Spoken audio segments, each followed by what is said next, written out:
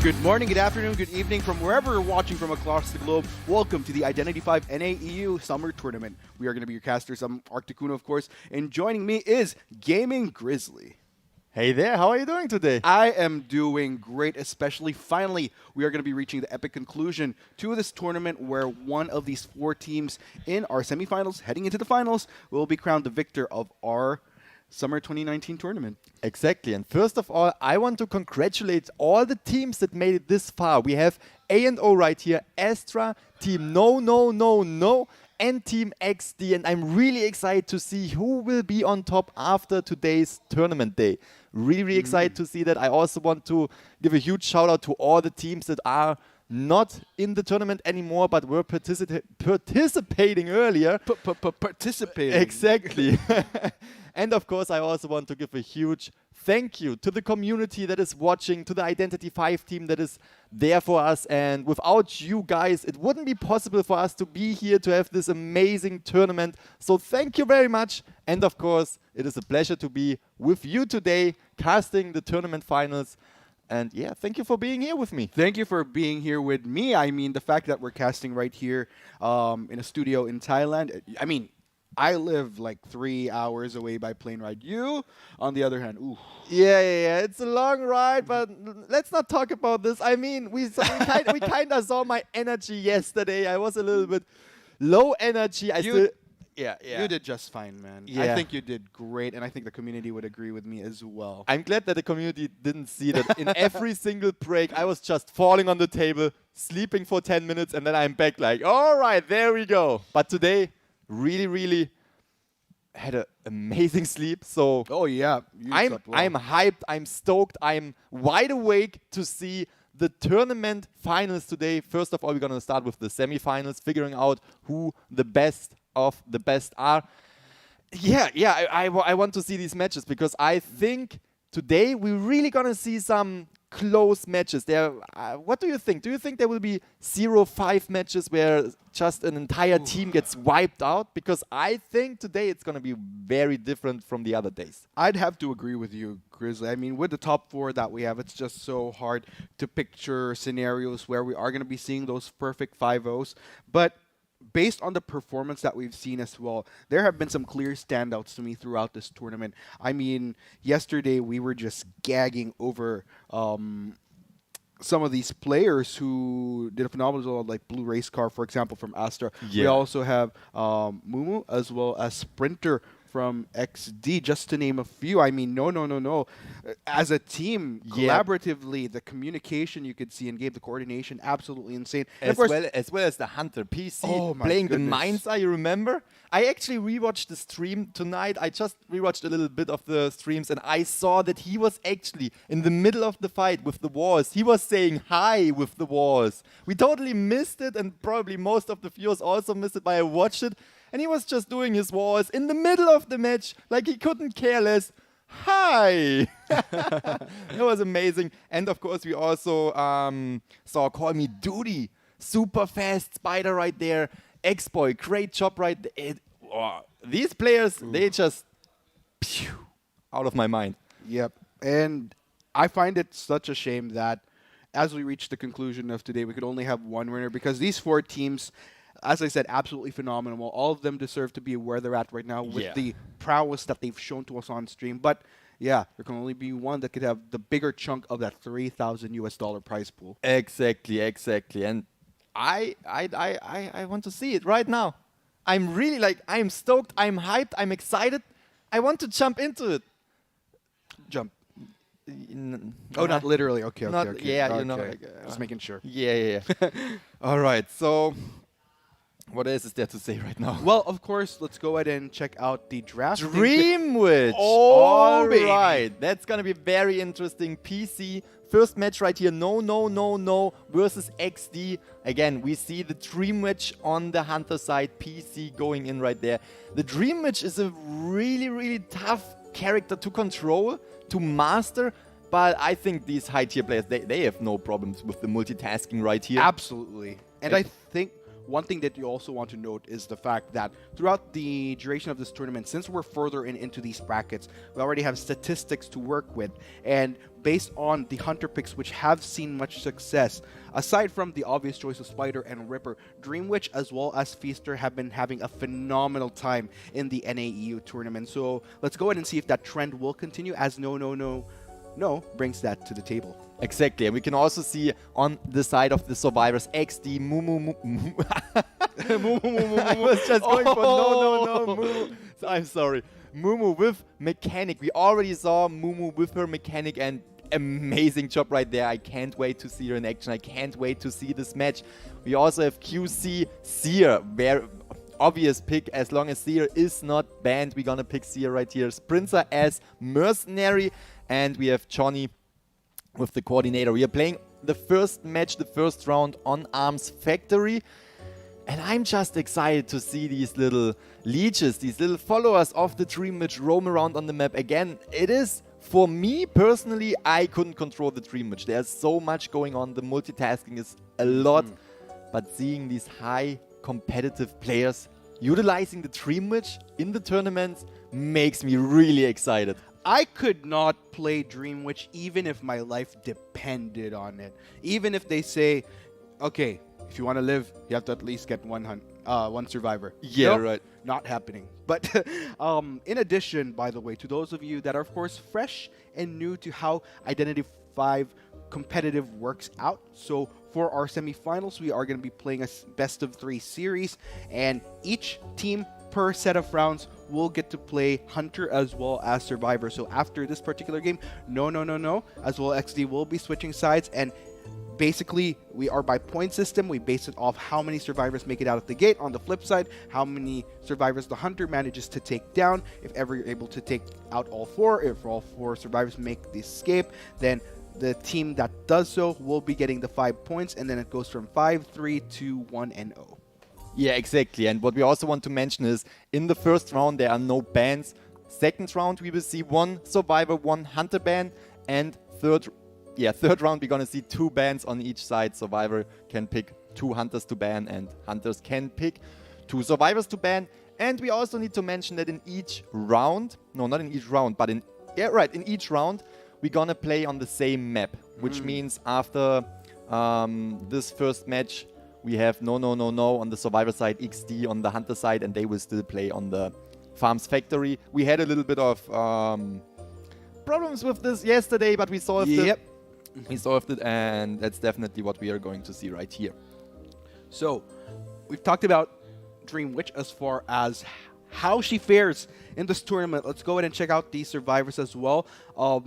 Everyone is pretty much up to expectation. Again, we've been talking yesterday about how these survivors, we already have a clear definition of what is up in priority, especially going into the first round. But I hear the music playing. I am ready to get it on. Ladies and gents, like I mentioned, we're reaching the epic conclusion, and it starts right here at the semifinals. And taking the stage, it is no on the Hunter side, and XD on the Survivor front. Let's go ahead and see who will get better footing as we start off this first semis. Exactly, and there we can see Mumu searching the first Cypher machine with the robot as well, hiding the robot, really nice, and PC already got the first. Alright, I think maybe even spotted the robot right there, not really sure, we saw the camera angle looking into the direction, leeching. Alright, leeching Mumu right here, good job. Again, we're gonna see a lot of these little leeches running around on the map. We can see Sears Owl coming straight. No, sorry, just visiting right there. I was a little bit confused. And we can now see it's a good call from. No, there is. Yeah, there is the owl. All right, there was the owl. Yeah, I was. And again, it's a good call to go for the mechanic early game, because mechanic can decode with the doll, with herself, which means it's basically a 2-man survivor. 2-man decoding survivor right here, so going for her is a really nice job. Oh my goodness. Oh, that blink. Very nice, very nice. Again, multitasking. Just knowing to which leech to use at which moment. It's just amazing. Look at this. Look at this. Oh. Very good, very good. This should be very interesting. Looks like there will be a shift in which phase going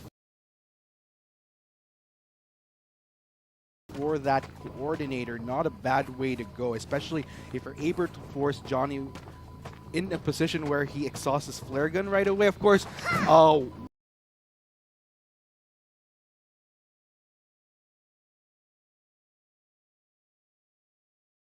well-seasoned survivor will know when the most optimal situation would be to use that. Look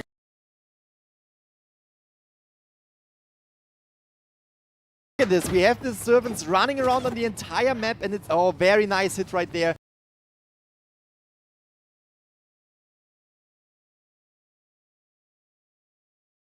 Very nice hit. It's just this Dream Witch PC right here putting so much pressure on the team. We can see there's one survivor, one Cypher machine down already, and we can also see, look at this, they are running around. They are running around because, again, all these leeches on the map, they are just putting a lot of pressure on these survivors.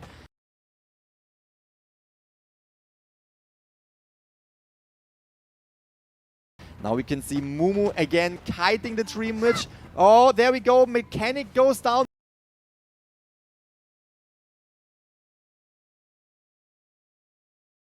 Mumu goes down, very nice. Leech disappeared, but PC knows exactly where she is.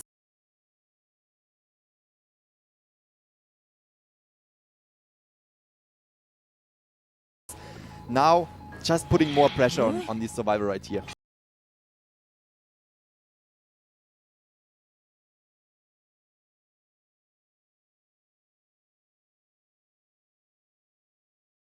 PC really does not want the survivors to decode. She's going straight for the Mechanic right here.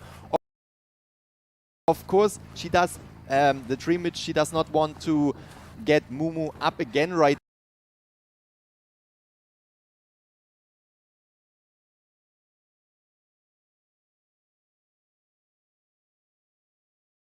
here, but still putting these leeches all over the map just to prevent the survivors from decoding the Cypher machines. Exactly, and you have to take note, PC did excellent in choosing Mumu as his target, but wait a minute, Mechanic actually just enough time to go up and at it, trying to run it out, but gets whacked in the head once again as our Hunter successfully takes it down. Very, very good job right there. We can also see now 2 Cypher machines are down.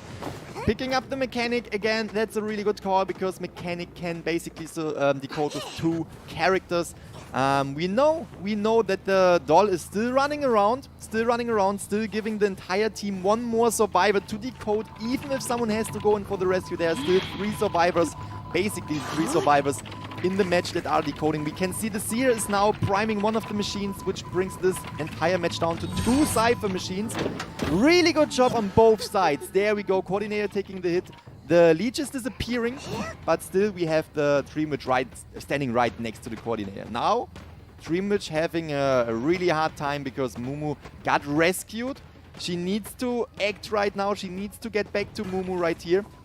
Really, really good job still putting pressure on the Coordinator, doing this, what I already said, the multitasking right here. At least that's what I think. She kind of waited. All right, that's interesting to see right here. She follows the survivors around, but is not really putting... I can't really see which survivors are leeched, to be honest. And that's a little bit confusing for me right here, but we can still see she's doing a great job. Dream Witch is doing an amazing job, putting pressure on these survivors. And from what we're seeing here, really hell-bent intent on getting the Coordinator. Looks like Patience has been rewarded. Johnny is down, and we'll be bringing him straight to the rocket chair. But nonetheless, even with our Hunter just hell-bent intent on taking down these survivors, XD has been maximizing the time quite well. If you notice, 1 Cypher remaining with all 4 survivors still up and running. So this is definitely good grounds for XD to still try to push for a 5-0, but then again, PC not making their job any easier as the chase is on once again, and down the Coordinator goes once again. All right, Cypher machine is not ready right here. I can now clearly see there's 1 leech for the Coordinator. We can see that Mumu is over there, and it seems like the Dream Witch saw Mumu over there and really wants to get to her. Still having the look over to the other survivors, just making sure that no one is going for the rescue. And there we go, we can see, we can even see the stun right here. That's such a good job. I'm really curious to see how far they already gotten with the... Oh, wait, wow. no way. No way. They already opened up the gate. There are 2 survivors right there at the exit gate, which means this is that's definitely a tie. Really, really curious to see what the other 2 survivors are up to. We can see the Seer running in. We can see the tension is activated. So Seer is not allowed to take a hit right there. Seer is absolutely not allowed to take a hit. The thing is, Seer has no owl. So there is still a chance for PC to bring at least 1 survivor down right here. Oh my god, just going back and forth, left and right, vaulting over this windowsill, but looks like... Oh, good job. Good job from PC. Really not wanting the XD to get the 5-0 right here. Man, oh man. We can also see Mechanic is now on the other side of the map, opening up the gate, getting out of there, which means this is a victory for XD. 3 points to XD, but still 1 point to no. Bring Bring down this 1 survivor and at least not giving the opposite team this bonus point. Exactly. Definitely at that last moment, since survivors were able to optimally get all ciphers down, not to mention this prop through the gate. At that point, PC, all he needed to make sure of, like, the best case scenario was to get at least 1 survivor. And he managed that. And as you mentioned, avoiding that incentivable point gives much more room for no to work with heading into the later rounds. Exactly. And I have to say, again, Dreamwitch, really difficult hunter to master. I was just by watching the Dreamwitch right here, I was a little bit confused at some points. But PC did an amazing job, but we can't deny that XD's teamwork right there was just amazing. Really good job from both sides, from both teams. Yeah, and this time around really makes me curious as to how things will go down into the next round. Take note. I also noticed that Sprinter also plays Survivor, so flexes between both roles. So yeah, that actually takes a lot of mental stamina. Yeah, you're playing a full round on both fronts, so that's true. That's absolutely true. Yeah. I've seen a lot of top survivors that are not top hunters, and the other way around, obviously. Even Persuable says that he is a strong survivor, but not as a strong hunter. You said it. We have Sprinter right here flexing both sides. Ooh, that is talent, obviously. But what I would like to say is definitely something for our audience to look forward to. Sprinter did a phenomenal job as a hunter during the previous day. We did touch on that just a little bit earlier, and I think this is where it'll really come into play. The big question, though, of course, is whether or not we'll be seeing that same prowess. Now that we're at top 4, these teams are much more competitive. It's not going to be the same easy ground that a lot of these teams had leading up to the semifinals. Exactly. And I'm so excited to see another Dreamwitch right here. We can see XD is going for saw it this time as hunter, and we can see obviously Seer. It's basically the exact same team layout right here. We have Seer, we have Mechanic, we have Coordinator and Mercenary against a Dreamwitch. Really excited to see what XD can bring to the table with the Dreamwitch. And I'm honestly, I'm just so thankful to be here and to witness these amazing games, these high-tier players just flexing off their characters. I love this interesting shift that we're seeing here. Both teams deciding to prioritize Dreamwitch right off the bat. And this is what I've been talking about right here, where some teams would rather reserve certain picks up until the later parts.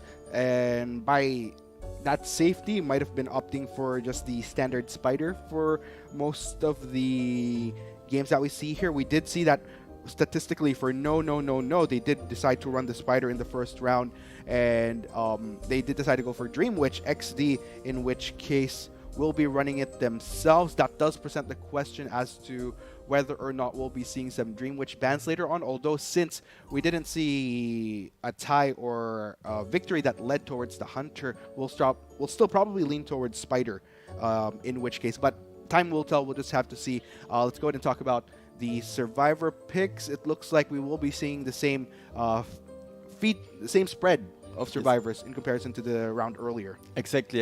And what you just said, I'm also curious to see if we will see Dreamwitch banned in the next round, but I don't really think so. Yeah, at least not on the side of XD, because they now know how no plays the Dreamwitch. They kind of know how to defeat her. and that's most likely be the case. They would rather play against the Dream Witch again. All right, there we go. Yosold as Dream Witch this time. And I'm really curious to see what the Survivor team this time, No, is bringing to the table in this match. So there you have it, ladies and gentlemen. XD on the Hunter. No. On the Survivor front. Let's see if Yosold will find much more success on this Dream Witch than his counterpart. Oh, look at this. Look at this. Good Jukes right here. Still taking the hit after the flare gun shot. Good job, good job. Look at this control right there.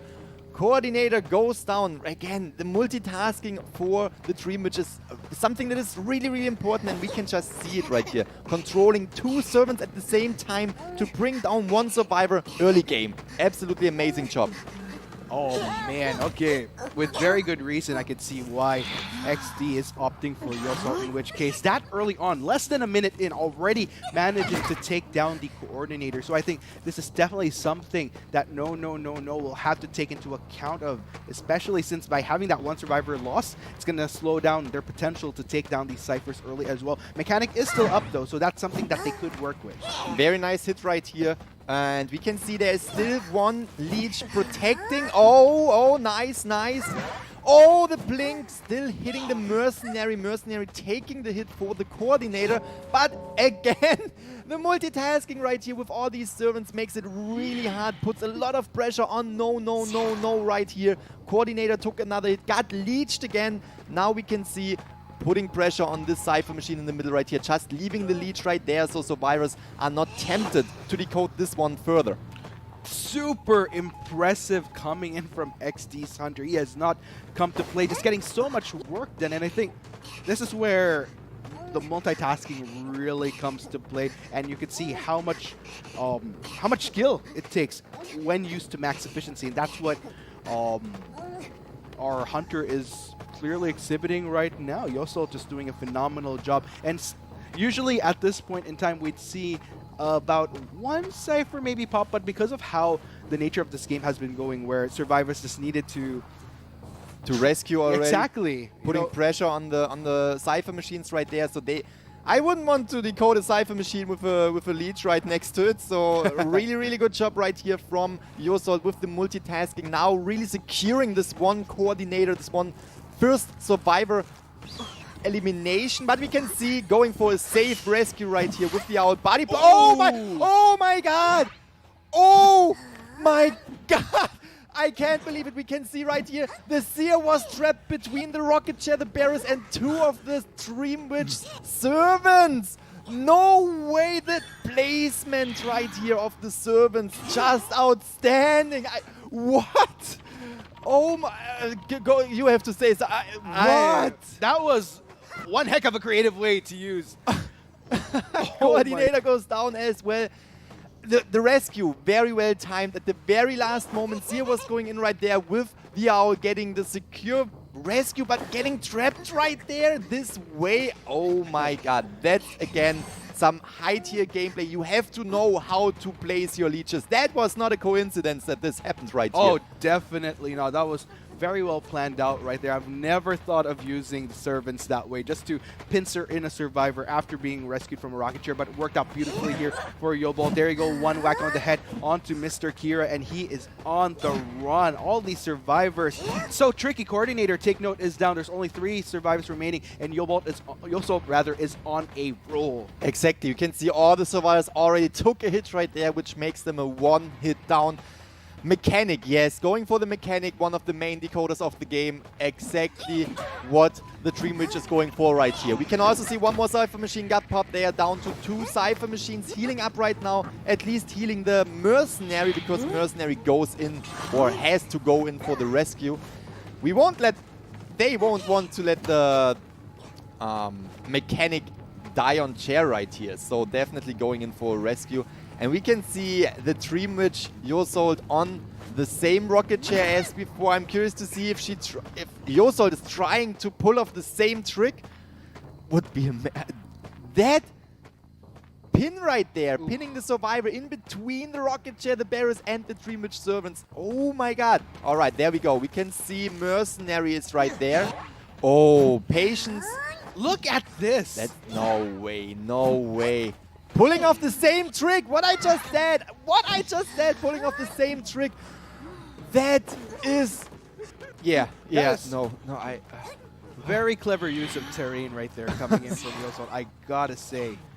And it makes perfect sense why he'd like to really utilize this particular rocket chair just in that corner. Not really as much angles you can work with once you try to go for that save, that's for sure. Are you serious? Pulling off the same trick, a trick like this. Those are tricks that we haven't seen before. At least I have never seen this trick before. But just being able to pull off the same trick twice, that is just outstanding. We can also see Mechanic is down. Really, really nice. Seer going in for the rescue. Going into the same corner, but not making the same mistake. Seer goes down anyway. Oh my god, Yosol really flexing his dream match right here. That is some heavy muscles being flexed out right here. Take No, Clockfire is on the run for his life. But this is going to be very tricky. There you go. The leech is going to be coming in already, closing in on him. The gap, but we'll be taking out that puppet. Good job. Amazing job taking out this puppet right here. Really decreasing the Cypher decoding speed of the team right here. There's so much pressure. He wants to go for the Seer and the... focusing on the Seer right here, actually hitting the Seer as well. We saw the Mercenary was trying to body block because Seer is on the rocket chair for the third time, getting out of the game right here. Mercenary's down. Mr. Kira as Mechanic was able to get up again, but that's gonna be a tough game. That's gonna be a tough game for the survivors at this point. 2 down, 2 to go here. All right, Blink, yes, of course. There we go. Mechanic is down. Mechanic is getting strapped on the rocket chair right there. We can see. All right, okay. Yeah, I don't even know what to say about this. I think everything is said already. Yosol really showing off an amazing Dreamwitch gameplay right here and just pinning the survivors in between the rocket chair and the barrels. Did you see? They were trying to get out of there, but they couldn't. And doing this twice in the same match right there, really pulling off this trick twice. Like those were 2 free hits basically, 2 free hits, and also the survivor goes down right next to the rocket chair, so the Dreamwitch was able to put another bait on the same rocket chair right there. I think what makes this interesting is how XD is going to be going about their banning phase, because we were talking just before the game as to whether or not Dreamwitch was going to be something that teams would want to take off of. For No, if you're going up against No particularly, I think that might be up for consideration, especially since what I would think of is for you to be able to pull that off, it not only takes skill, but also an awareness of what terrain you're working with on that map. So you also have to take note that in a way, you have to be aware of where rocket chair placement might be on a certain map, whether or not Yosol will be able to work with those same kind of corners where he could pincer in targets. So yeah, you have to be very, very conscious of that. And going into the next set of rounds, lots of thinking that XD needs to put a lot of strategizing. Again, I have to say, I'm so thankful being here, witnessing this absolutely amazing gameplay, and I can't wait, as you already said, to see round 2. But that is it for now. That was the first round. We have 8 points for XD, 1 point for No. I always have to count the no's. And really curious to see what is going on next. For now, we are jumping right into a short break. Yes, we are. So we have been your casters. I'm Mark Takuno. With me is Gaming Grizzly, and this is the Identity 5 NAEU Summer Tournament. We're reaching the finale, guys. Be sure to stay tuned. See you soon.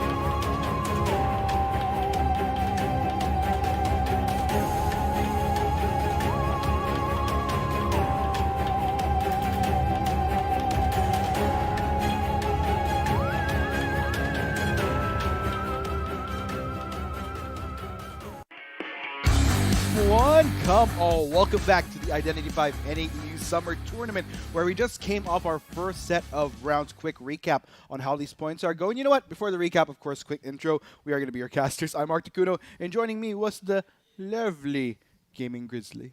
That's me. Yeah, But you're also lovely. Yeah, I know, but you were especially lovely. Yeah, I'm just fascinated on what we are witnessing right here today. Again, really excited to see these top tier players right here, highly competitive player competing against each other. And what we just witnessed again, I already said it during the match. That was no coincidence. They practice a lot to get on this level, to pin down the survivors in these corners, to know exactly what to do. Both sides were doing an amazing job, but we have to say XD has, a little bit of a leap right there on the points. That's awfully generous. Say the points. That's what I wanted to. Okay, yeah. Okay. Go for the points. Yeah, I have to keep Naib safe because a lot of people were asking him to come back. You're right. Like, you expected me to fangirl, and then you're like, oh, I have to keep Naib safe. yeah, sure. Yeah. No, after tossing him yesterday. Yeah, you feel bad, right? No, not really. No. But yeah, with the points that we have right here, XD currently at 1 point, Wilson, no, at 8 points. So that's a bit of a leap that they have to work You with. switched it. Sorry. Oh, XD has 8 points. Oh, yeah. XD has 8 points in. Wait, really? Yeah, okay, yeah. I think so. Now you're confusing me. Yeah, you're right. I'm just so... I only got 4 hours of sleep, guys, to be fair. I'm confused now. Am I right? Okay, guys, give us a second. We have XD with 8 points right here. No, with 1 point. And this really puts a lot of pressure on No right here, because they have to get some points during the next matches. I can't really do the math. I don't want to embarrass myself, so I just say they definitely have to get a few victories right here. And this also gives XD, they won't, but they could, lay back a little bit and relax a little bit. At least they don't have this pressure on their shoulders right now. Okay, you know what? I'll help put it into perspective for you, Grizzly. So basically, what no wants to... I had to count that again. No times 4. No times 4 has to avoid is giving up at least, let's say, if my math is correct, about 8 points. Yeah, 8 points. So they want to avoid actually, they want to avoid basically what happened earlier, where they where a 1-3 and 0-5 happened. Because should that happen, there is no need to play the third set of rounds. It will automatically be XD that proceeds to the next round. And it's very tricky, but then again, one precaution I guess no would want to take is, with the practice obviously that you also put into that Dream Witch, probably take that away. Like I mentioned, not only does that take skill to pull off, but you have to have a crazy awareness of what rocket chairs you want to optimize on the map just so you get that corner. So that's multitasking as Dream Witch as is, plus all that awareness. So yeah, like, massive kudos for hunters that are able to pull that off. Yes, exactly. And for the next round, we're gonna see XD on the hunter side first again. Yes, and I just wanted to... No, I'm mistaken. We see no on the hunter side. We are getting the ban of... Yes, okay, alright. After seeing PC's mad eyes yesterday, they are not going to ban the Dream Witch, obviously, because they just had like a little bit of an advantage over this Dream Witch. So they are going for the mad eyes that we saw yesterday. Really good pick. And of course, giving PC room to use the absolutely amazing, the absolutely incredible Feaster Hastur right here. Really excited to see PC utilizing the Feaster. And we can also see Mumu's Mechanic got banned right here, and therefore she's going in with a Perfumer. The rest of the team pretty much stays the same. And yeah, we are playing on Moonlit River Park. Again, I'm really excited to see the Feaster in action.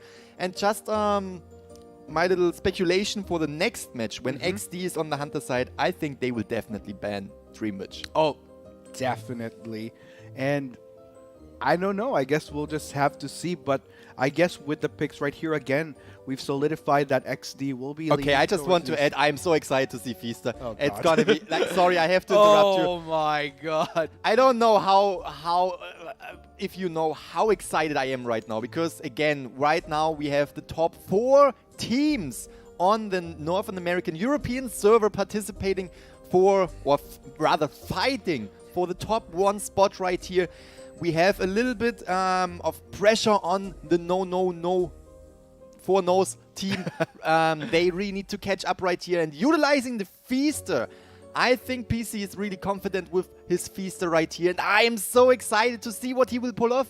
How he will place the tentacles to cut off ways, place the tentacles to avoid the survivors from decoding and bringing them down with these tentacles. Yes, please do it. Start the game. I'm ready.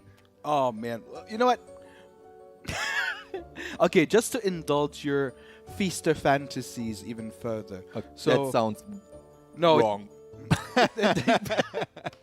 Okay, it depends on what you're thinking. Okay, just keep on going. Okay, we'll just completely stir it back in the right direction. But yeah, as somebody that loves Feaster, would you say that Moonlit River Park is one of those ideal maps that you'd want to play him, or would you want to play something that's a little bit more smaller, close quarters?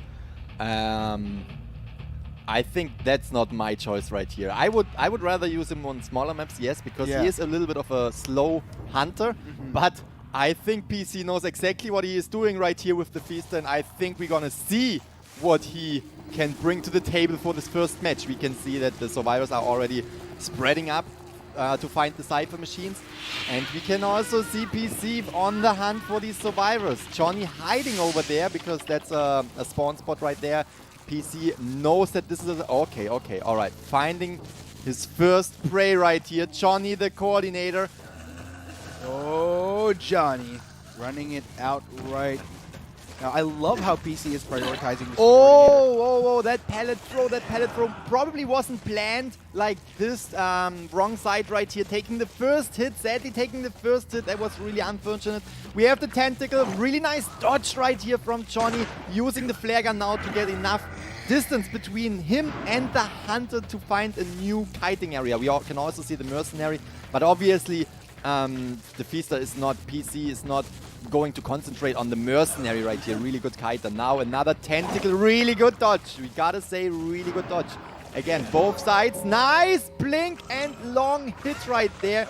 We have to say, both sides know exactly what they are doing. You can see the coordinator dodging these tentacles left and right, but PC utilizing the Feaster in the perfect way with the blink right here, bringing down the first survivor. Quite early game, good job. Oh man, that was great for PC, making up for lost ground from the first set of rounds. And of course, all targets coordinator, definitely the most optimal right there, especially needing to exhaust that flare gun early. So doesn't really leave as much for Johnny to work with anymore. Let's go ahead and see those sprints are already making his way, ready to sprint in for the save, no pun intended.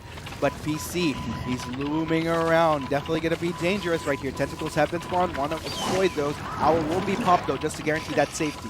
Alright, still bringing one hit to the mercenary right here, but the good rescue. They have tight turner, they have enough. Oh my god, these tentacles hitting the mercenary. Mercenary is now heading out right here. And we can see good call from PC, being patient, going on the right side, waiting for the coordinator to actually vault over this pallet, destroying the pallet for the future right here, and now going straight up to bring the coordinator on the rocket chair for the second time. Survivors already brought down one Cypher machine. Good job. Good job. I think that's gonna be really interesting. Now mercenaries down. Let's see how this plays out. You know what I like about this, the more that I think about it, even though by size, this map is pretty darn big, since there's a lot of structure, it also leaves quite a bit of close quarters for PC to maximize those tentacles. And I'm kind of worried for Johnny at this point, already nearing his expiration. I'm not really sure if XD will be going for any saves anytime soon. Cypher decoding going at a pretty decent rate, but the more pressure PC is putting, definitely going to be a tall order for XD as this goes along. Exactly. We can see the Feaster was perfectly cutting off the way of Mumu right here. Mumu was trying to go in for the rescue. Nice, using the perfume right here. Mumu was going in for the rescue, but using the tentacles, figuring out where the survivors would come from for the rescue, he was able to perfectly cut off the way through the haunted house right there. Now giving Mumu a rough time right there. I mean, they are both giving each other a rough time right here, obviously. Sure. And we can see that the Feaster already got the presence up as well to use his final skill. Really, really good job on the Feaster side. We gotta say, already one survivor sent back to the mana, but there are also 2 Cypher machines already done. We don't really know how far the other Cypher machines are. And yeah, that's unfortunate for the Perfumer that there was just a tentacle standing right there. We can see one more Cypher machine is about to pop. And hitting the long hit right there. Good job. Good job. Good call. Indeed. So far, it can still go either way. PC securing his second survivor. Going to be bringing Mumu to that rocket chair. But Sprinter, as well as the Seer, they're trying to push their hardest to make sure that these Cyphers are prepped and ready once they try to go for that save on the Perfumer. Since they are doing some work, though, it may take a little bit more time. Again, we want to say that no. Currently has only 1 point and really needs to get these points. And what we can see right here, utilizing this Feaster this well, I am confident that look at this height! Wow! Okay, alright, this tentacle might actually confuse PC, thinking that someone will go around the tent for the rescue. That height right there, going slowly underneath the window right there. Sprinter really patient right there. Good job. PC's going back. He's still worried about this right here. Wow. Right. Very nice dash, very nice hit. But that might be this little leap that that Mercenary, the Sprinter, needs to actually rescue Mumu. And yeah, just like that, already gets that rescue. Mercenary going to be getting a hit himself, but I think that would be very well worth it. Only one Cypher that remains. PC really hellbent in pursuit of Mumu here, I believe. There we go. That was unfortunate. That was unfortunate. Throwing down the pellet on the wrong side. We already saw this early game. Happens once, happens twice. Well, that's just how it goes sometimes. We can now see Mumu going on the rocket chair. I'm not really sure if she was already over the halfway mark. We can see the Seer is kind of preparing, so I don't think that... Oh no, Perfumer is eliminated. Alright, I miscalculated that. Last Cypher machine got popped. The team knows where the dungeon is. We saw Mumu going over the dungeon, so the team knows where the dungeon is. Indeed. But they are doing a perfect job right here, splitting up to both exit gates, which most likely will allow them, again, the Feaster really slow hunter, which most likely will allow them to get at least one survivor through the exit gate. One thing that's interesting, though, is Sprinter still has one pad to work with. I think what would be ideal here, I'm not really sure if the survivors know where the dungeon is just yet. I mean... Oh, they know. Oh, there you go. Sprinter actually slowly creeping his way through. Exactly. And we can see that the Feaster is not using the tension, which is really good call for... all right. Okay. Using teleport right here to cut off the Seer. Good job. But again, both survivors still can take at least one hit right there since there is no detention. Now going to the roller coaster, getting away there. And I think the plan at this point is Mercenary is gonna open up the gate. Oh my god, that's gonna be a hard time. Is he gonna? No, he's not going to. Oh, okay, all right. Oh my Feaster goodness. is sadly way too slow right here. Really good job at the end of the match on XD's side right there, getting 2 survivors to the exit gate. Very nice. Yeah, that was really good. They were trying to split up to go to either one exit gate or the other one. The teleport right there was necessary because the Mercenary could take 2 hits and still go to the dungeon. Mercenary was easily going to the dungeon when the Seer was able to escape through this exit gate. So taking the call right there, going to teleport to the Seer, was necessary. Indeed. But again, without detention, Seer even could take one hit, go through the roller coaster. They prepared this right there. They tapped on the stop sign, so the roller coaster goes one stop more, which gave them a lot of time. Again, Feast, a really slow character. Tai, amazing match. I'm glad we just witnessed this. Again, these matches on these high competitive players right here are just incredible, splendid, I would say. I'd have to agree with you. I mean, I also give my kudos to PC. I felt like that was a good move. Yes. I think it just really came down to he needed to take down that Seer. Yes. And I think it's also phenomenal on XD's part because the fact that the roller coaster was there to take him all the way to the other side while the mercenary was opening that exit gate, just really good strategy right there. Exactly, exactly. And through the entire match, it was a really balanced game. We can see it on the score at the end, a tie. Really, really balanced game. Hunter, the Feaster, did an amazing job. PC did an amazing job bringing down the coordinator early game and really securing this kill and also pursuing the Perfumer. But we just have to say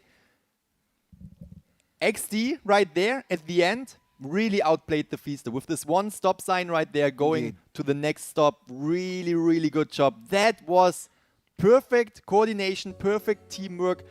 And again, we can see it. Yosol's stream, which got banned, just as we said earlier, that's the call that we were expecting. And we can also see Mechanic got banned, which makes room for the Seer right here in this team. We have on the Survivor side the Seer, Proud Warrior. We have Clockfire with the Mercenary, Mr. Kira with the Enchantress, and Lambrusco with the Perfumer. And Yosol this time not utilizing the English, Chrisley, not utilizing the Dreamage because they banned the Dreamage, obviously, but this time utilizing the Ripper, not the Spider. Okay, so before we talk about these picks further, I'd like to set the tone for what the win conditions are here. In order for XD to still force not needing to play that third set of rounds, they need to get a perfect 5-0. But nonetheless, this is good for no, because it just means that the odds of them proceeding to the third round makes it all the more better because they just only need to avoid not getting wiped out. As long as at least one survivor makes it, then they still have a shot at this. They still have a shot at this best of 3 series. At least based by the points. Because if you look at it, let's say XD gets 5 points off of this. They'll be getting a total of 15, whilst no would have a total of 3 points. So that's a very far climb off. Let's say even if they get a perfect score of 10 in the third set of rounds, it will only add up to 13 points. Now, should it be, let's say, a 1-3 scenario towards the end of this particular round, we would then have the total points for no to 4 points versus XD's 13 points, and that still leaves room for no, although it would be a trickier scenario because they would in effect need to get the perfect 10 points in the third round, but at least it's something to work with, and it definitely gives incentive for no here, wherein they're only working against one odd that's against them. Okay, you just said way too many points for me to follow you along. The gist of it, long story short, do not allow yourself to get a perfect 4. Exactly. All no has to do to get into the next round is to get one survivor out of this game right here. Okay, there we go. We can see the Ripper right here going straight up for Proud Warrior. The Seer, finding the Seer early game is okay. He's a good. Was that a hit? Yes, it was a hit. Very nice. Landing this early game hit right here. Now Proud Warrior needs to kite around a little bit longer. Very nice, very nice. Waiting at the exit, waiting at the pallet right here, but just waiting 1 millisecond too long. Getting the hit right here. Really nice try from Proud Warrior. I saw what he was trying to do, but we have to say those are high competitive players right here. And one little mistake of 1 millisecond could mean you're going down or you are getting out of there. And a survivor going down this early means that no is forced to respond to this. They want to get all 4 survivors optimally functioning just so that they get these ciphers faster. But that said, this is going to slow down their progress a little bit. It does seem that Proud Warrior is now up courtesy of the save of Clockfire, but using the owl right there, very important. But taking the hit right here. Last effort for the Seer, now getting away. That's gonna put a lot of pressure. You already said that's gonna put a lot of pressure on no side, because they really need to rescue the Seer this time. They really need to body block, so he's not going on the rocket chair for the second time. Seer used his owl right there. Sadly, lost his owl right there to the Ripper. And now we can see Clockfire already making his way back to rescue the Seer Proud Warrior from the rocket chair. Oh man, let's go ahead and see. Clockfire is going to be assigned to Savior duty once again, just again.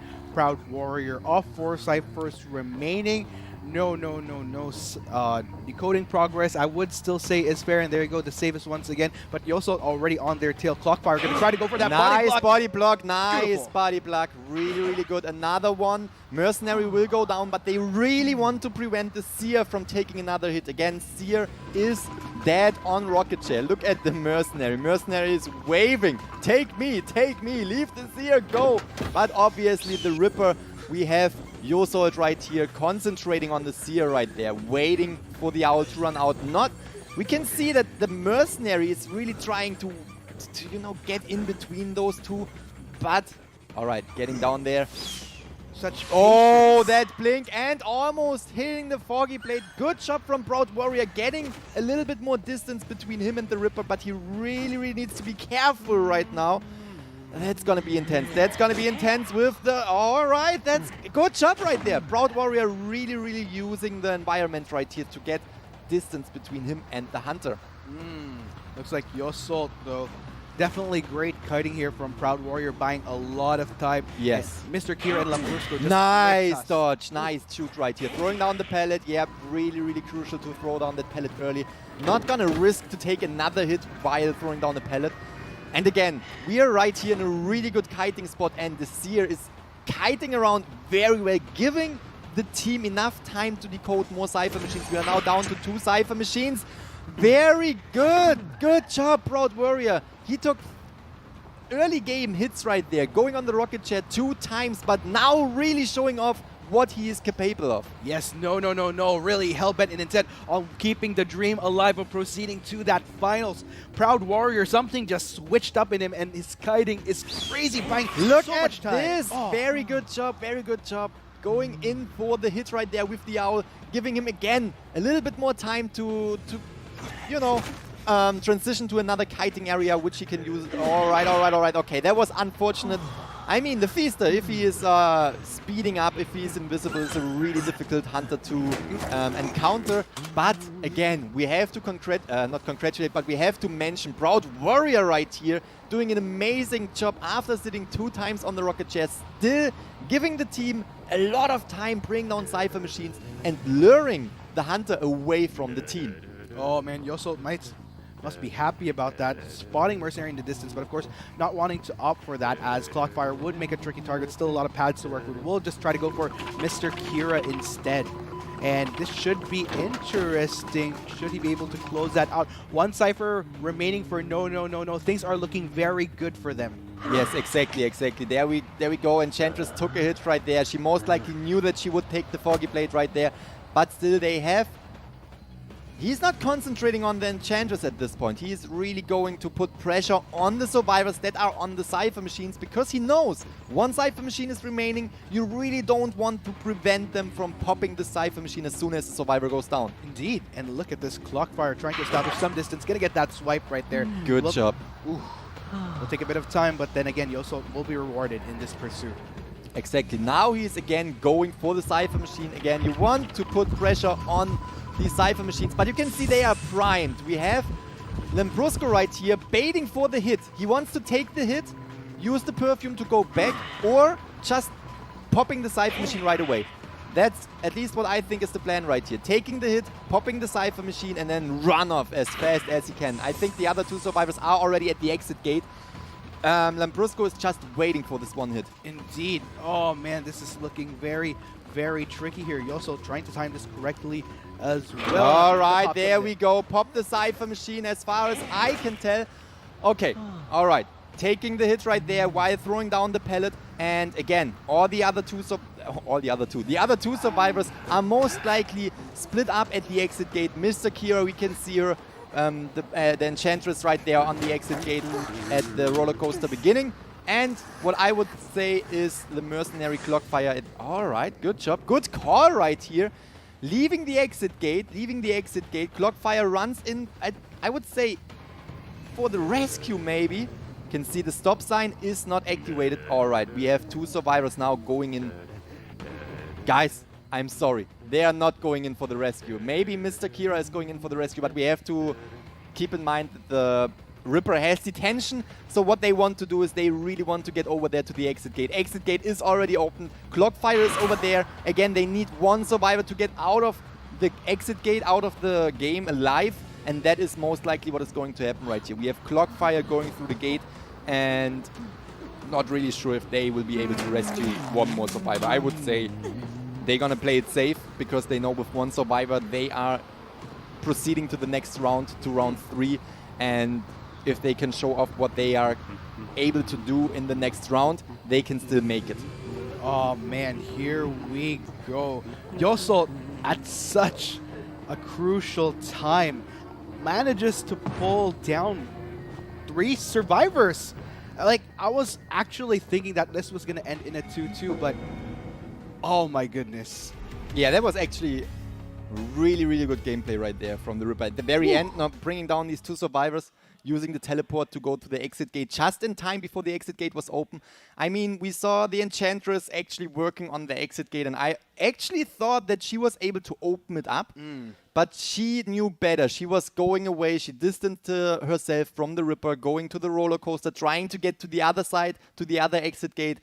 But again, Ripper, really fast character, was able to catch up right there and bring down the Enchantress, which again gives no 1 point for this match for 1 survivor that was escaping. XD 3 points for this match.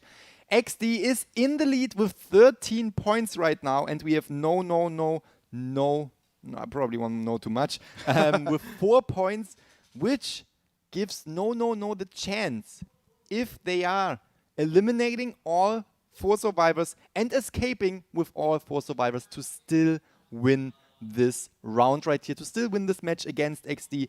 But we have to say XD has a huge advantage because they definitely. They only need to get Just need to get 1 survivor. 1 survivor down or 1 survivor out, right? 1 survivor down. Yeah, that's it. 1 survivor down or 1 survivor needs to get out of there. Yeah. I guess for precaution, 1 survivor, at least 1 survivor out, will potentially push it into a... Well, yeah, actually, just 1 survivor. 1 survivor. Again, XD has a really... English, Grizzly, English. Advantage over no at this point. Really only needs to bring 1 survivor out of their survivor game or 1 survivor down in their hunter game, and this will proceed them into the finals right here. Really excited to see what no will pull off right here. And that is it for the round 2 of no versus XD. And we are jumping right into a short break. Yes, indeed. Question is, before we leave you, will no be able to defy the odds and get the perfect 10 to make it to the finals? Or will XD ultimately become our first finalist? We'll find out in a bit. We have been your casters. I'm Mark Takuno. With me is Gaming Grizzly. And this is the Identity 5 NAEU Summer Tournament. We'll catch you guys for our 3rd set of rounds.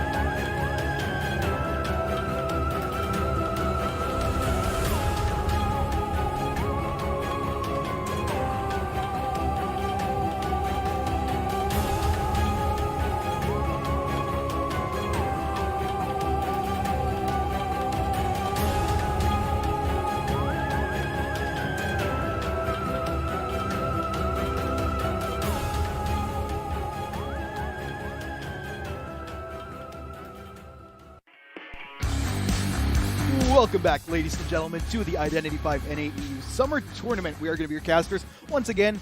Hope you're not getting tired of us, guys. I'm Mark Takuno. Probably not getting tired of this guy, that's for sure. Gaming Grizzly. Don't give me those puppy eyes. Why would they not get tired of me but of you? You know, because you're a Gaming Grizzly. You're saying this all the time. The Gaming Grizzly. You are the Gaming Grizzly. The number one YouTuber to exert his dominance and importance. It's just a pleasure to be on your side, and I think everyone can appreciate you as much as they appreciate me. Okay. Yeah? Okay. Yeah. All right, so right now, last round of No versus XD right here. Again, we have to say no needs a perfect round right here. Yes. 2 5-point matches right here will secure them the victory. If anything else happens, XD will proceed into the finals right here. And that's going to be interesting. A lot of pressure on no. But also, I mean, XD shouldn't lay back right now. They still have to get this one victory right here. Well, not victory, is 1 point at least. And okay, we are just getting informations that XD won. I'm a little bit confused about that. Give us a few seconds right here Let's to do some calculate math. the points Yes. right here. We can see no has 4 points. And we can also see that... Sorry guys for this little confusion right here. Let's do some math. So, round 1, round 2. I just want to talk to the the people in our ear. XD did not win. We have 13 points for XD, and no has 4 points. If no gets round 3, 2 victories with 5 points, no would win. No. Sorry to say this. We just have a little bit of... I'm not the only one having problems with doing math right here. Yeah, I think I should have probably listened a little bit more when I was in school when they were teaching addition, subtraction. No, just kidding. No. Like this time, I'm pretty sure that we are right at this point. And We'll see, though. We'll see how things go down. But nonetheless, just to update everybody on our schedule as well. Currently, the first semifinals that we had is no. Second semifinals, no versus XD. While our second semifinals will be Alpha and Omega versus Astra. Now, from the games that we saw earlier, definitely looking really good for XD here. Both rounds, they had a superb performance, but then again, you also don't want to discount no, who started out a little bit more on the slower end, but this could be the momentum that they need, this build-up that could lead towards the 10 points that they need. Sure, it's a very tall order. Sure, statistically, it's definitely hard to pull off, but we've seen a lot of these miracles happen in previous tournaments. Who knows, maybe no will be able to pull off the same feat that some of these teams have gone through, wherein they had to fight against these odds. So we shall see how it goes. Of course, with the maps that we've seen earlier, we've had both Arms Factory as well as Moonlit River Park. Very curious as to what our third round map will be. And furthermore, how the bans will be playing out, because with the bans that we have, Dream Witch was another one of the considerations, of course. So anyways, I have more insights now. Okay. So I was talking to our people right here, and they told me round 1, in the total points, round 1 got was 3-1, right? XD? No, 8-1. XD won the first round. In general, XD won the first round. Okay, so we're gonna be basing it off the Exactly. We are overall. not basing it on the points. We are basing it on the rounds. Okay. Round 1 by points was won by XD.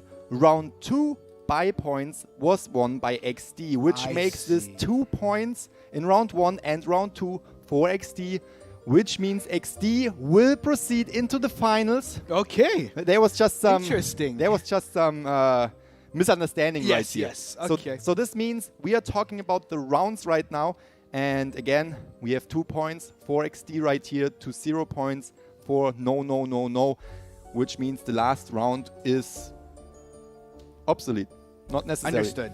Okay, so just to make things clear to our audience, while we have the points, obviously, the primary consideration will always be towards whose favor these rounds tilt. And in which case, both rounds did tilt towards XD. In which case, even though by points, no can still catch up, it will still be rewarded to XD because by virtue of who got more points for each round, it is XD. Exactly, and that's a little switch up, I would say, for the final matches. Yeah, but okay. I guess with that, we'd like to give our congratulations to XD. Superb performance. I'm really, this is what I love about this tournament. I'm slowly discovering people who I hope do content, like Yosol. Yeah. Oh my goodness. I'm actually going to check if he has any social media, public social media, of course. Absolutely. He's a private person. Then, of course, I'm not going to stalk him or anything. Yeah, no, you wouldn't do that, right? I remember Or when I would told I? you No, just kidding. my social media. I was Yeah. like, okay, I will block Auntie Kun. Not on your private, but your public. Yeah. Same goes for me. But also kudos to No for making it this far into the tournament. There were a lot of yeah moments. Yeah, through their absolutely. run. It was an amazing match for the amazing tournament so far for all teams. All teams did an amazing job, but again, we are now down to the last 4 matches. Really, really excited to see now Alpha and Omega versus Astra right here. We can see Call Me Duty utilizing the Spider, obviously, as long as Spider is not banned. Call Me Duty will use his Spider, right? Because all the time we saw Duty playing Spider, it was just amazing, absolutely outstanding, high tier performance. And we can see Astra. We cannot talk down Astra right here because they were doing an amazing job through the entire tournament as well. Right now going for an Enchantress, Seer, Perfumer and Mercenary team. Oh my. So, just a quick recap. Out of all the spiders that we saw, Call Me Duty has had the best run. Not just the basis for why I'm saying this, he's had the fastest takedown time on survivors. He managed to pull off a victory where not a single cipher went down.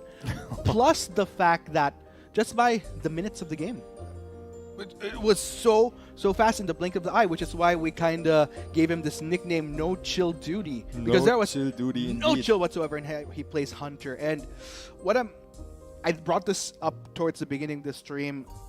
I would have loved to, well, then again, I guess semifinals would be the best place for these two teams to go up against each other. But Alpha and Omega Astra, two very phenomenal teams, both deserve to make it even further. But, this is going to be their time right here. One of these teams is going to make it out as a finalist. And I'm just raring to go. A lot of talented players. Of course, we already highlighted CM Duty.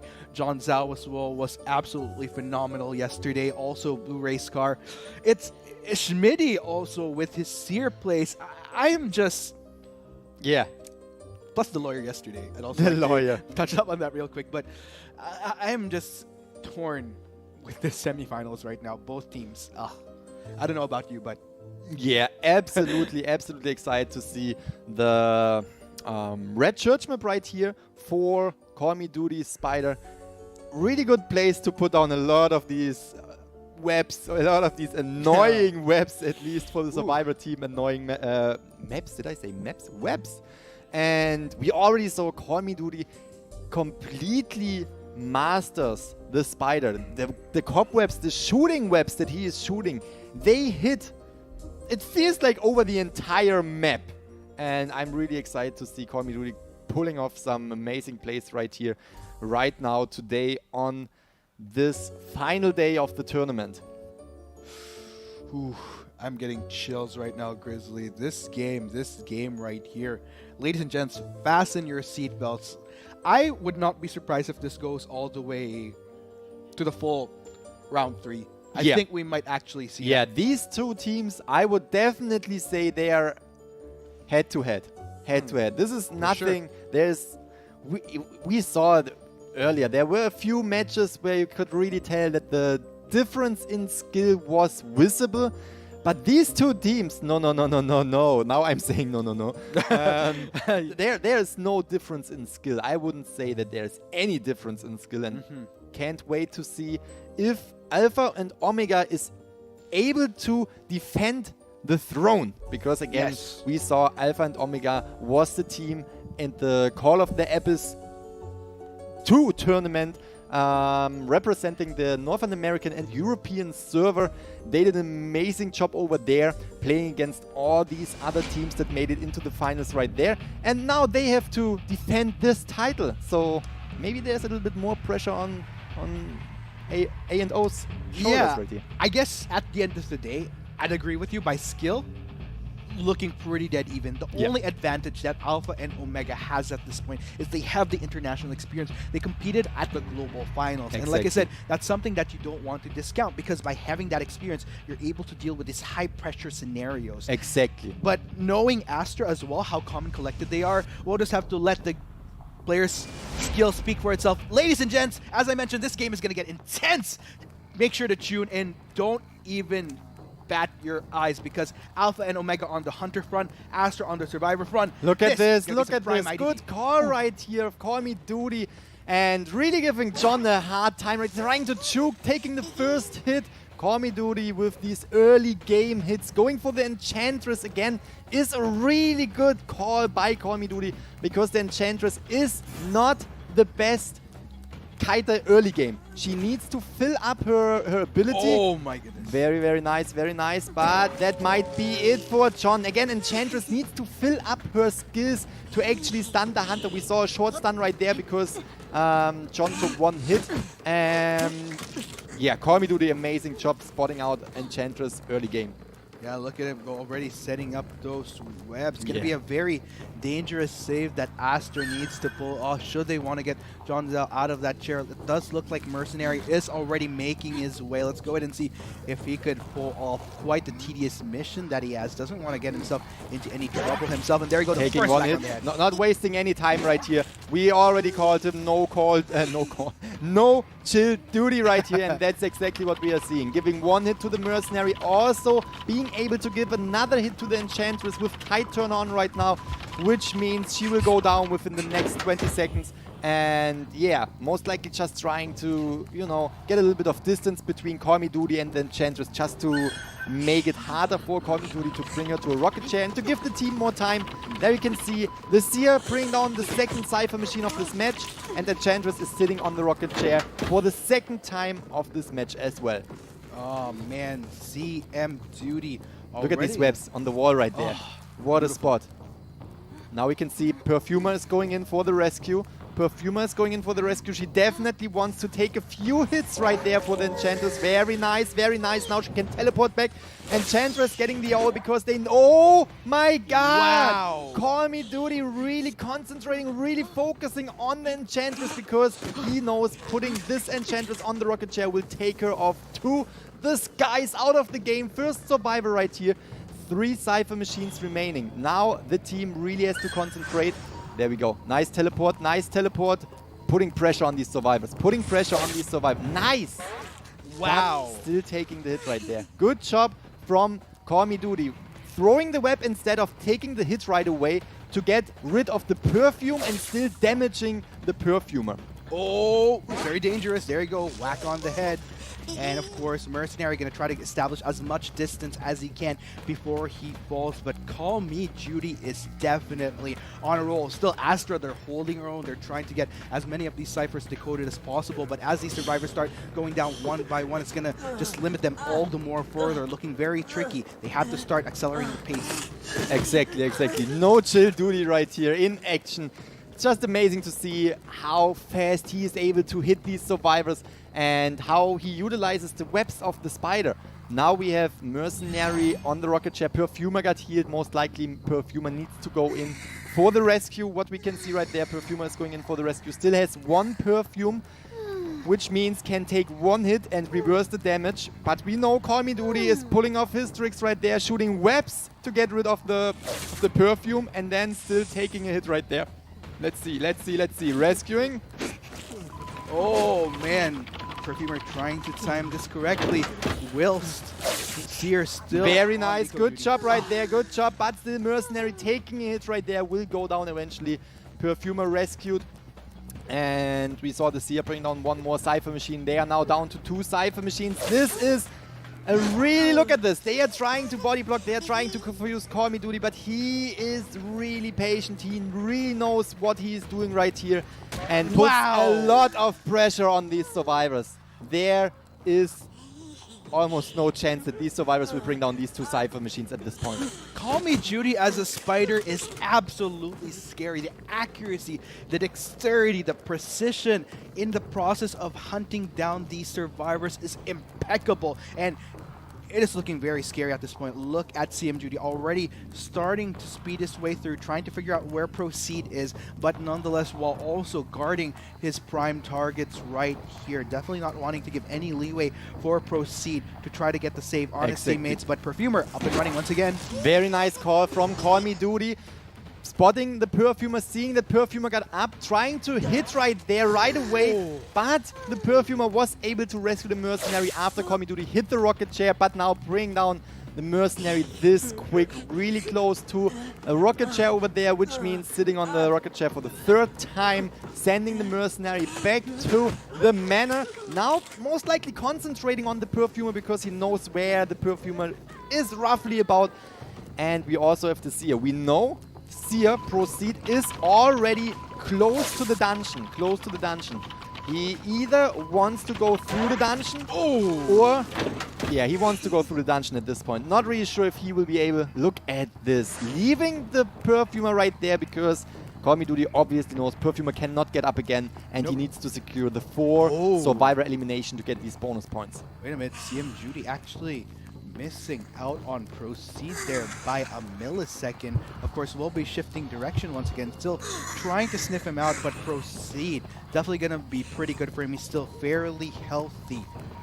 So let's go ahead and see if he can actually maybe go for a Cypher here. All right, there we go. We can see Call Me Duty already. You know, as soon as you touch the Cypher machine, it is a certain progress. The Cypher machine is wiggling. Call Me Duty saw that and now knows where the Seer is located at and trying to hit him right there. Very nice, very nice. Very good hit right there from Call Me Duty. He is really giving these survivors, he's really giving the Seer a hard time. He can... All right, okay, that is just how fast the spider can be and bring down these survivors. Bring the Seer to the rocket chair. Will most likely give A&O 5 points for the first match. Call Me Duty definitely living up to the no chill in this round, getting a perfect 5 out of not 5 out of 0, but 4 out of 4 survivor takedown, which will effectively grant Alpha and Omega 5 points in this first set of rounds. Beautifully played right now. Again, another flex of muscles of just how amazing Call Me Judy is on this spider. Like I mentioned, accuracy, dexterity, as well as how fast his response time is in making sure that he hits those survivors. Impeccable. This, ladies and gentlemen, is super high competitive IDV you are witnessing. Absolutely, and I'm excited to see what Astra will bring to the table now when they are on the Hunter side right here. I'm actually not sure what we can expect, but I think we might see another Spider. Again, Spider is the most banned Hunter. Most likely they are banning the Spider. I'm not really sure though. I mean, we also saw Dreamage utilized in the first matches right here. Maybe we're going to see another little switch up right there. Not the Spider, but a different Hunter. Yeah, I'm excited. They need to, you know, get the 5 points as well. I want them to get the 5 points as well because we saw it in earlier matches. As soon as one team has a little bit of an advantage over the points, there is just pressure on the team. Definitely. There is just pressure on the team, and this can get to your head if you let it play with you, you know. And if they're getting 5 points, it's just getting to be more interesting. It's just more exciting, and these players really have to show off what they can do.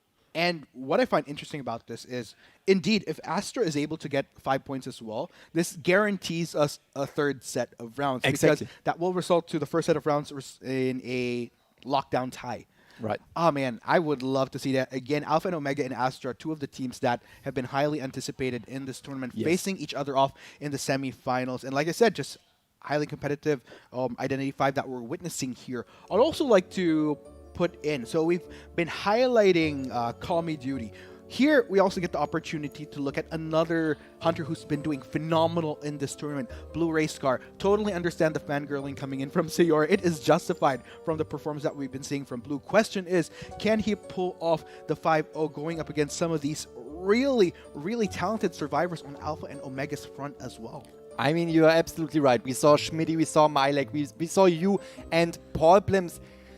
They are coordinated. They know exactly where which survivor is. They know exactly what to do in these matches. They are practicing for months. They know exactly what they are doing. But if someone can bring down 4 survivors of A and O right here, it is Blue Racecar. You are absolutely right. You're absolutely right. Sorry. I'm gonna get some rice later. And Blue Racecar can definitely pull it off. And I actually think he will give the survivors a roughly hard time. But again, we have seen AO doing these cypher rushes, bring down these ciphers really, really quickly. So none of these teams will just let the other side win right here. No, they will give each other a hard time. They will give each other a rough time. And they will give us something that we can really be looking forward to. Exciting matches, really, really competitive gameplay of top players. Indeed, and I'm just raring to get into this. So, yeah, basically we have 2 of, without a doubt, the best hunters right here playing this semifinals, and I think there's definitely going to be a bit of pressure for Blue just because he needs to match up to the 5 points that Call Me Duty was able to execute and bring in for Alpha and Omega. It does seem like there will be a shift right here. All right.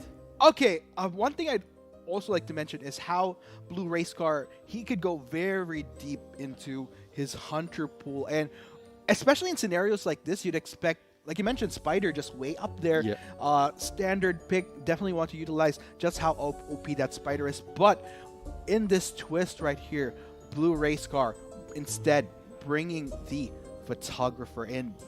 This just got all the more interesting, Grizzly, to be honest.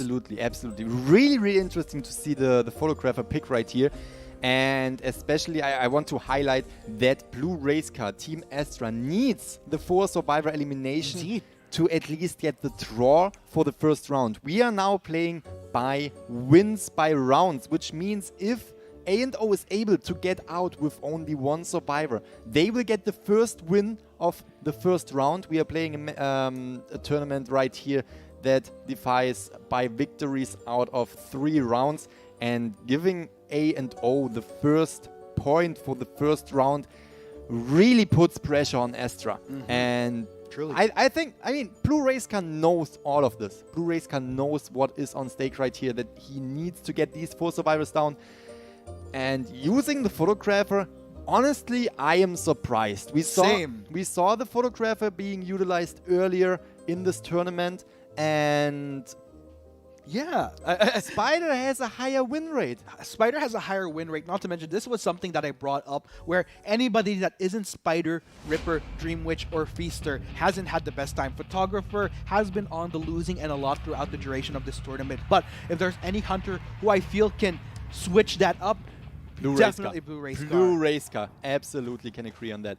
All right, we can see Blue Racecar going straight up to the photo world, trying to, freeze the survivors as long as he can. And now going to find these photo world characters. Oh, this is going to be very interesting. I love how he brings this up right away. Just because, you can kind of estimate where the spawns could potentially be for survivors. So, exactly. Question is, can he find something? Oh, very nice. Good job right here, spotting my leg at the Cypher machine.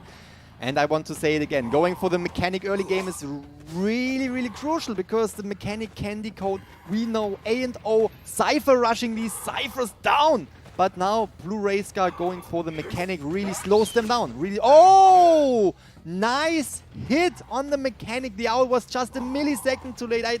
I said it earlier. If you make a small mistake, just a small mistake by a millisecond, it could mean that you are taking the hit, you are going down, or you are not taking the hit, or not going down. So what we can see right here, Mechanic goes down. Good job from Blue Race Car. Good job, Blue Race Car. Yeah, looks like he ain't gonna be. He even found the doll right here. Very good. This actually puts Milek in a bad position because usually Milek could still use this robot to decode, and they wouldn't lose a decoder. But at this point, no doll is up anymore. Yeah, lots of value that Blue Race Car is getting off of that initial takedown. And yeah, looks like we have a contender. Not gonna be Call Me Duty. That's gonna be the only guy with no chill. Blue Race Car definitely no chill going into this game, not wanting to give Alpha and Omega the pleasure of having the upper leg going into the second set of rounds. The question is, let's go ahead and see who from AO will be committed to go on to Savior Duty. We can see that they are actually letting the Mechanic pass the halfway mark. They are really concentrating on decoding at this point. True. And this actually, look at this, that actually puts Blue Race Car in a pretty good spot right here. But now we can see Mercenary is going in for the rescue. Mercenary is going in for the rescue. And as you already see, as you already said, we have no chill Race Car right here. So let's see how he handles the situations. Very nice, blocking the hit. Mercenary is now, blocking the way as well. Good job. Mercenary knows that he has to protect my leg. He has to protect my leg, or my leg will be out of the game. Oh, good job, good job, good call right here. Oh my god, very nice. Hitting Blue Race Car now, putting this team into a lot of pressure, putting A&O into a lot of pressure, because we know that the Mechanic sitting on the rocket chair one more time will move her out of the game, will move my leg out of the game, and Mercenary, who is the main rescuer of this team, is also down, but we have to consider we still have Perfumer, Seer, 2 rescuers. Seer has no owl anymore, but Perfumer has still 3 Perfumes, most likely going in for the rescue of the Mercenary. Also, with what Alpha and Omega did right there, even though they may be losing out on one survivor, the efficiency of how these ciphers have been rolling out is actually pretty respectable nonetheless. They still could potentially avoid the 5 points going to Astra, but Blue Race Car has been on a roll in this game, already going to be pursuing Schmitty, in which case, we gotta say Schmitty, one of the best Seer players. We have seen him before kiting Hunters for ages. Right there, very good call on the rescue right here, taking the hit, but undoing the damage with the Perfume. Very nice, taking another hit now, rescuing the Mercenary. Mercenary goes down right away. Alright, again, this puts a lot of pressure on A&O right here. But again, we already said at the very beginning, if someone can pull off the 4 survivor elimination of Alpha and Omega, it is Blue Race Car right here. It is Blue Race Car. Exactly, and with the assortment of photographers that we've seen in this tournament, this is the best photographer that we're seeing yet on this broadcast. Blue Race Car, like I said, he's clearly on a roll.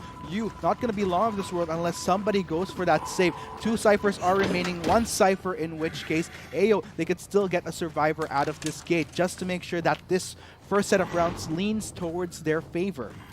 Exactly. And that is most likely what they are going to do right here. They are focusing on the Cypher machines rather than rescuing the Mercenary right here, because they know they need 1 more survivor out of the game to win the first round right here. But Blue Race Car also knows he needs to bring down all the survivors, and that is exactly what he's going for right now. He's spotting out the Perfumer's image, not hitting the Perfumer because no one is there anymore. They already knew they had to relocate once the photo world is up. Oh man, this is going to be very, very interesting. Going to be bringing this mirror image to the rocket chair. And Blue Race Car, 1 cipher remaining. Can he pull this off? We can see that the Perfumer was decoding, and I'm curious to see how far the decoding is, because we also know that Perfumer will most likely go down once the photo world, or will go down once the photo world collapses. Right there we can see it. And Perfumer now needs to get up, needs to get back on the Cypher machine. We can also see Blue Race Car knows where the dungeon is. Most likely the Survivor also knows where the dungeon is. And that's gonna be an interesting play right here. Because if they are able to actually bring down He's looking for someone that is hiding right here for the dungeon. But if he is able, if the Survivor team is able to bring down one more Cypher machine, it's gonna be tough. It's gonna be tough for Blue Race Car. Speaking of tough here, Blue Race Car already on Schmitty's tails. One whack on the head, and Schmitty goes down. We're gonna bring him. Let's go ahead and see what Blue Race Car will be up. We also have to say Perfumer is still down right there, and I'm not really sure if Perfumer can even get up anymore, or if she can get up in the first place, because he's waiting. He's not putting him on the rocket chair right away because he's afraid that the Perfumer is just playing a game, playing mind games, now getting up, going to the dungeon. But that is absolutely not the case. Now Blue Race Car really needs to sniff out Paul Blems, because he does not know where Paul Blems, the Perfumer, went down, since he only put the Perfumer on the rocket chair in the photo world. Indeed. And obviously is now afraid that Paul Blems might be close to the dungeon, but that is not the case. That is not the case. Yeah, Paul Blems is making his way towards the dungeon right there. I'm really not sure. I don't think he can get up. I think he would have gotten up if he was able to do so. Agreed. Oh no, Blue Race Car slowly closing. All right, okay, that was a technique right there. Just being down as long as possible to force Blue Race Car, or at least to give Blue Race Car the thought that she couldn't get up, to put the Seer on the rocket chair to enable the dungeon right here. Oh, this is looking very dangerous. No shift coming in from Problems. One hit, and there you go. Blue Race Car succeeds. Looks like it will be another 5 points in this round for Astra. Both sides getting 5 points, and this ultimately means we will be seeing a third set of rounds. Beautiful performance. Flawless victory coming in from Astra, and still anybody's game, Grizzly. It was absolutely outstanding to see these two teams competing against each other. We saw that team Astra with the photographer right here. Blue Race Car with the photographer was doing a great job against A&O.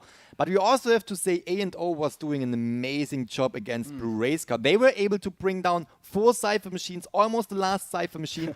The Perfumer was down and waiting to get up until the photographer was putting the third Survivor on the rocket chair, which would decrease the time of the dungeon to be opening up. Sadly for the Perfumer, sadly for A&O, this plan didn't end up how they intended it to be.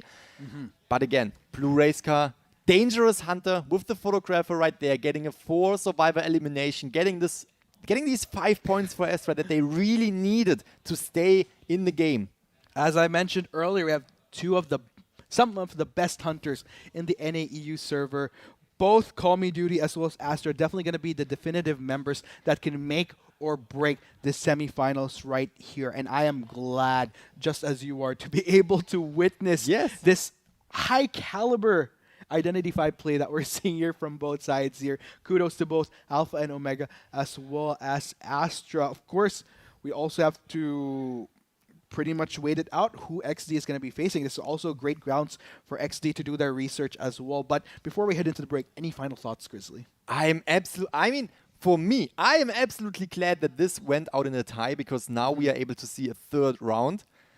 But, you know, A&O is probably not as happy as I am right now, because they already had 5 points and they were close. They were really close to get the first victory in the first round. But again, facing Astra right here with Blue Race Car, no one is giving in right here. No one is giving the other team an easy time to get, to the finals. Like, oh yeah, you just go ahead. I don't care. No. They are fighting till the end, and I really enjoy to see these matches.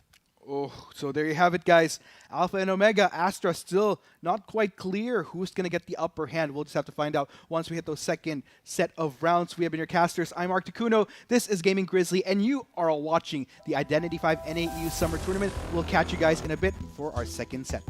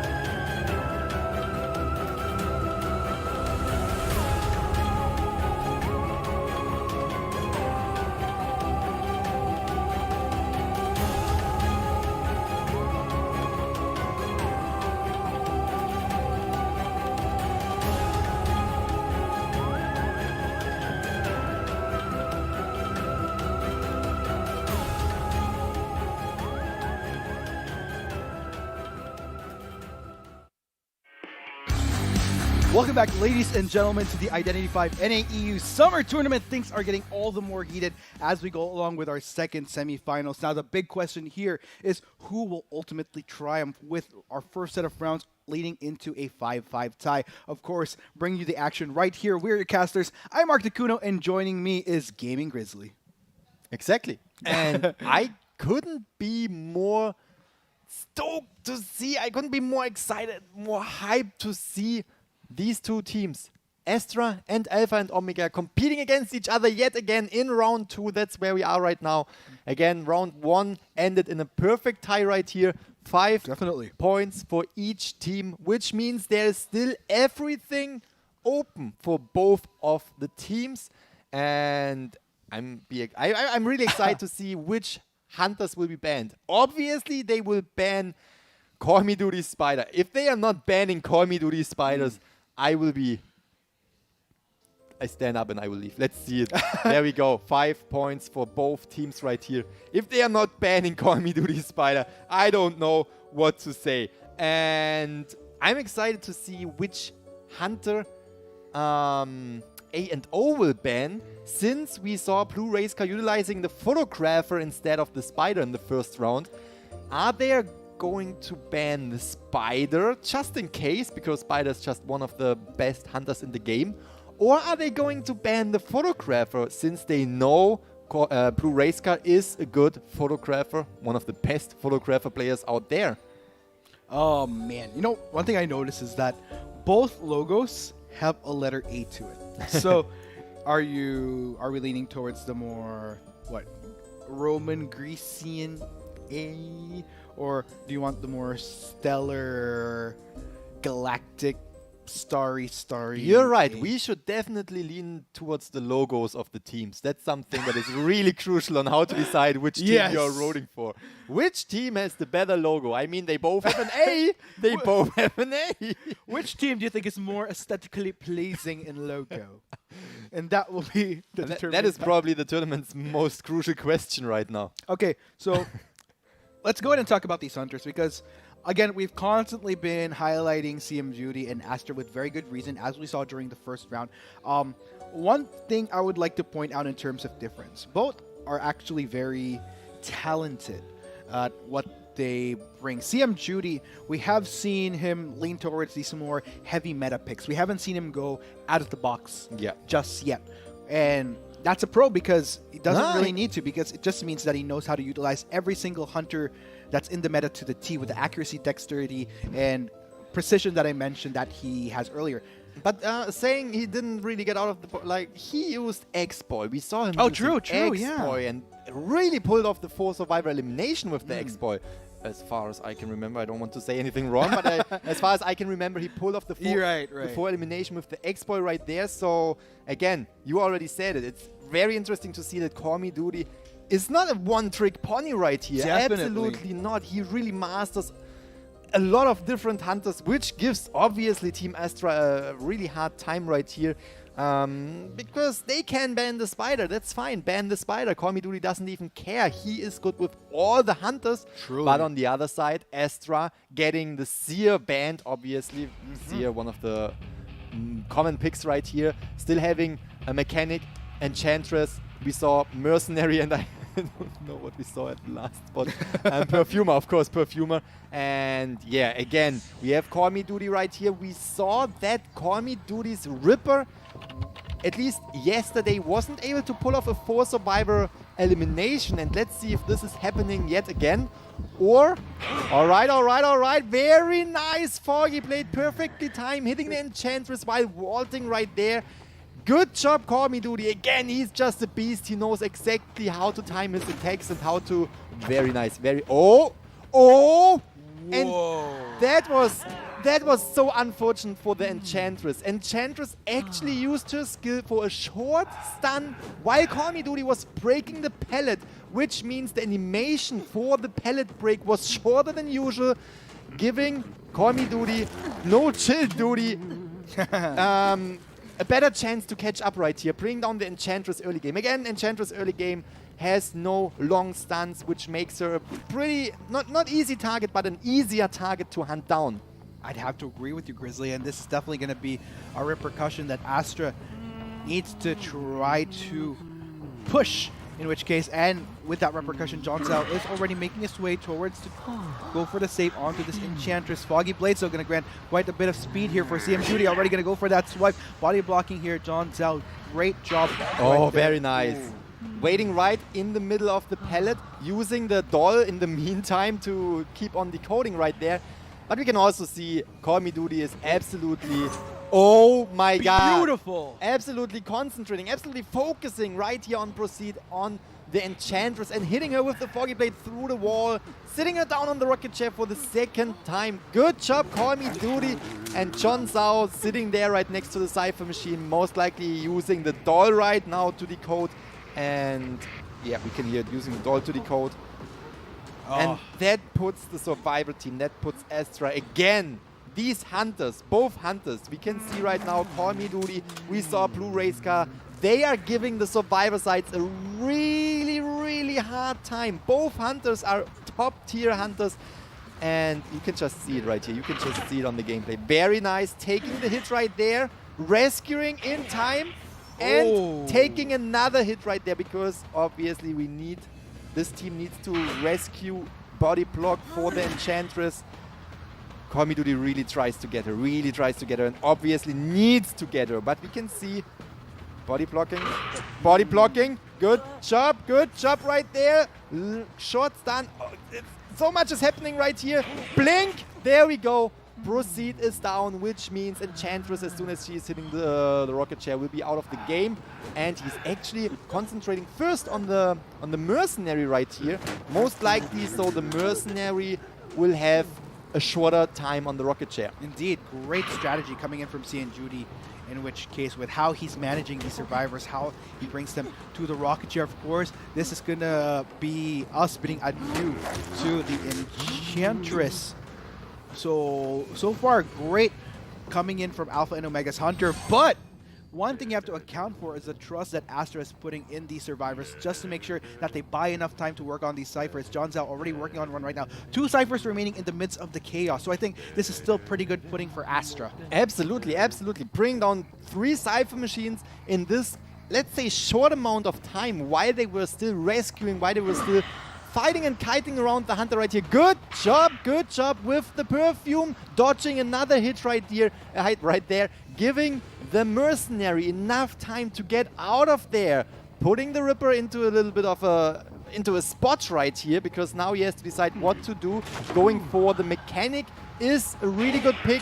Landing this Foggy Blade again. Good job on the Foggy Blades right here, putting the Mechanic onto the rocket chair, but we still have to think about this. 1 cipher machine remaining. Exactly. Right now there are 2 survivors up and running, and 1 doll decoding as well. Right there we can see Mercenary already going in for the rescue. I would love to see how far the progress on the cipher machine is right there.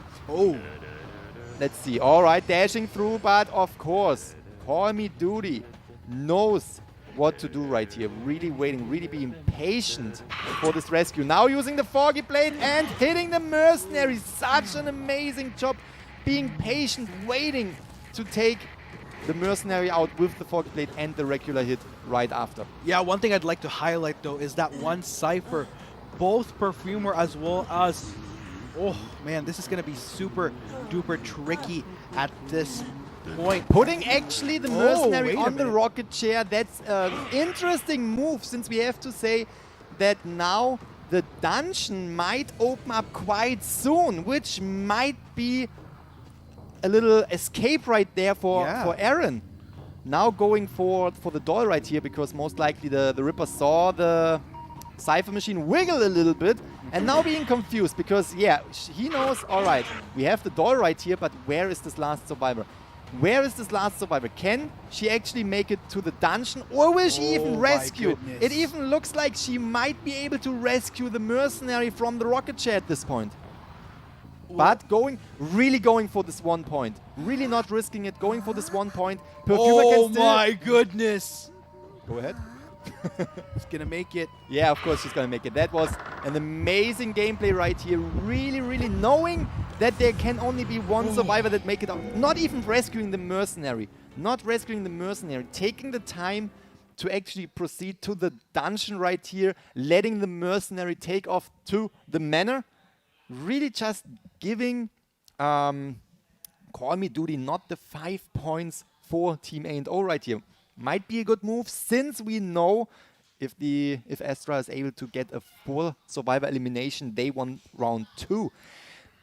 I have to say it was an interesting move to put the mercenary on the rocket I chair, agree. since he already went through the halfway mark and gives Call Me Duty a really short amount of time to find the perfumer and to eliminate the perfumer that was still at full health. Yeah, I think that was definitely an interesting case right there. The fact that you're going to place Mercenary at a moment where Perfumer still had the full health. Let's say even though you did have awareness of where the dungeon was and you immediately went there, I mean, still, you're dealing with a Perfumer with a lot of health. Could just easily, let's say, get one swipe, just jump straight in afterwards. So it was a lot of odds that Call Me Duty was putting himself in by going for that move. Just that one move, which could have made the difference between 5 points and 3. Again, we already said it many times. Just making one little mistake or one move that you miscalculated can mean that you go down, or that you will run, or that you will get 5 points or only 3 points. That does present the question as to whether or not Call Me Duty did have some other idea. Yeah, obviously. Yeah, because It wasn't his idea to let the perfumer Yeah, get of out of course, there. of I don't course. think so. so maybe he was trying to estimate for something, but yeah, it just didn't quite work out right there. This does give a little bit of footing here for Astra, in which case, should they be able to get the 5 points for themselves going into the second round for the set. Exactly. But we also have to say there will be a third round. So even if Team Astra will win the second round right here, it's not over yet. And what we can see right here, Blue Race Car using the Feaster. You guys can hear it in my voice. I'm getting a little bit more loud. I'm getting a little bit more excited. Seeing the Feaster being utilized in this tournament so many times is just extremely exciting for me. We can see that they actually banned the Ripper of Blue Race Car. And we gotta say, Blue Race Car utilizing the photographer earlier, getting these 4 survivor eliminations right here. Now using the Feaster still instead of the Spider. Might be a little surprise for the survivors, since I would expect a Spider right here. But of course these teams know each other, and most likely we can see Alpha and Omega are prepared right here. We have Schmidty with the Enchantress, Milek with the Mechanic, you with the Mercenary, and Problems with the casual Perfumer pick right here. Obviously, because Schmidty's Seer was banned. Really, really excited for this match, because again, we have to say it. If Astra is able to pull off a 4 survivor elimination, they will get the first point for this match between these two teams. Oh man, but I'm really looking forward to seeing some Feaster action coming in from Blue Race Car. Aside from your satisfaction of seeing this pick, I think just generally with how Blue Race Car was able to show how proficient he is on this hunter, it's definitely something that our audience should look out for as well. And it really comes down to this round right here, potentially making the difference for Astra, ultimately potentially granting them the win for the second set of rounds, especially with how our format is rolling out for this tournament. Absolutely. Ooh. And I want to encourage the chat right now.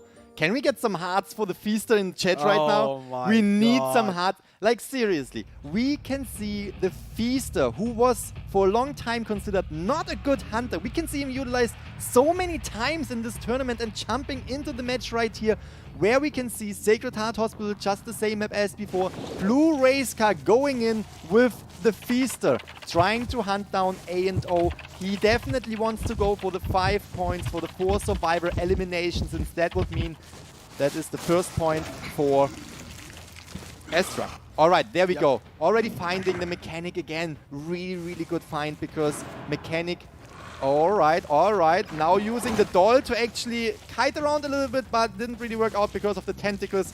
Tentacles are the main feature. Let's see if he will spot the doll. He will not spot the doll, which would have been really, really good for him, since now Milek can still decode with the doll once she once my leg is on the rocket chair. But there you go, first hit going to be landing onto my leg right now. Alpha and Omega, everyone else trying to utilize the time that my leg is playing right now to get those ciphers done right away. But these are stacking up against my leg right now, looking very tricky. Blue Race Car missing out on that hit, but not going to get the turret. Already closing in onto this mechanic. My leg is able to establish a little bit of distance. He's trying to run this out. Blue Race Car starting to close in the ring around the Rosie over this tree, but finally his patience succeeds as my leg goes down. We just saw this tentacle just blocking my leg's route. He wanted to go through the pellet, but just as he saw this tentacle, yeah, he was like, no, that's gonna bring me down, and trying to waste as much time by going ring around the Rosie. Now using the tentacle to spot the survivor that might rescue.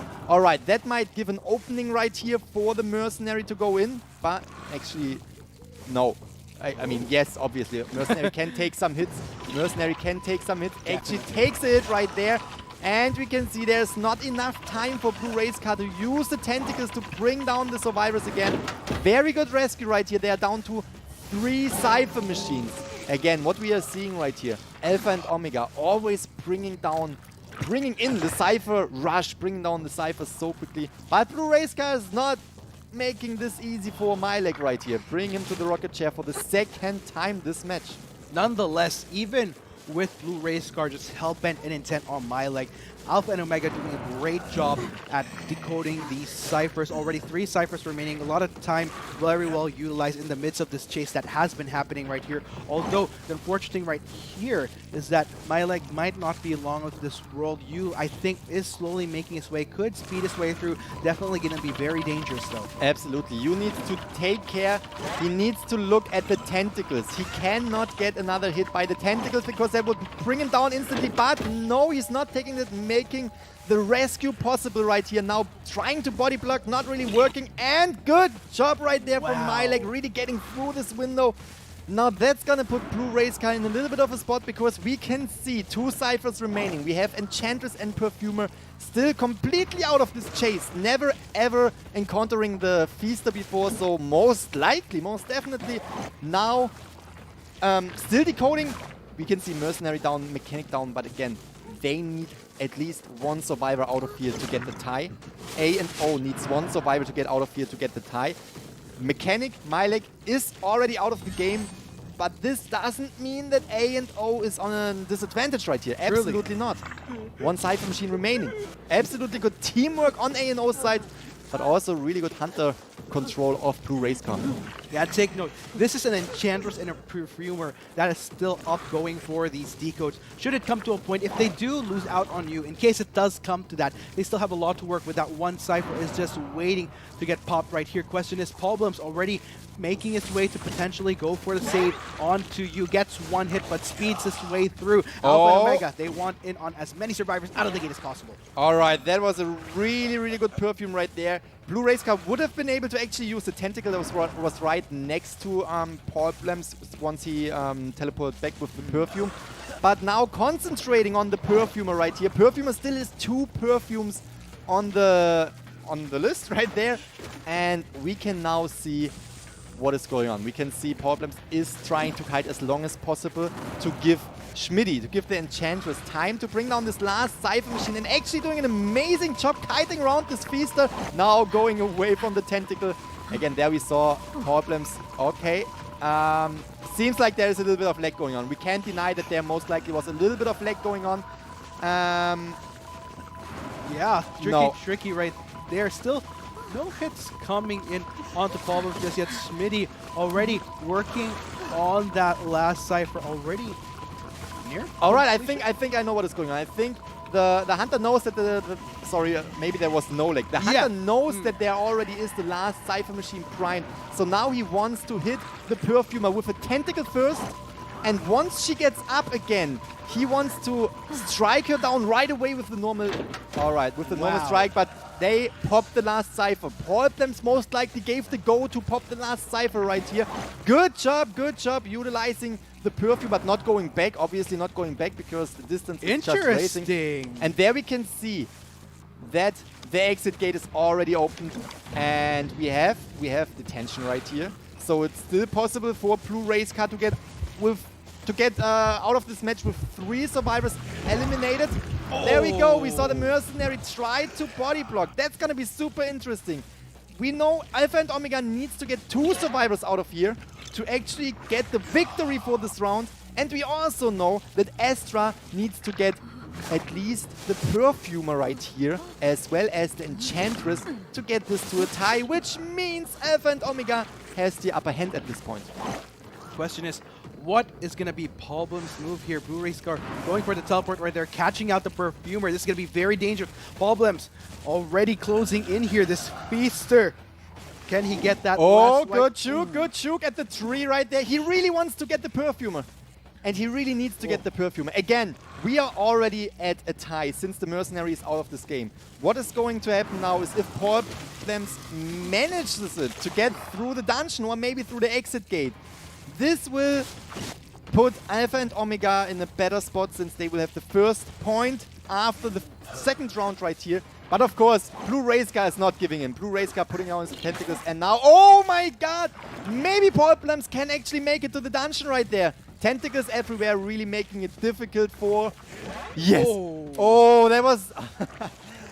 I wasn't sure if Blue Rayscar can make it. Obviously, it was a lot of struggle for Paul Blums to actually get to this dungeon, and Blue Rayscar was not giving up. This is the second round. We saw the second match, and we can see the same points on both sides, which means we have a tie in the first round and a tie in the second round, which means as well that the third round can be the deciding round.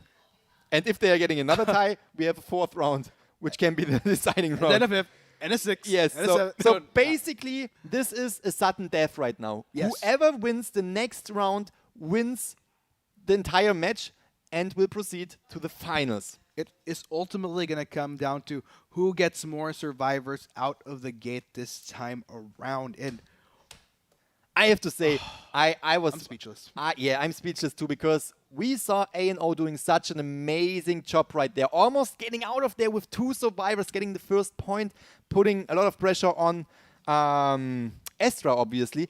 But Astra managed to actually get out of there with 3 Wait, what am I talking? Yeah, to bring down 3 survivors. That's what I wanted to say. To bring down these 3 survivors. It was really, really close. There was a lot of pressure on both sides right there. But I'm absolutely excited to see these matches, to see these close, these little things. Again, I said it. If you make a little mistake, if there's something that just takes 1 second longer, you will not make it. And that's what we just saw right there. 1 second more of a distance between the Feaster and the Perfumer, and the Perfumer would probably be able to get through a dungeon, but it didn't happen. Amazing job on both sides. Amazing job on both sides. Absolutely. And it's...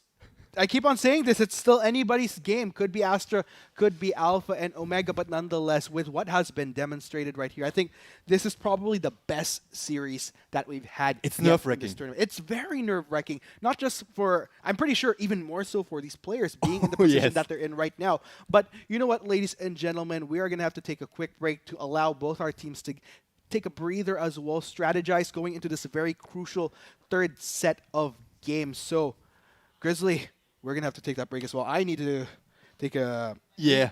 Like a drink right now. Yeah, I need to hydrate right here. It's... Ooh. All right, let's just jump into this break so we can get into the match as soon as possible. We will see you in a few minutes.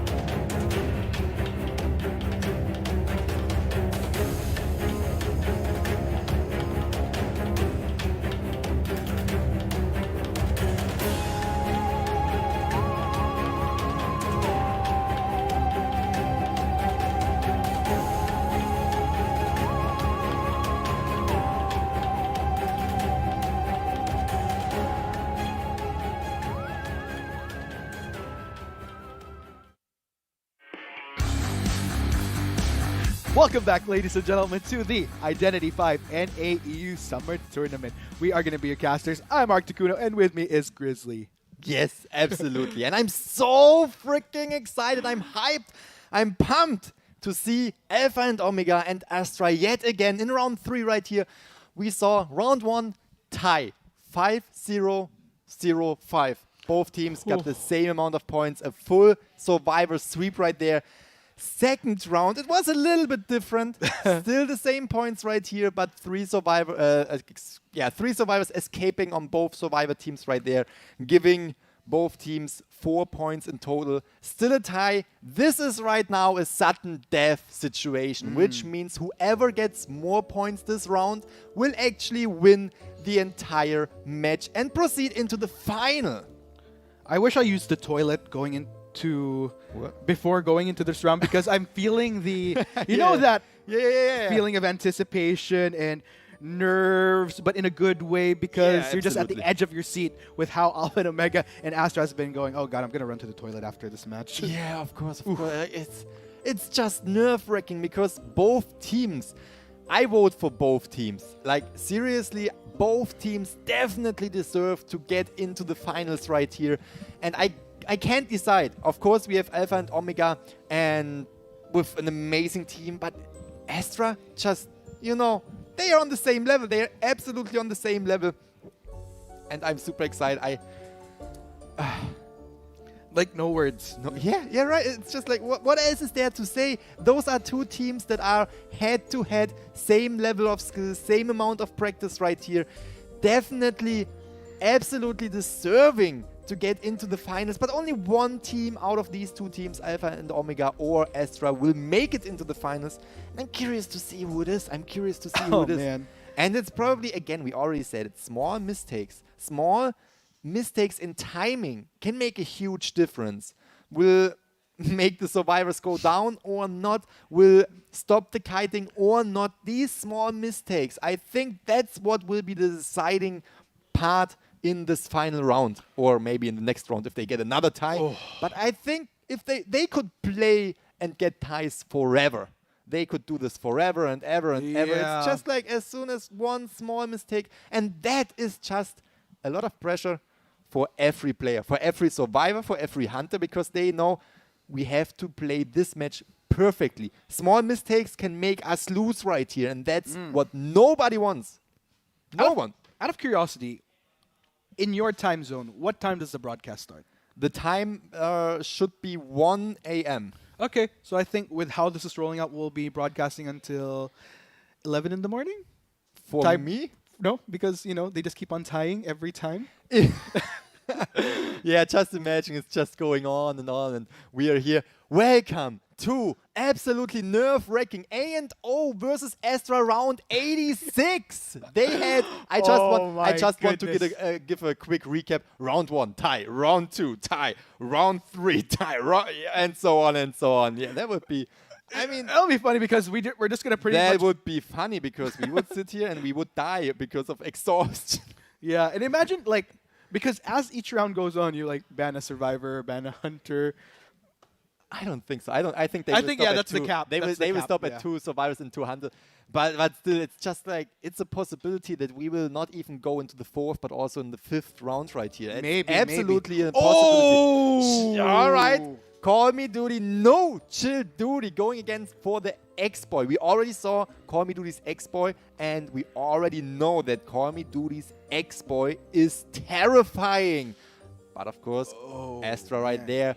Casual bands, of course, Seer, of course, Mechanic. We can see Enchantress. We can see Magician, Perfumer, and Mercenary. They will, again, we can only repeat ourselves. No one will just give someone else points, and they will give each other a hard time right here. But I'm excited to see the X-Boy in action. I'm excited to see the X-Boy because the X-Boy is not being utilized that much in this tournament. Basically not at all, except of Call Me Duty, at least as far as we have seen it live, right? Yes. So X-Boy, really interesting pick. It's just like this little... It's just like a character that you don't see that often, makes it even more interesting. And the fact that Axeboy is in very capable hands. Just makes this all the more a treat for all of us tuning in to the Identity 5 NAEU Summer Tournament. So I feel like at this point, for Alpha and Omega, they just said, you know what? We have to bring in our ace card, release the Axeboy. Release the Crocker. Okay. Yeah. Release the X-Boy. Release the Axeboy. Oh, yeah, really, really, really pumped to see this match right here. Again, we already saw Call Me Duty. Call Me Duty's skill with the X-Boy. It's extraordinary. But again, Astra is the team that definitely can go head-to-head with this X-Boy right here. And we will find this out. The map will be Arms Factory, as far as I can tell right there. It's just to let you know, it's a small screen right there in the top right corner. You can see it. A little bit hard to tell, but it's Arms Factory, and it is a fairly small map, which enables the X-Boy to actually go from one point to the other point quite fast with his little surf ability right there. And yeah, we also know that he gets a little speed boost once the flame hits him, and we saw that Call Me Duty used this speed boost to actually close the gap between the survivors, throwing his X just to get the survivors down, and also using the flames to actually hurt the survivors through walls, through... Call Me Duty, just an absolutely amazing player, but again, Astra could make it as well. one thing I also like about this is if you're going to look at the draft that Astra's bringing to the table, very standard band that we're seeing in the form of the Seer and the Mechanic, but even so, I feel like this composition is pretty good. Like you mentioned, this is a very close quarters map, not to mention Axeboy just going to be a terror to deal with once he chases you on. But given the 4 survivors, there's a little bit of elusiveness as well as elusive survivors in the form of what the Perfumer, Mercenary, as well as Magician brings to the table. While for the Enchantress, you have that hard crowd control as well. So I think this is definitely the best composition that Astra can bring to the table going up against an Axeboy. But of course, I'd really also like to see as to whether or not execution will be on point to make sure that they maximize this as we head into our first round of our third set. Once again, it is Alpha and Omega on the underside with Astra on the survivor side. It looks like he's found a target already. Exactly, and he did not just found a target. No, he found the Enchantress. Again, really, really good find at the very early game right here. Enchantress has no stuns yet, which makes her a little bit of an easier target for the X-Boy. And what we can see, he is using his little speed boost, as we talked about this earlier, using the speed boost to really close this gap and playing mind games. Look at this, just putting down another tree. He already found 2 survivors running around, 2 survivors not decoding the Cypher machines. Look at the speed boost right here, but not managing to actually hit. Now thinking maybe the Perfumer goes back or not actually doing it. Very nice double back right here, but still taking it. Good job of the Perfumer right here. Also amazing job taking, giving the hit from Call Me Duty. And there you go. Starting to close in right here. Oh, speed through. Closing that gap. Good stun. Really nice. Perfect timing, what we just said. Perfect timing. And... Yeah. The The pursuit is still on nonetheless. I think Astra is doing a great job at dealing with Axeboy thus Good far. job right here, X-Boy, with the small fireballs all over the place. Putting down these trees, putting down these pines early game just to have the ability to use them, to utilize the fireballs whenever he needs them. Good job, Call Me Duty. But again, you already said it, Astra is doing a great job as well. Already brought down 1 Cypher machine, most likely being able to bring 1 more Cypher machine down quite soon. Yes, indeed. Look at Axeboy though, patrolling the area. Here we go, Mercenary already closing in to go for the save. Missed the flame right here. X-Boy missed the flame. Now giving out a hit, enabling the Mercenary to rescue and giving out the hit right away to the Perfumer again. Good job, really concentrating on this survivor. Always want to concentrate on the first survivor to bring 1 survivor out of the game. Yes, indeed, Grizzly. And there we have it. Axeboy already starting to lock down on to John Zhao. Just gonna leave the Perfumer down right now. Of course, want to take full advantage of the situation where survivors are within the vicinity, and that's gonna be a whack right there. Really good call from the Enchantress, even with the speed boost right there, dodging one hit, but then still taking another one. And we have to say, Call Me Duty putting a lot of pressure on these survivors, bringing the Perfumer to the rocket chair for the second time. But on the other side, here we can see it, Mercenaries already bringing down the third Cypher machine of this match, putting Astra on a good spot as well. So again, these two teams, top of the entire server right here, really showing off what they are capable of. Oh my goodness, there we go, the save is coming in. But of course, Astra, I gotta give my kudos, because even though they had to rotate between saves on these survivors, the way these ciphers are going down is at a fairly respectable rate. Good block right here, but still, again, the focus on the first survivor, the focus on bringing down the first survivor, on getting this first survivor out of the game on both teams is really crucial, and they are doing it in a perfect way. He was still hitting the Magician at one point, but then concentrating again on the Perfumer, knowing that the Perfumer will be the first survivor that will get sent back to the manor. Now really utilizing his, flames right there. Not hitting a survivor, luckily for Astra. Looks like CM Duty already on Mercenary's tail right here. Look at how fast this gap is closing. Mercenary going to try to work around these structures. Looks like we do see Magician in the vicinity as well. Axeboy, of course, going to be shifting target. Good job with these flames. We saw him for a short amount of time. He was going for the Mercenary, but the Mercenary, out of all the survivors, is the worst survivor to hunt down, since he can take an additional hit and still have time to kite around the X-Boy. So going for the mechanic right here was a good call. Truly. From Call Me Duty. No chill duty at all. Still Cypher machines, still 2 Cypher machines are remaining. Very nice. Look at this. Look at these flames. But of course, the survivors know that Call Me Duty will utilize these flames and tries to dodge as many flames as possible. Yeah, I love the multitasking that Call Me Duty is putting into the shifting through checking these ciphers that are still off, as well as making sure that he keeps an eye on this Magician, making it very tricky for Astra to go for a save. They need to decide and what could be the status of these remaining ciphers. We see this one nearby, which is already halfway through, but it's going to be very dangerous to even try to work with that. John Zhao is in the vicinity, though. Exactly, and really good job from the survivor side, decoding these Cypher machines. We are down to 1 Cypher machines, which means there are 3 more Cypher machines on the map right now. Good job rescuing, body blocking as well. Very nice. Enchantress is down. I'm a little bit confused. Did I miss Enchantress going down?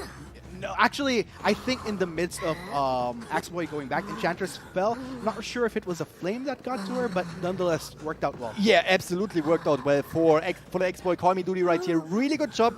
Enchantress got up again. We know that there are 3 more Cypher machines on the map, and second survivor out of the game. He's just shooting towards the Cypher machines. And the thing is, they did a really amazing job splitting up the Cypher machines that are remaining right now from one side of the map to the other side of the map, and they are now going into a completely different direction just to be able to heal up really quick. Because now, obviously, X-Boy will circle around these 3 Cypher machines right here, trying to find the survivors. So they are searching for a spot where they can securely heal up for a moment. Yes, you gotta give the commendations of patience to Astra's remaining survivors. They're keeping their cool, making sure that they have arsenal to work with by healing up first before dealing with CM Judy, who's been absolutely fantastic on this Axeboy thus far. With how this game is pacing, it could still go either way, depending on whether or not Astra can play their cards right with the 2 survivors that they only have to work with. It is only 1 Cypher though, so it is a tricky task, but still very much within feasibility. Absolutely. It actually is a tricky task for both teams, because we know Call Me Duty definitely wants to go for a 4 survivor elimination, not giving the other team the opportunity to get out of here with 1 survivor. Look at this. Surfing around the map, even taking the speed boost by summoning a flame. Really good job. We can now see John Zhao going for the Cypher machine that is already halfway done. But it seems like Call Me Duty is on something right here. It seems like Call Me Duty knows what is going on, going straight up for the Enchantress, which means It's time for the Enchantress to kite around. She already has her skill up 4 times, which means 1 long stun or 4 short stuns. And as far as I know, this should mean... Very nice short stun right here. This should mean... Exactly, that's what I thought. Enchantress was luring away the Hunter from the Cypher Machine that was already halfway done. But no. Call Me Duty is not playing this game right here. He knows what is up. He is not getting himself lured away. Interesting. Right Oh! Amazing job. Not gonna lie. First the flame, then the hit. Mercenary has still plenty of time to get away right here. And X-Boy does not even care. Because he knows he will leave the X-Boy there anyway. He will not pick up the X-Boy and put him on a rocket chair. He really wants to get the last survivor.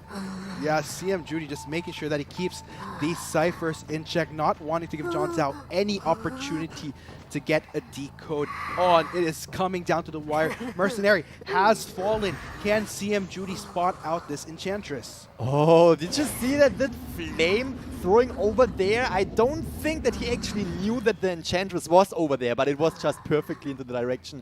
Maybe putting a lot of pressure on the Enchantress, thinking that the X-Boy might know where she is, where John is. But the thing is, we saw it earlier, they went to a spot which is far away from all the Cypher machines. Mercenary went down on a spot far away from all the Cypher machines. Now Call Me Duty circulating all around these Cypher machines, not knowing where the survivors are, giving Astra enough time to heal up yet again. Oh man, CM Duty, he's really trying to seek out this Enchantress, but John Zhao proving to do a great job at being elusive, actually going for the heal onto this Mercenary, not giving a care, but here we go, Axe Boy is closing in, it's going to be dangerous. Alright, again, very interesting play right here to get as far away as possible from the Cypher. I mean, obviously it's a good call right there to get away as far away as possible, but still, it's a long way and that is wasting a lot of time. Ooh. But still, it was a secure healing up spot right there. Nice hit on the Mercenary that we just saw. Take note, John Zhao is working on this last Cypher. Question is Axe Boy going to be spotting him out? Looks like he will just focus on going for this Mercenary instead, but does eventually sniff it out, wanting to make sure that he continues to exert the pressure on these Cyphers. John Zhao, of course, will need to retreat, not wanting to get any more hits from Axe Boy. Still very healthy, but you got to work with what you can. And good hit right there, good hit. But we really have to say Astra is doing amazing. We have to say they were hit, they were down, but they were always able to heal up again and go back to the Cypher Machine. And if we look at the progress of the Cypher Machine, it is really close to being completed. Nice hit through the wall with the fireball right here. This Cypher Machine needs to be finished right now. Enchantress now also starting to decode the Cypher Machine in the middle of the map. Again, good job from Astra trying to, take their time to heal up and take their time to focus on decoding on this one Cypher Machine. Oh no, this is going to be super dangerous though. CM Judy already starting to close in onto John Zhao. Just one more hit. One more hit is all it takes. That separates Alpha and Omega's Hunter from securing those 5 points for his team. Ooh. But on the other side, we also have to say, if someone can pull it off, John Zhao definitely is it. He already has 4 out of 5 skills. Oh, close shot right there. Really close shot. X-Boy, Call Me Duty really knows what he's doing. And yet again, Enchantress has 4 stuns, 4 short stuns, 1 long as well. There we go, using 1 short stun right here. Now really trying to get towards the dungeon, at least to kite around near the dungeon for as long as possible, trying to, let the... Oh, Mercenary got up right here. Good job. Now using another short stun. But Call Me Duty, good call. Going back to the Cypher Machine that he knows the survivors were concentrating on. And now it's again, the patience of these survivors, just taking their time.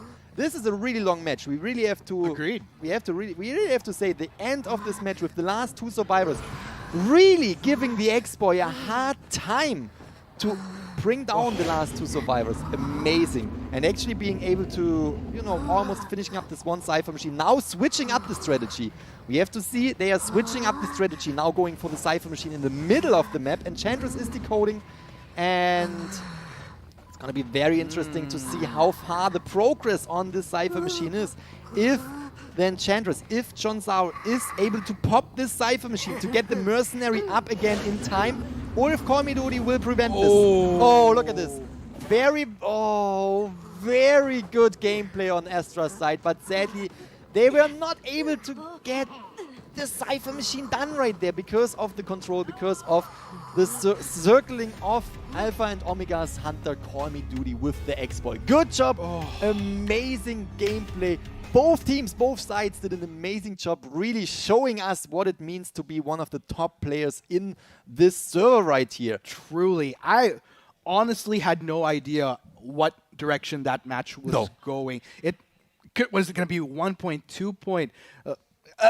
This entire match, this entire end right there was just both sides. They were really doing an amazing job. Again, that was probably the longest match after only 2 survivors were on the map that I've ever seen in this tournament. I'd have to agree with you. I mean, super long match, not to mention, we have to bring up a lot of the scenarios where we've had 2 survivors remaining. It never dragged on as long as what Astra was able to pull off. So I think we have to give massive kudos to both the Enchantress as well as the Mercenary for lasting as long as they did. That was very, very impressive. That was super impressive. I didn't know until the end what will happen because they actually were able to bring down 2 Cypher machines almost completely. But then there was this little bit of, they still needed 1 more second, maybe 5 more seconds. But still, they were able to bring down these Cypher machines pretty good. Not popping them, sadly, for Astra, not popping them. But we also have to say, Call Me Duty right there. Circulating around these Cypher machines.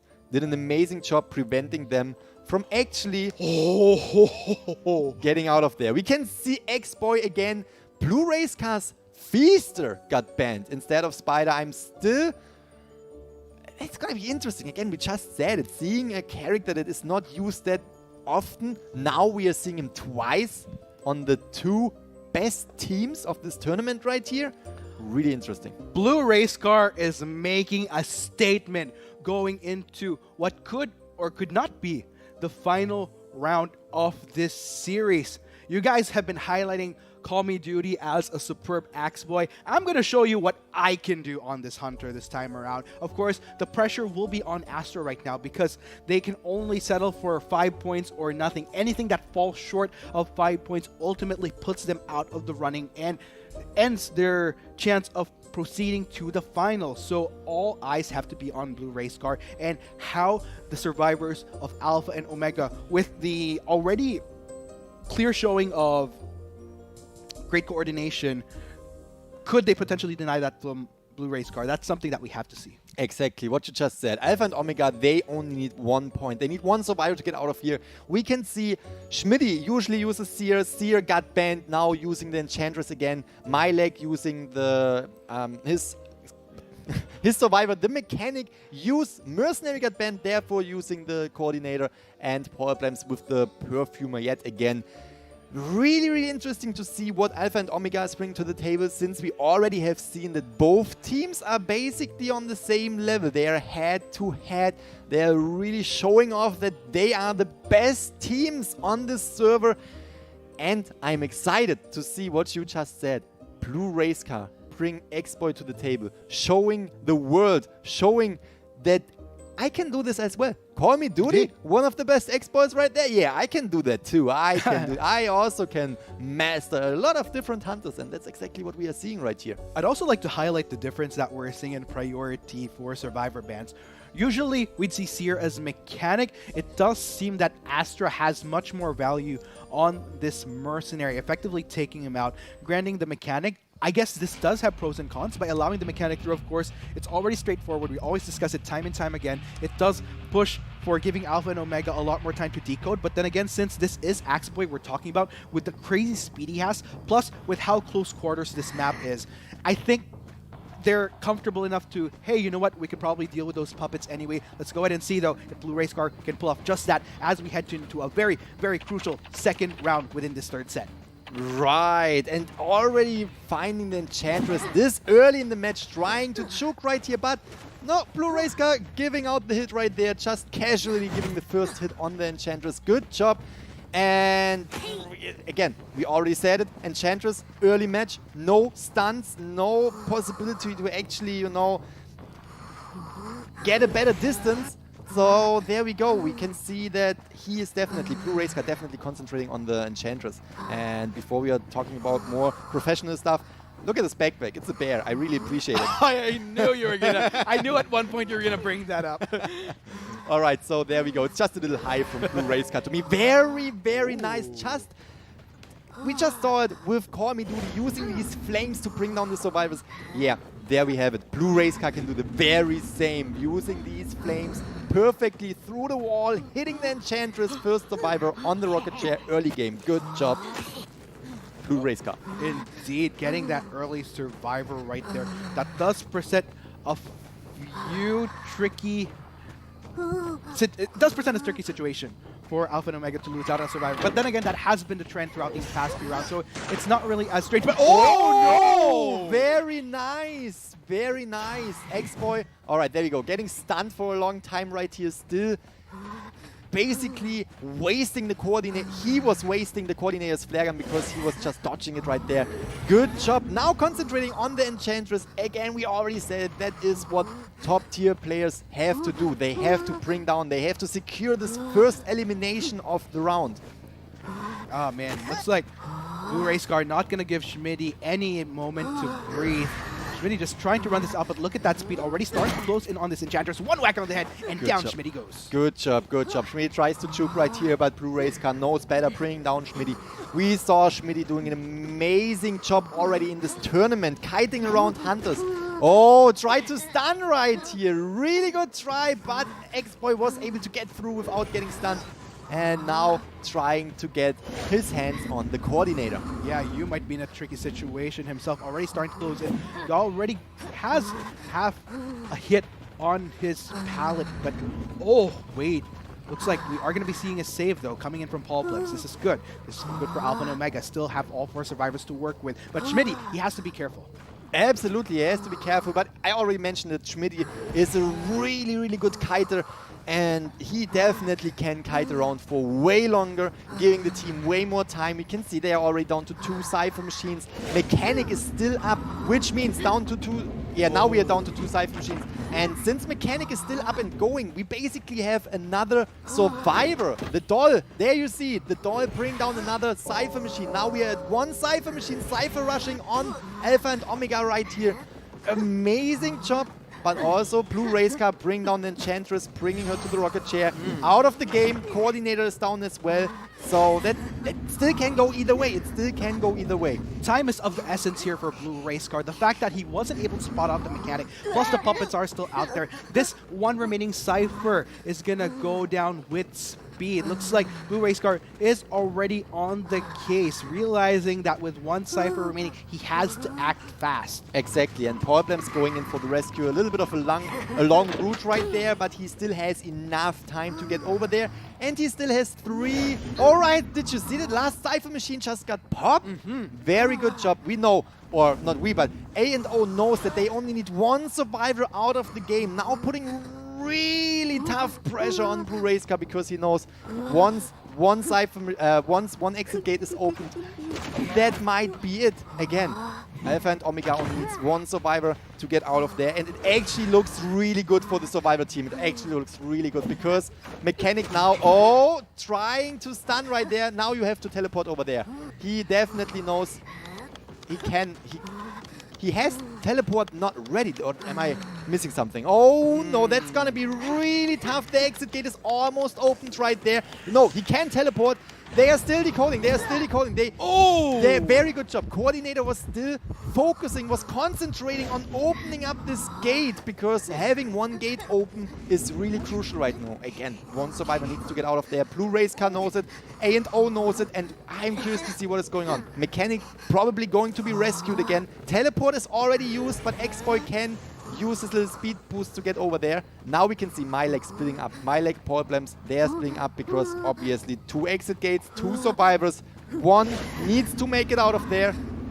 It's coming down to the wire. Grizzly speeding his way through. Already gonna sniff out problems here. What is the status of this mechanic though? We'll just have to see in a bit. Can he make it out of the exit gate? There you go. The Perfumer has been spotted, but realizing Blue Race Car, you know what? Something isn't right. Where's your other companion? Is he making his way towards the gate? Blue Race Car not wanting to grant him any of that luxury whatsoever. We have to say it was an amazing job on both sides right here, but Alpha and Omega now having the upper hand, even rescuing the coordinator from the rocket chair. Mechanic is now out of the game, just securing this 1 point right there that they needed to proceed into the finals, which means Alpha and Omega is the winning team between this match right here. I think we just saw the Expo surrendering. Yep. Absolutely. That was it. Oh, no, jumping through the dungeon, I think. Oh, yeah. It doesn't really matter. Great job on both sides right here. But we have to say A&O with this Cypher Rush. You already mentioned it during the match. X-Boy, Blue Race Car did not find the mechanic, which gave them the chance to really bring down these Cypher machines quickly. And that put a lot of pressure on Blue Race Car right there. Still did an amazing job bringing down the Enchantress early game and also dealing with the coordinator right there. The flare gun shot that basically was blocked off right there. But still, A&O just showing we were at Call of the Abyss 2 tournaments for a reason.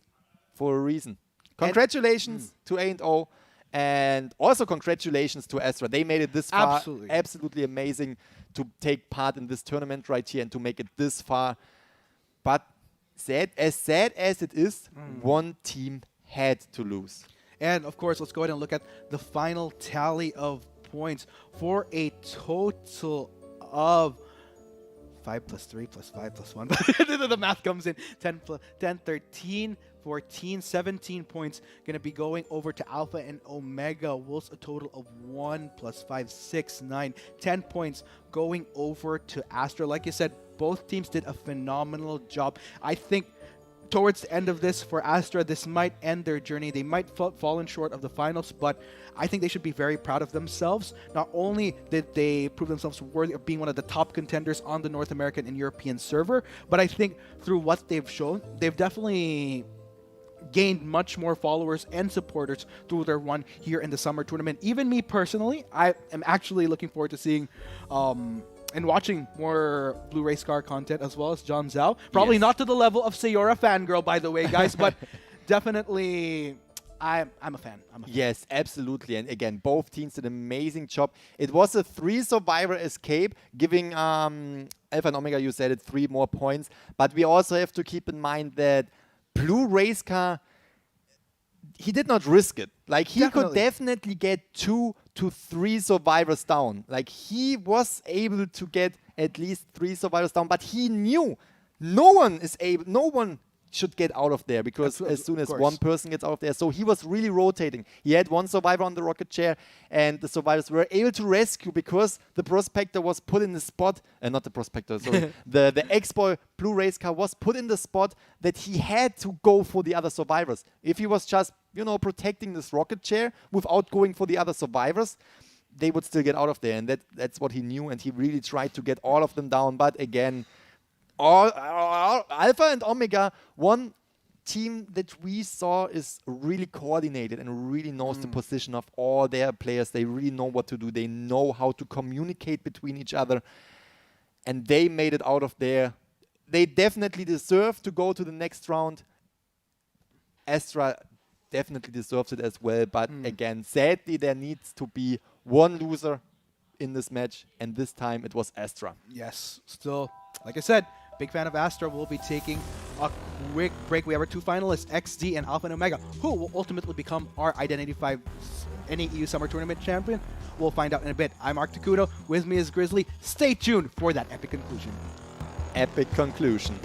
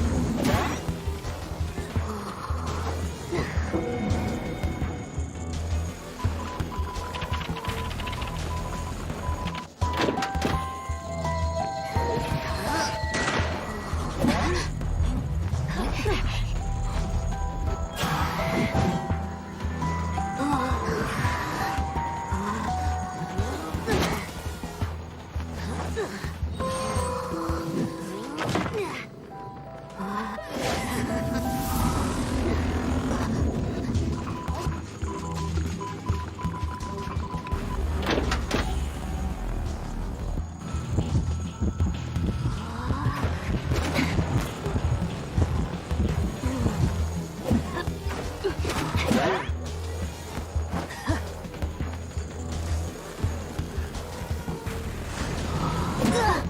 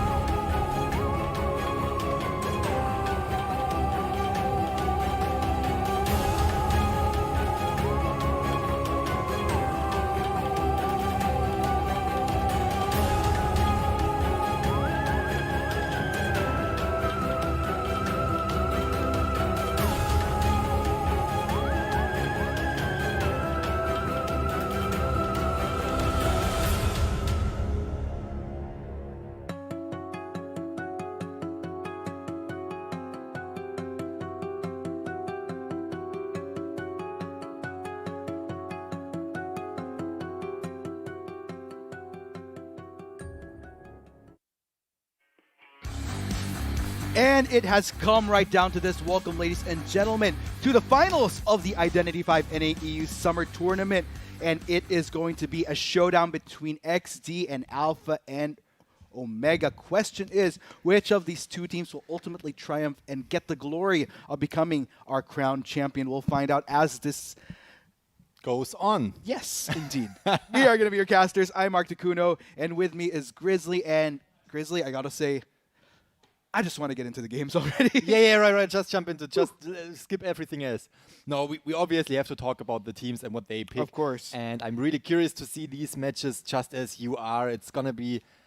This is the finals. We are right now in the final round. This decides who will be the very best during this summer NAEU tournament right here. And again, we have on one side A and O. This team already has proven themselves so many times. They were on the Call of the Abyss 2 tournament in Shanghai. Now they are here competing against XD for the top number one, for the we are the best spot, you know? Just flexing their skill right there, just yet again. Really amazing. I also want to say hi to Persuable, because Persuable is in the chat right now. Nice to see you there, hanging around with the community. Really, really cool. We can see Sprinter using the spider. Obvious pick, at least for me, it's an obvious pick. I mean, we also saw Dreamwitch earlier. We also saw other hunters earlier in the first rounds. Yes, indeed. But Spider, one of the best hunters right here. Really, really nice pick from Sprinter.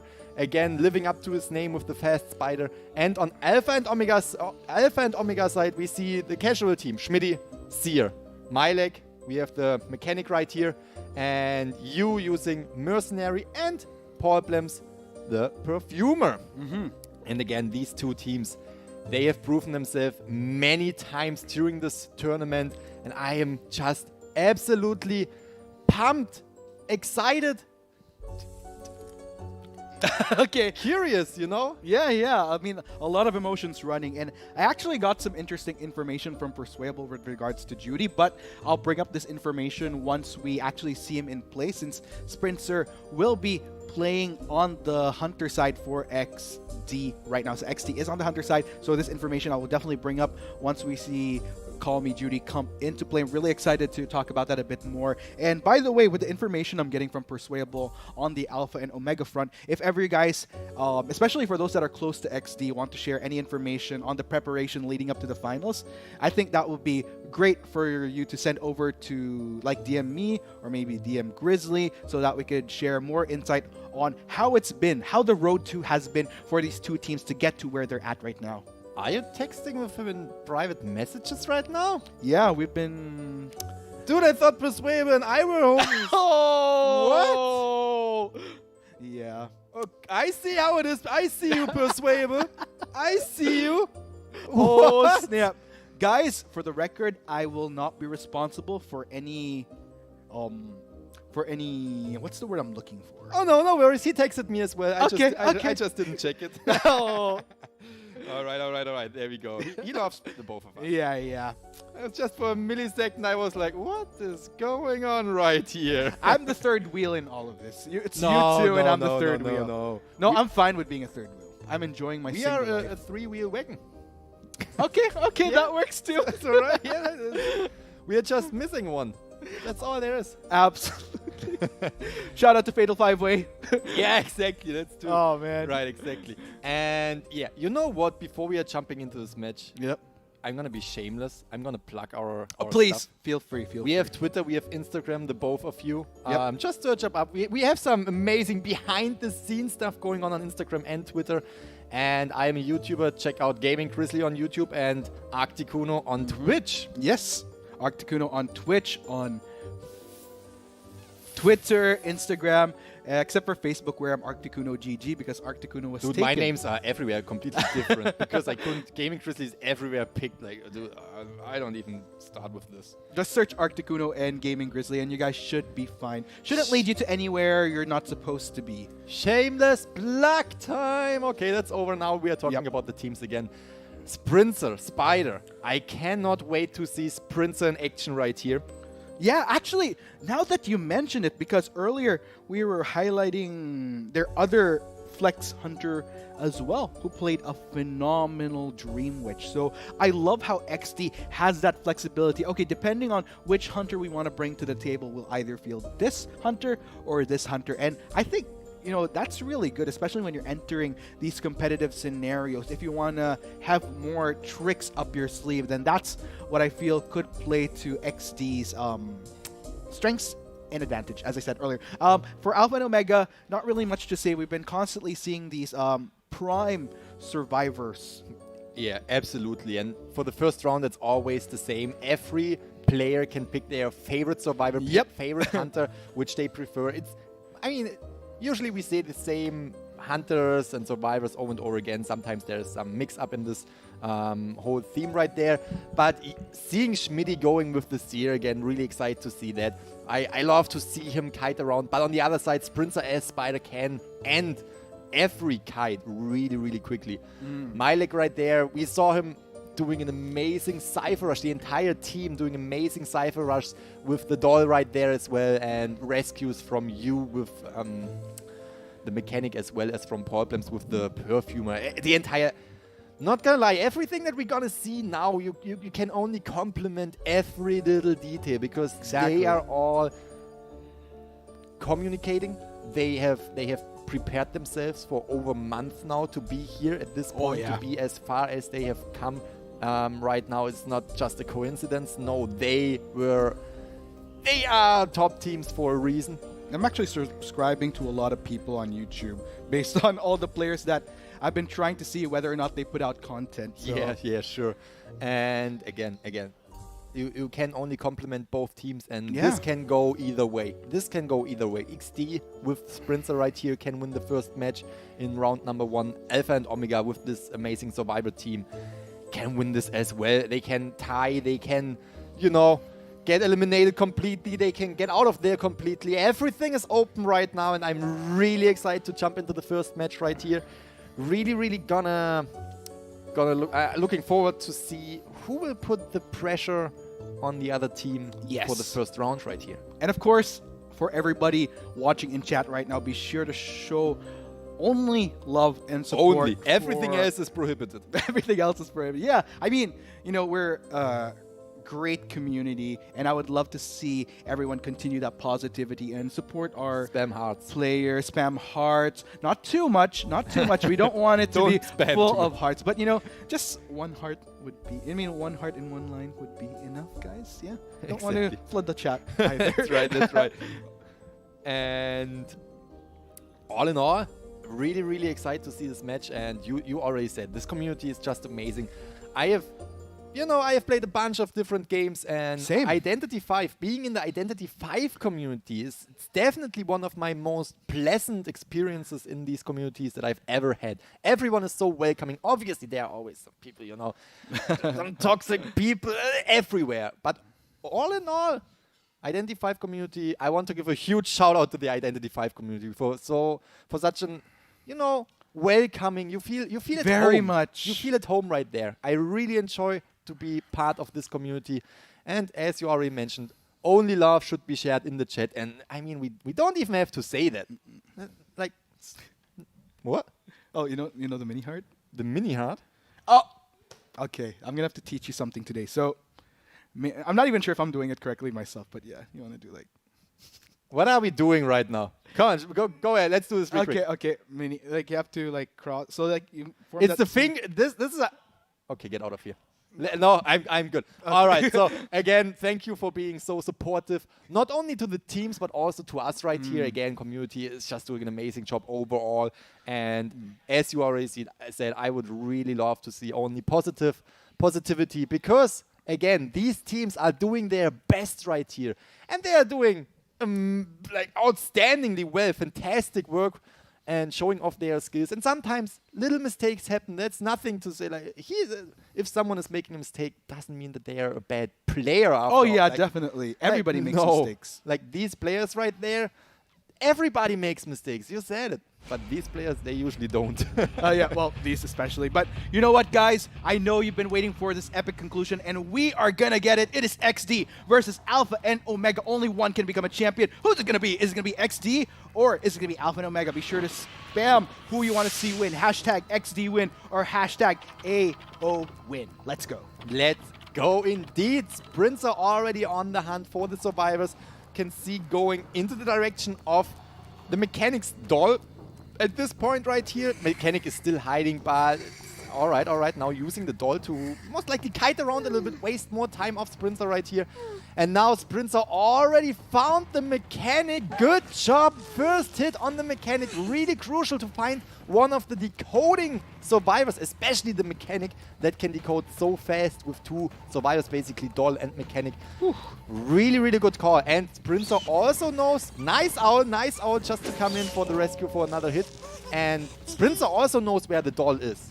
And therefore Milek tries to get as far away as possible from, first of all, the doll, so he can still use it. And second of all the other survivors, to give them more time to decode. Now they are in a really strong kiting area. Ooh, beautiful. Takedown onto my leg right there. And as we say, Mechanic, definitely one of those more optimal targets you want to get because it kind of helps minimize the capability of Alpha and Omega to speed up the ciphers. Of course, puppets will be still going around, but Sprinter could cover a lot of ground on the spider, so things should be A-okay as we go along. Absolutely. I just choked on this hit because it was really good again. Sprinter going in with this fast strike right there, speeding up with the webs and doing the same thing right now. Placing all these webs overall on the map just to, you know, get this little speed boost that he needs to get ahead on the survivors. Nice rescue from the mercenary, taking the hit right there before he could dash away. Now concentrating on the Mechanic, really trying to bring down the first survivor, sending back the first survivor right here, and bringing down the mercenary is just a really good thing for Sprinter right here, because mercenary needs a long time to get up. My goodness. Yeah, keep on. Yeah, I mean, at this point, look at the Sprinter going to be cornering around. My leg trying to work around these structures here. Will just find himself trapped and will be going down. Still buying quite a bit of time, though. Absolutely. These small, minute details on where these survivors decide to fall. Like, even those small milliseconds count in this case for Alpha and Omega. Exactly. What you just said. Just going down in this location is basically one of the farthest spots away from the rocket chairs, and just giving a little bit more. Again, we said it, a millisecond can change everything. Just giving more time to the team right there to decode. Already down to 2 Cypher machines. While we are talking right here, I totally missed it. Again, A&O, something that I really think is impressive on the A&O team is that they can Cypher rush these Cypher machines so quickly, and that's just what we are seeing right here. Now 2 survivors going in for the rescue. We still have 2 survivors, the Seer and the Doll, decoding. So great job right here.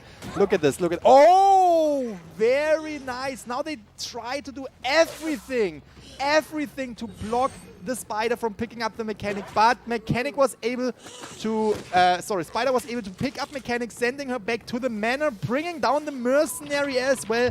But there we go, look at this Cypher machine already primed. They are so fast with their decoding. Seer's just waiting there. He knows if he takes a hit, he can just pop the Cypher and get away from there. But Spider also knows the very same, that Sprinter should not just swing right there. Indeed. Rather throwing the webs to bring down the survivors and then still be able to swing at them. Oh, this is going to be very crucial here for Sprinter. Needs to read in on Alpha and Omega, time this correctly, and they are on the run. Cypher machine popped. Again, I have to say that was a really crazy Cypher rush. Now Sprinter needs to decide where to go. 2 exit gates. He needs to bring down as many survivors. He will definitely try to bring down 2 survivors, maybe even all of them, but it's going to be a tough time, so we're going to see what's happening now. Yes, but here you go. Sprinter closing in, gets that whack on the head. On to you. Let's go ahead and check out the rest, though. Looks like they are very much within feasibility to get out of those gates. Well, Sprinter is occupied, but can still make there it. We have teleportation most likely being utilized right now, going to the exit gate.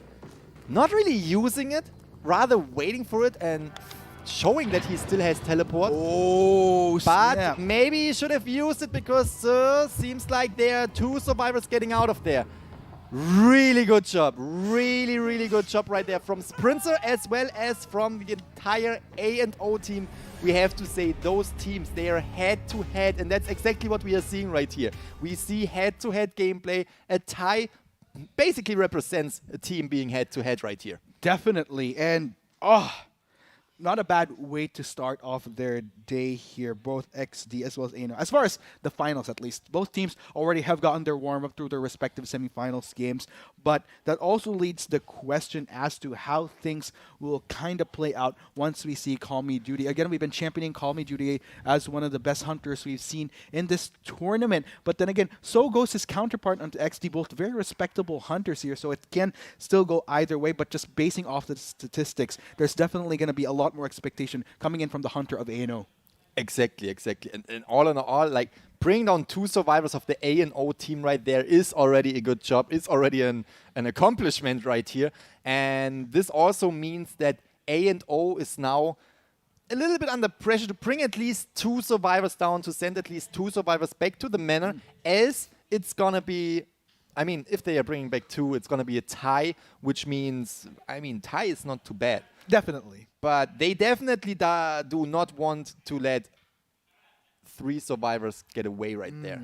Because then the first round goes to XD. But we also have to wait to see how XD as survivor side this time is going to communicate, coordinate their team, and if they are able to actually manage to get out 3 or even more survivors out of the first match. And if someone can do it, it's definitely XD. We have Mumu right here. We already saw Mumu kiting around with this mechanic and also Cypher rushing as well. We have QC with the Seer, really crucial to, give more time to the kiter right there. Really, really can do a lot. This Owl, just giving the kiter one more hit right there, can really throw off a hunter. Then we have Johnny with the mercenary and GY with the coordinator. 2 rescuers, really balanced team right here. Really curious to see how they perform against, there we go, CM, Call Me Duty. Exactly. Spider. Sorry. We already saw Call Right. Me Duty with the Spider. There's nothing else to add at this point. I mean, for everybody who is new to the stream right here, Call Me Duty Spider is one of the most dangerous Spider that I have seen in this entire... is the most dangerous Spider that I have seen in this tournament. And I am really curious to see what he can bring to the table right here. Right. And, okay, so for our audience right here, players you want to look out for. Of course, we've already been champion CM Duty time and time again. Another player I'd like to highlight from XD, of course, Mumu has been one of the best survivors, in my opinion, that we've been seeing in this tournament. Fantastic kiting ability, even on, regardless of what Mumu actually uses. And of course, since we are going to be seeing CM Duty on the field right now, I'd like to bring up a little bit of the fun fact that Persuadable brought here. So Persuadable has actually been playing with ANO and recruited Judy to join Alpha and Omega because... Yeah, absolutely. He is a new face to this team. We saw A&O at the finals in the Call of the Abyss tournament, and Call Me Duty wasn't there at this time, but now, continue talking. Yeah, so basically with what insight Persuadable brought in, he usually goes 1v1 with Judy just so that they could get the practice in and strategize accordingly, which is why I think we've been seeing such strategy, such precision, such dexterity coming in from Judy. And in addition, so what we find interesting here, there's clearly so much talent in Judy. And initially, he actually didn't want to compete, but after months and months of working with Persuadable, and he just finally decided to Persuadable finally forced him. Yeah. Forced Duty to be. And if you think about it, having both CM Judy as well as Roxanne, that is scary as hell. Having some of the best hunters in NA and EU server. So just all in all, I think ANO did a fantastic job. Again, I would love to be able to talk about XD a bit more. So if you guys have any insights that you want to share on XD, especially in preparation for this tournament, please do feel free to let us know while the broadcast is still going on. You can reach out to us. But enough of those fun facts. We are heading into the game once again. It is going to be AO on the hunter side and XD on the survivors. Let's get this on, Grizzly. Let's get this going. We can see Call Me Duty already searching for the survivors. I think maybe already spotted the Seer over there. At least going straight into the direction of the Seer. Seer can be one hell of a time for Call Me Duty, since kiting with the Seer is something that is really crucial, and I think all these survivors can do that pretty well. Look at this look at these mind games. Mind game, Teo! Again, the speed of Call Me Duty right there. Terror shocking. It's these milliseconds that really matter right there. First survivor down within the first few seconds. So crucial, and it actually is the Seer right there. Good job, Call Me Duty.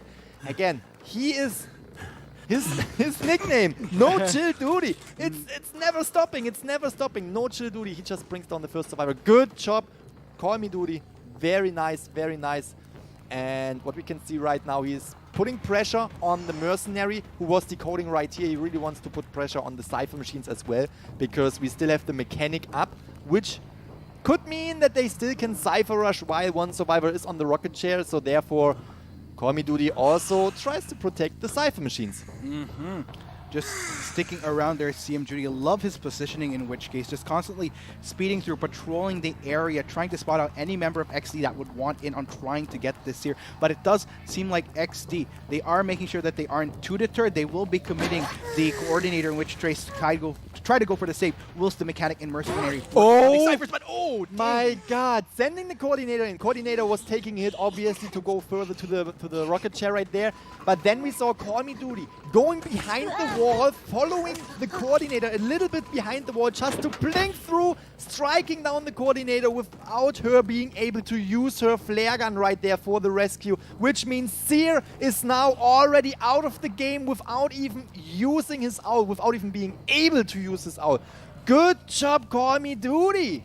Oh man, I am just slowly becoming much more of a fan of CM Judy. Look at how fast his reflexes are as he watched him as his hunter. But here we go. Great job coming in from Johnny. Already going to speed his way through. Doesn't want to give up any more survivors. Going to get that save onto the coordinator. Gets her off that rocket chair. And there we go. The flare gun. Going to be holding off CM Judy. Great job coming in from XD. Yes, very, very amazing job right there. We saw the mercenary forcing or not forcing, but making Call Me Duty hit the rocket chair, but there's no chill on Call Me Duty. He just hit the coordinator with this web shot right there. Good job.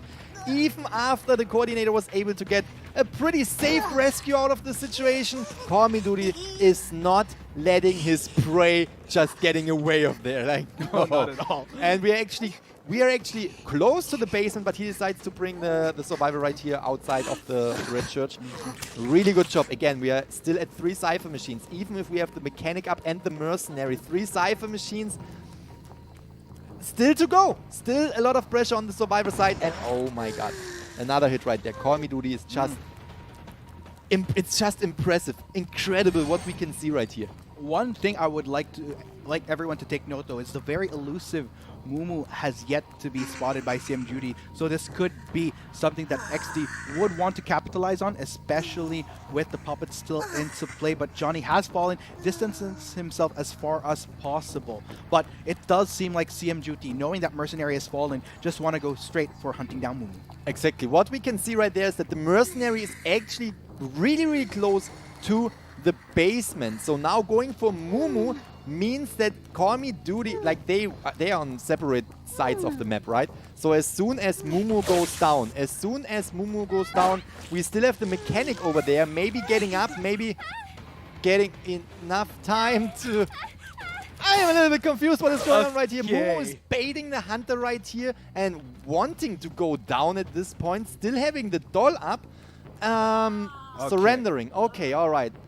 Really good gameplay, not stretching out the game any further. Call Me Duty did an amazing job bringing down these survivors so quickly. No mercy, no chill, not at all. Really, really good job. Congratulations to Call Me Duty for getting the 5 survivor elimination. What I totally forgot about this whole situation is that we are talking about points per round. Yes. And we just witnessed 2 survivors were already down, which means they had to get out of there with 2 more survivors. And since Call Me Duty already showed no mercy, they were at 3 Cypher machines, the dungeon would not open.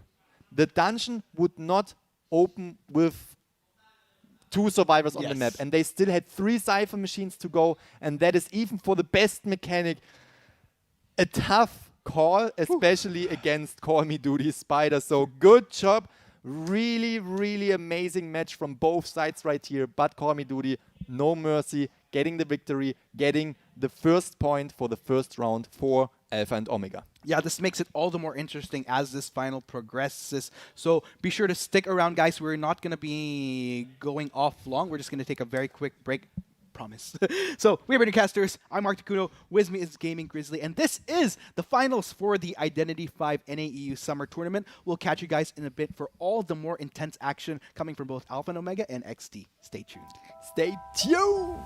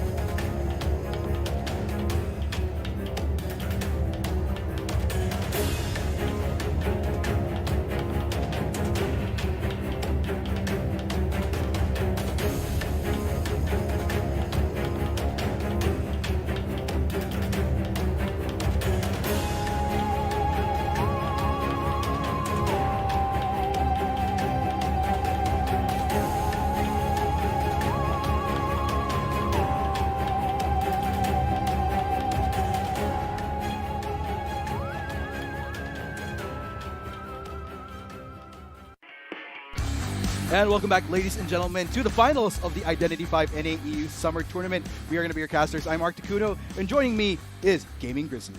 So, what do you say about Call Me Judy's performance right here? Okay, to be fair, I was joking around with Persuadable before we entered that, which is why I kept on saying Judy. But yeah, Duty. I think it's my my Asian tongue that's starting to slip. You said it the entire... Like, I know, right? You always said Duty, and all of a sudden I was like, who's Judy? wait a minute. And then I was checking the chat, and I was like, okay, I'm not the only one that is real... wait, who is Judy? I should go with a different pronunciation. It's like Dute. Dute. Dute. Call me Dute. No Chill Dute. No Chill Judy. What's that? No Chill Judy. No Chill. Oh, right. Yeah. I thought you said noche Noche. for some reason. No. Okay, now I'm starting to get everything messed up in my mind right now. Usually I am the one that is really mispronounced. I am slaughtering names. I'm not gonna lie.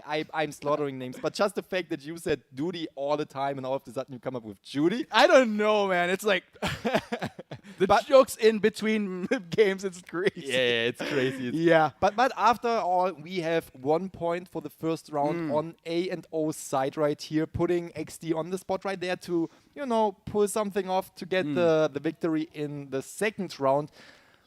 Because if they are getting a tie, there's still the third round in which they could prove themselves to be worthy as well. But seeing Sprinter right there. No, what am I talking? Who was the hunter right now? Call me Judy, right? Dude, seeing Call Me Duty right there, bringing down these survivors this quick again. Yeah. It's just like, dude, I fear this guy. People in the chat are like, there should be an option to ban Duty because he's just so powerful. Right. And I'm really curious to see what is going on right here. Again, if A and O makes it through this round number 2 as winner, they have won the summer tournament right here. Right. And that's something that we see within the next few minutes right here. Really excited. Here we can see the scoreboard again. First round, the points are definitely going to A and O this time. Really curious to see how round number 2 turns out. I guess we'll just have to find out in a bit, Grizzly. Of course, it will be XD going in on the Hunter side once again with Alpha and Omega. Why are they always showing me when I'm looking at my phone and I'm just trying to read the chat and super unprofessional? Like, yeah, let me just read the chat. No. To be fair, it just really goes to show how much we're interactive with the community. Yeah, I try to read while we are off screen. I always try to talk about what is going on as well as reading the chat just to see what you guys think about the whole situation, about how Judy performed. And yeah, you're not getting rid of this joke. No. Judy is I'm gonna start getting rid of the joke already. Yeah, sure. And yeah, so I'm just trying to see what the community thinks as well. And everybody is stoked. Everybody is excited to see these two teams competing against each other for the final match right here, for the top number 1 spot during this tournament. And we can see Spider obviously banned. Usual pick right there. Usually yes, we can see the Spider being banned, and therefore Sprints are going with the Ripper. And on the other side, Alpha and Omega got the Seer banned. Usual pick as well. Schmidty changing from Seer to Enchantress. Everything else is just as usual. My leg with the Mechanic, you with the Mercenary, Problems with the Perfumer here on the Arms Factory map. What do you think? What are your thoughts? No problem whatsoever, in which case for Schmitty, because he could really dig deep into that survivor pool. Of course, Sprinter has been pretty much phenomenal on these hunters thus far. Not really surprised that he will be going for the Ripper, in which case going to be sticking to what would be much more effective, especially in this current meta. So we're pretty much seeing solid international mindset right here coming in from the Hunter of XD. Yeah, absolutely. And same thing from Alpha and Omega.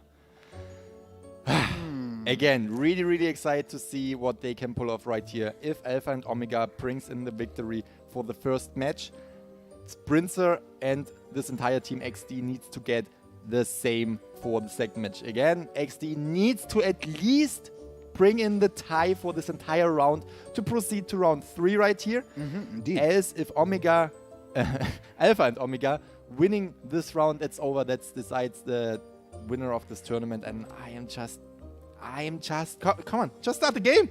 I want to see it. I want to see it. I want to see Schmidty run around, kite around. I want to see Sprinter bring down these survivors. I want to see my leg just, bring down the Cypher machines, and you and Paul Blem rescuing right here. That's what I want to see, and that's what we are going to see. Jumping into the match right here, Sprinter going for the search for his first survivor.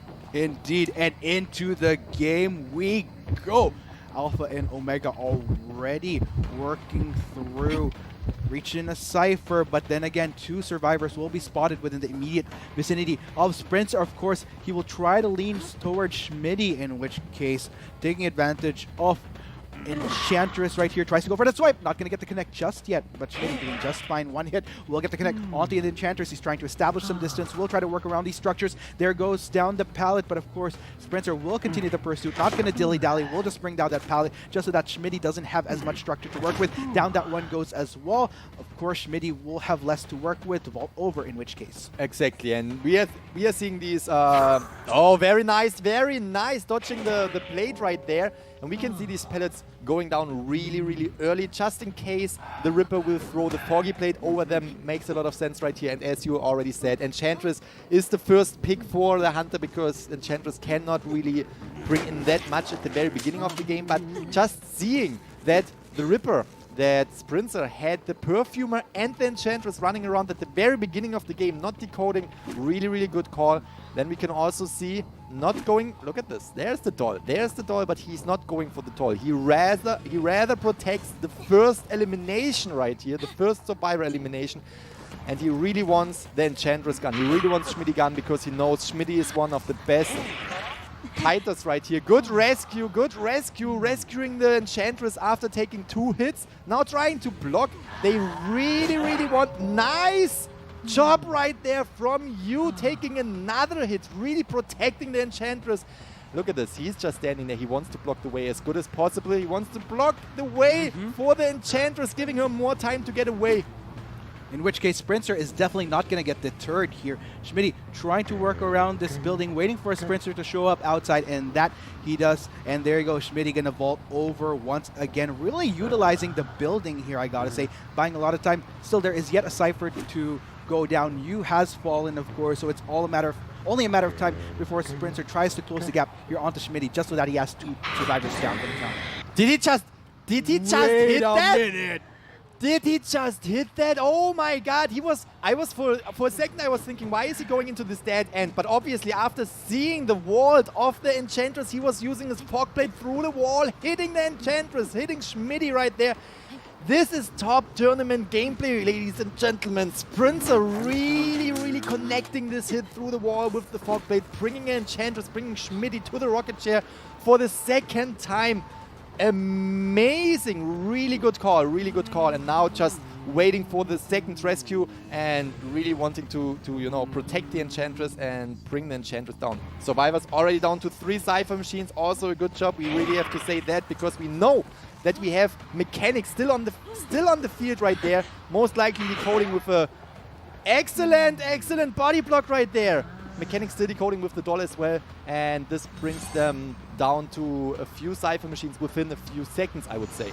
Oh man, there you go. Yu gonna try to sprint his way through. Still trying to go for that body block just to give Schmidty a little bit more of that extra protection. Look at this entire team right there. Entire team trying to get Schmidty out of there. Because they know Schmidty is not allowed to get on the rocket chair again. So everyone is...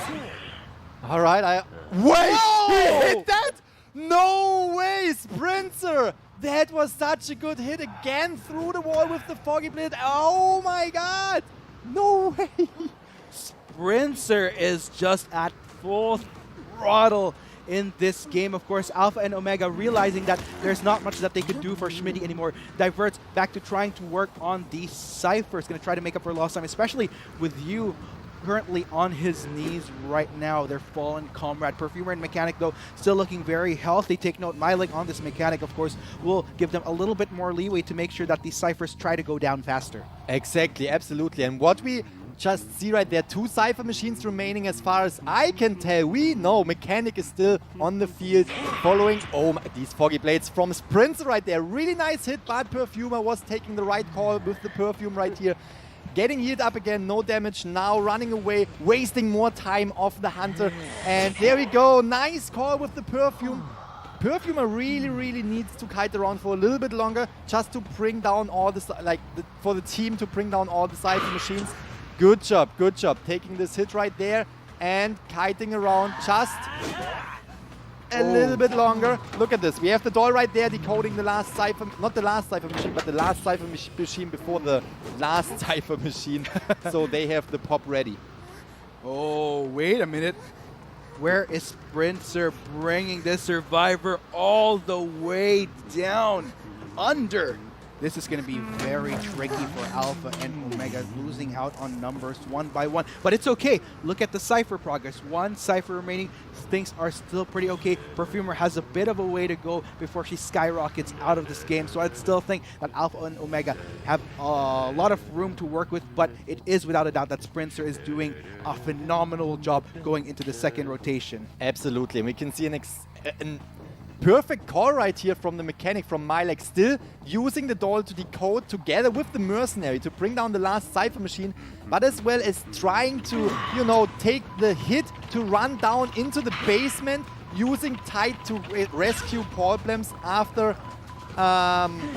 for the safe rescue right here, because we can see mercenary already finished up what I just said by using his teleport. All right, good call. So they saw that, they saw that the Ripper was using the teleport, so they were just giving up on the Perfumer. Good call. Now they are most likely splitting up between the exit gates. This is going to be very interesting. So unfortunately, there won't be any save onto the Perfumer either. What Alpha and Omega wants to try to accomplish is bring in another 2-2. But Sprinter, so far, things are looking very good for him. It does seem that he was already working on the other gate. Question is, can Milek make it out of this as well? Most likely will try to get through the dungeon. We can see Mercenary is not waiting for Milek right here. Milek is trying to bring a little bit of distance. Good call right there, dodging the Foggy Blade, now going for the dungeon. But the Ripper is not giving in right here. Sprinter knows exactly what the plan is right here, protecting the dungeon. So what we want to see right now is either Milek forcing or bringing the Ripper to hit the wall, or that's enough time to go through it. That's enough. That might be still enough time to jump through the dungeon. Very nice, good job. Good call from Milek, going around right there and taking the time that he needs to go through the dungeon. Good call from Milek, and very amazing job from Sprinter. So far bringing down to, what is wrong with you? No, that was like very intense. Like, it could have gone either way once that mechanic failed. Luckily, was able to make it into the dungeon in the nick of time. So with that said, that leaves us in another 2-2 scenario. Yeah, absolutely. Which means now next match needs to be a tie, at least a tie for XD right here. But what we just saw right there from Sprinter with the Ripper plays, bring down these survivors, really concentrating on Schmitty at the very beginning and connecting these hits through the wall 2 times, bring down the Enchantress, bring down Schmitty 2 times in the factory with this precise Fog Blade shot right there. Absolutely outstanding, and I'm really curious to see if they can keep up the same, the same attitude for the next match on the Survivor side to get at least a tie, what they need right here. I really think they can do it.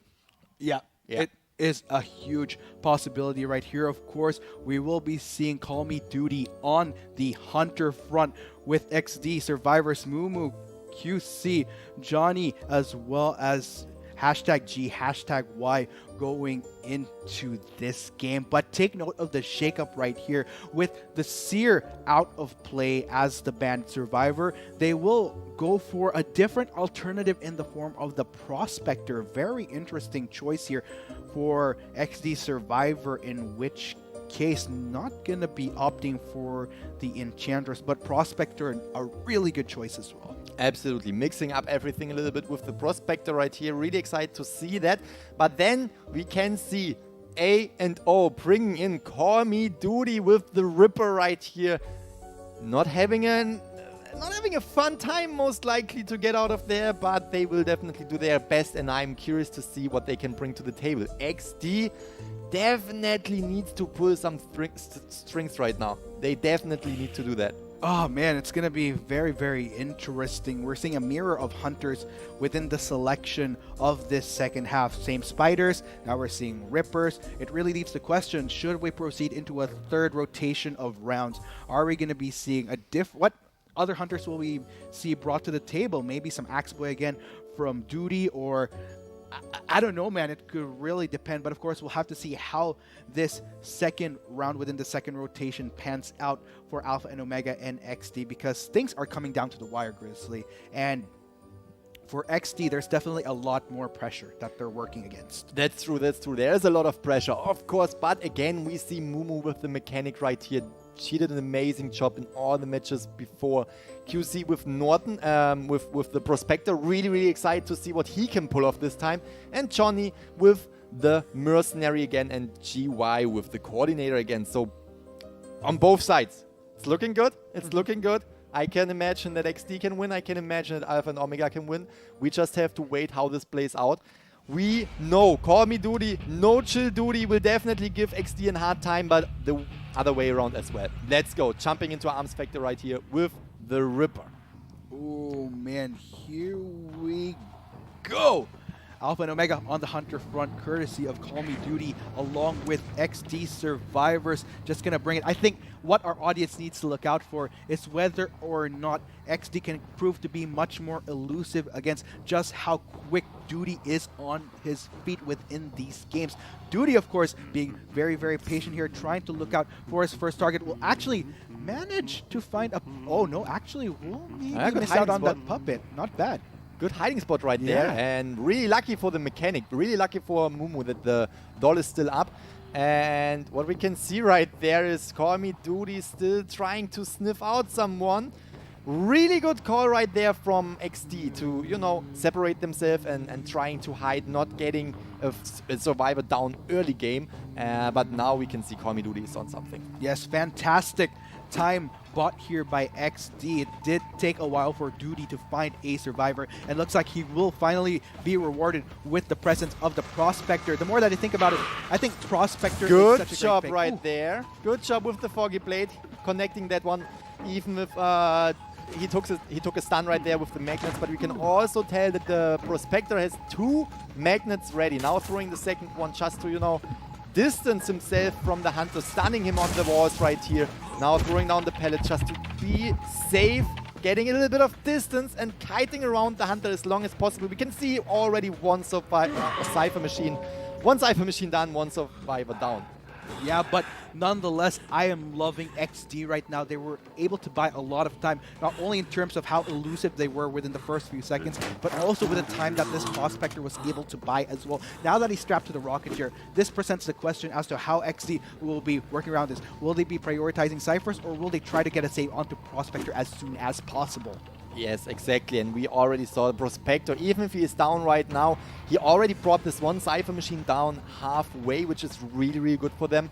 And we can now see we have, Coordinator using the flare gun right here for the exit, for the save. Really good job, now going in for the save.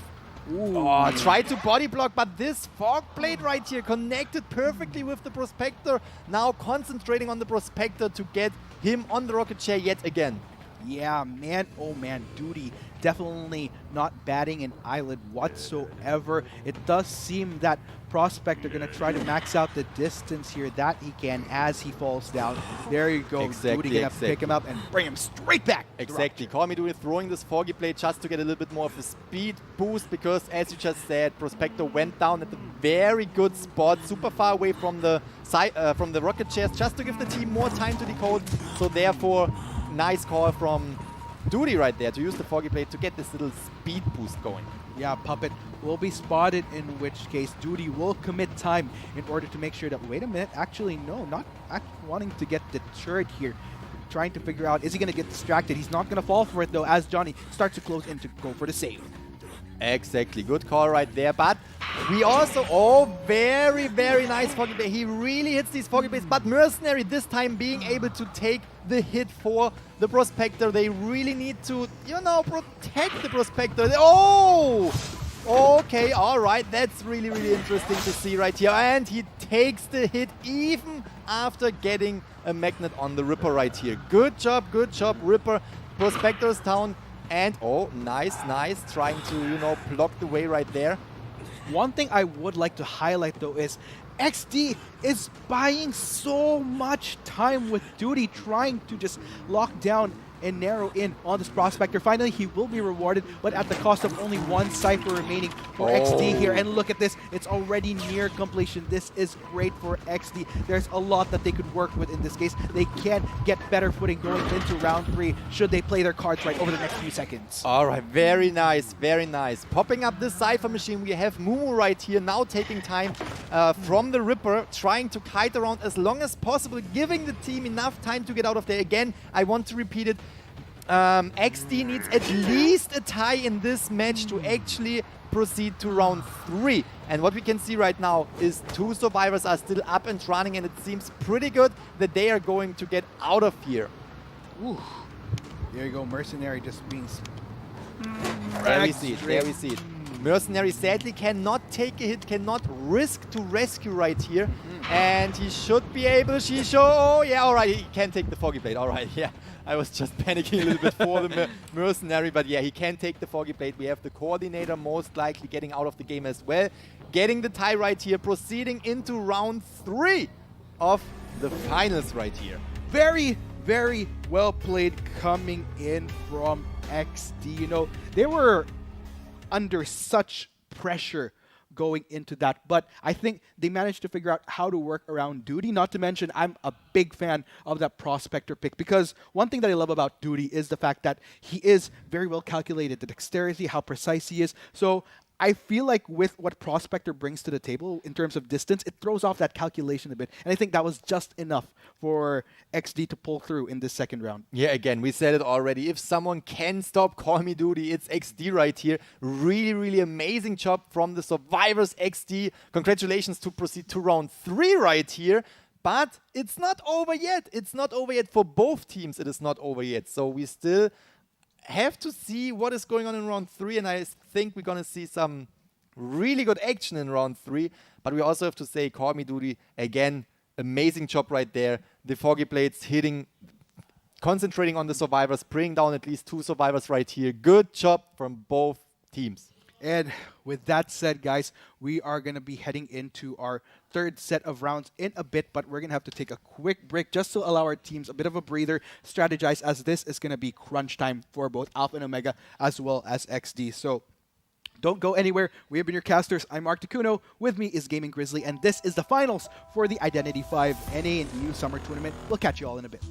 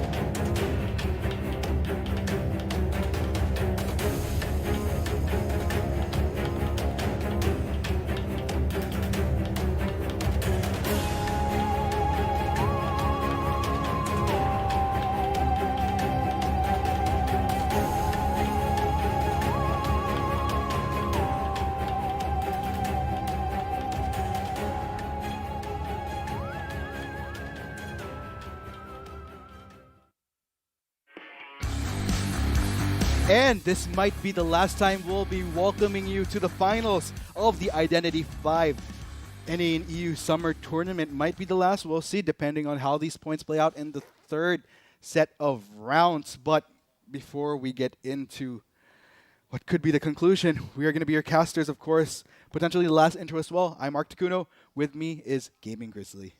I'm just feeling the intensity right now, man. Yeah, right. It's just... This could go either way again, right? So we can see XD going out of this as winner. We can also see A and O going out of this as winner. If XD managed to pull off the victory of this round, we're going to be proceeding in the fourth round right here.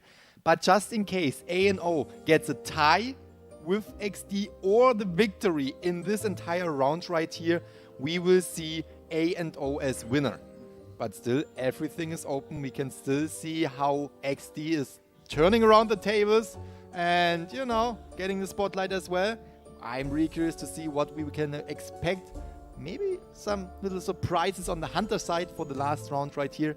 Or maybe we can see the casual picks for, you know, safety reasons. Maybe, just maybe.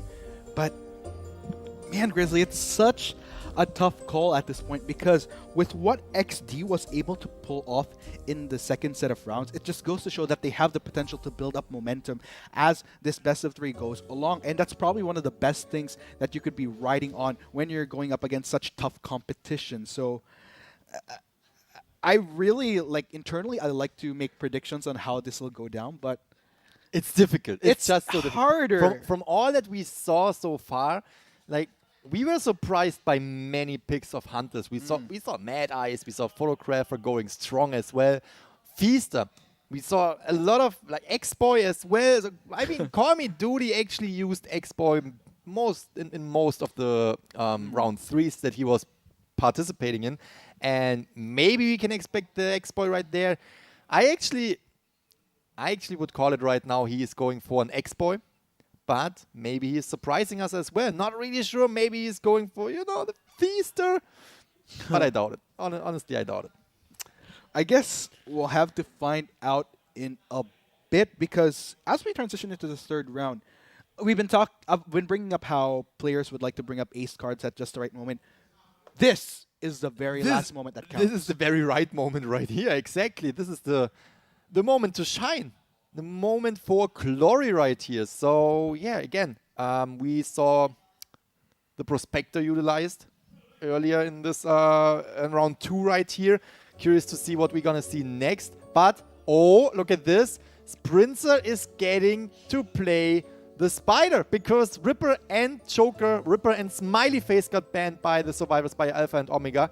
And we can see the casual bans for Survivors. We can see Seer and Mechanic banned, which means Schmitty is going this time for Coordinator, and Milek is picking the Enchantress. And we can see you and Problems with the Rescuers with Mercenary and Perfumer. I am baffled. Alpha and Omega letting the Spider through. Yeah. It's not just because they wouldn't risk leaving such a highly contested Hunter pick open for no reason. Looking at the map, maybe it has something to do with it. Maybe they have something up their sleeve as far as strategy that they were saving up until this last moment. With this composition, it would make sense with the time that they can buy in the midst of Sprinter just pursuing all these Survivors. I'm really looking forward to see how ANO plays this out, because for Sprinter, we already know what to expect with him on a Spider. But it really comes down to what ANO has planned out. Exactly. All right. So actually, we are just getting a new information, since this is the final. Since we are playing for the top number 1 spot, we just got the information that this is not a top out of 3. This is actually a top out of 5. So we're gonna see more rounds. We're gonna see at least 2 more rounds right here. I am excited. I'm excited to see these players compete against each other even more. So again, this is not a it's not the best out of 3. It is the best out of 5 numbers. Math, I can't. Best out of 5 for the finals. Yeah, so it does seem like it's a BO5. In which means we have more rounds to work with. Exactly. And I just heard Sprinter's Clown is just way too OP, and that's the reason why they banned Sprinter, because he is a known Clown. Sorry, that sounds weird. He's a known Joker-Spieler. There you go. All right, there we go. We can see Sprinter already seeing the scratch marks on the floor and getting to follow Milek, the Enchantress.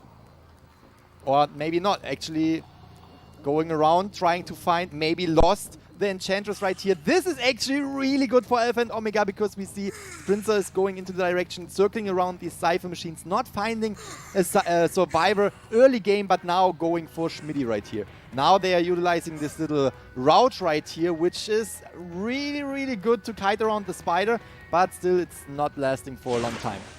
Yeah, it does seem like Schmidty needing to exhaust that gun right off the bat, but of course that is not going to be deterring Sprinter, especially on a spider. There's just so much speed that could come in later on, and there you go, just going to go Dasher, Dancer, Prancer, Vixen, Sprinter running on the spider. Oh! All right, they are landing the first hit on the coordinator, but again, we can already see that A&O had a lot of time early game right here. We see now the first Cypher machine for the Perfumer is about to pop. Wow. And then we can see coordinator goes down. Good job, Sprinter. Very nice. First survivor will be on the rocket chair.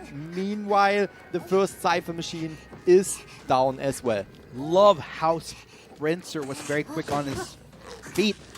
And, oh man, just instantly turning the corner, throwing off a hit onto coordinator. So that's a pretty darn good start right here. But again, like we mentioned, A&O, we have to see just what they have up their sleeve with Sprinter on the spider. I mean, weighing in, I guess it does make sense if you think about it, since as far as how they weighed out Spider and Ripper in first round and second round, they probably were able to... Nice hit right here.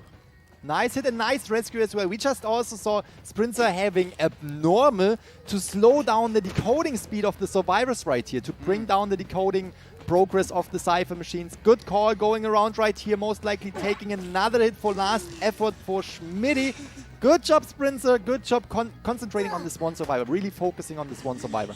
Yeah, not really allowing himself to get distracted by anything else. Just really is hell-bent on taking down Schmidty first off on the school coordinator, being the most optimal target. And it does seem like AO, they're going to try to focus on getting down Cyphers as quick as possible. As you can see, Milek already going to be getting one down as well. So I think they're making fairly efficient use of their time, just trusting Schmidty to buy enough time. Here comes Problems, going to try to resolve that problem right there. That was a bad pun. Yeah, exactly. And what we can see right now is one survivor going in for the rescue, for the one survivor that is on the rocket chair, taking the hit. Good. Nice body block right there, but we still have two survivors right now working on these two Cypher machines that are remaining. And we can see Schmidty trying just to buy as much time as possible, now getting away from the other survivors, giving them even more time to decode. He knows that right now all he has to do, all he can do, is to get away as far as possible from the rocket chair to give the Hunter a hard time to actually get to the next rocket chair and give more time to the team to decode. And what we can see right there, one Cypher machine remaining. Really curious to see how far Milek is proceeding with this rocket, with the Cypher machine over there. What I will say though is, great job to Alpha and Omega's Schmidty. He bought so much time for the team. One Cypher remaining. Of course, this is just Ano realizing that there is going to have to be a necessary sacrifice going up against Sprinter. And I think Schmidty did his job very, very well. It really comes down to how many members of ANO can get out of the gate with Schmidty's necessary sacrifice. Exactly, exactly. What we can see right here is Milek. All right, very good, very good. Stopping the sprinting boost right there of Sprinter and really, really buying more time for the team right here, but just not enough to pop this last Cypher machine over there. But still, good job, Milek right here, going on the rocket chair for the first time, which still is a resolvable problem for the survivors. Yes, but here we go. Sprints are already starting to close in on to Problems right here. Oh, look at this. That is what he was going for, really bring down these last Cypher machine progresses. Yeah, and that's definitely going to be a detriment here for Alpha and Omega, getting slowed down here by Sprinter in popping up that last decode. So, kind of on the edge of my seat right now. Alpha and Omega, they have to really play their cards right to the T. And, Problems going to be falling right there. Very nice call from Sprinter right here. Good job bringing Problems to the rocket chair. And again, we can see Milek decoding over there. We already saw Milek decoding on the Cypher machine earlier, which means I'm really curious to see how far the progress on the Cypher machine is. You can see that the Mercenary is still up and running now, getting away from the Cypher machine, getting a little bit of distance between. All right, there we go. It's a little bit more than halfway done.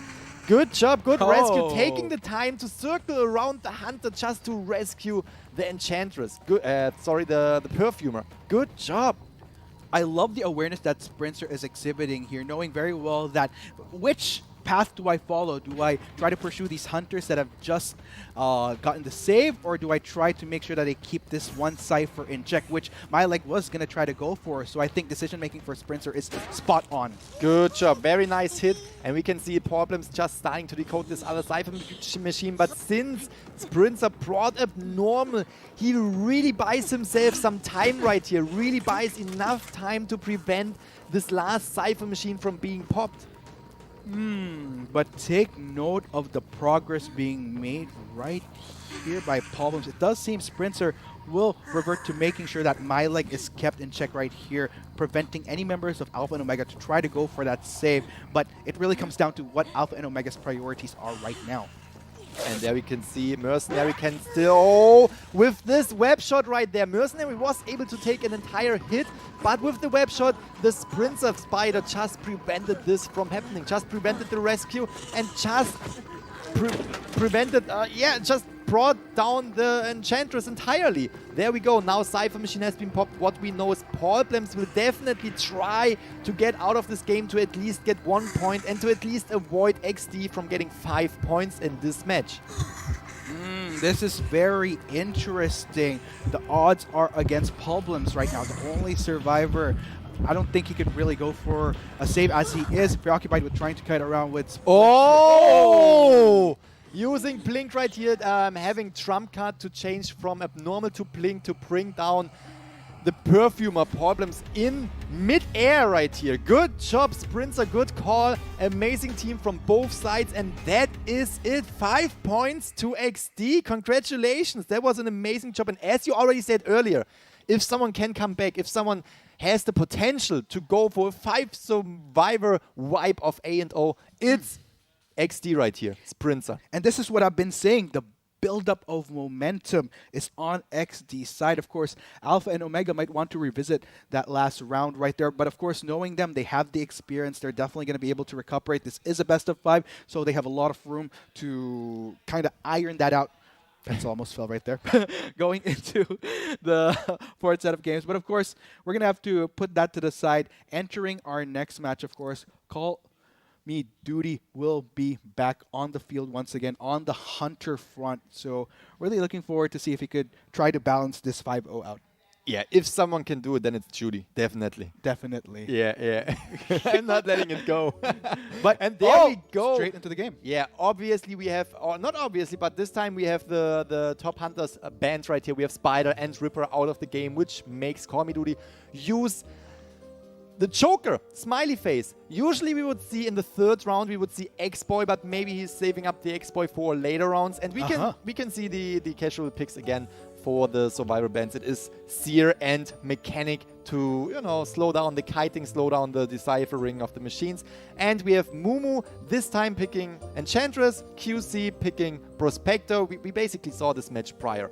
No, not this match, but this team with at least Prospector, and Johnny and GY with the Rescuers, Mercenary and Coordinator. Yeah, from what XD's bringing to the table, lots and lots of crowd control through the Enchantress, through the Prospector, through the Coordinator. I'm really liking how they're trying to figure out ways in order to try to hold down Alpha and Omega's Hunter, of course, with what Duty is bringing to the table. This is going to be an interesting shakeup right here. Probably going to be saving some of these other picks, bringing something fresh once again to this broadcast, and I'm honestly looking forward to it.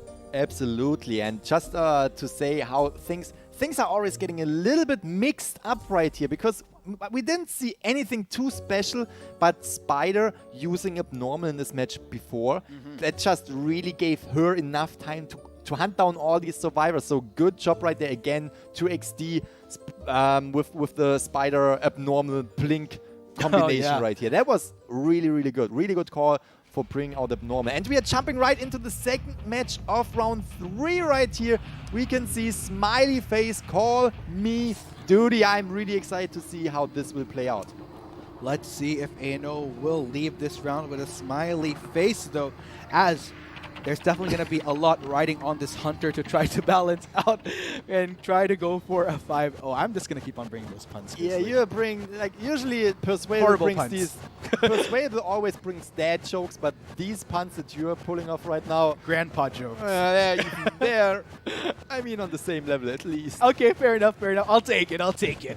All right, we can see Call Me Duty trying to find the first survivor, and I have to say again, good job from XD really buying themselves some time right here, hiding over there, just basically, it's not kiting, but still wasting a lot of time of Call Me Duty. He really tries to sniff out one survivor right there, but now changing the location because, yeah, definitely not finding the first survivor that was hiding right there. Now not going, or I think not really, yeah, not going for the mercenary. That would be not the right call. That's even obvious for me right here. Now going to find the next survivor right here.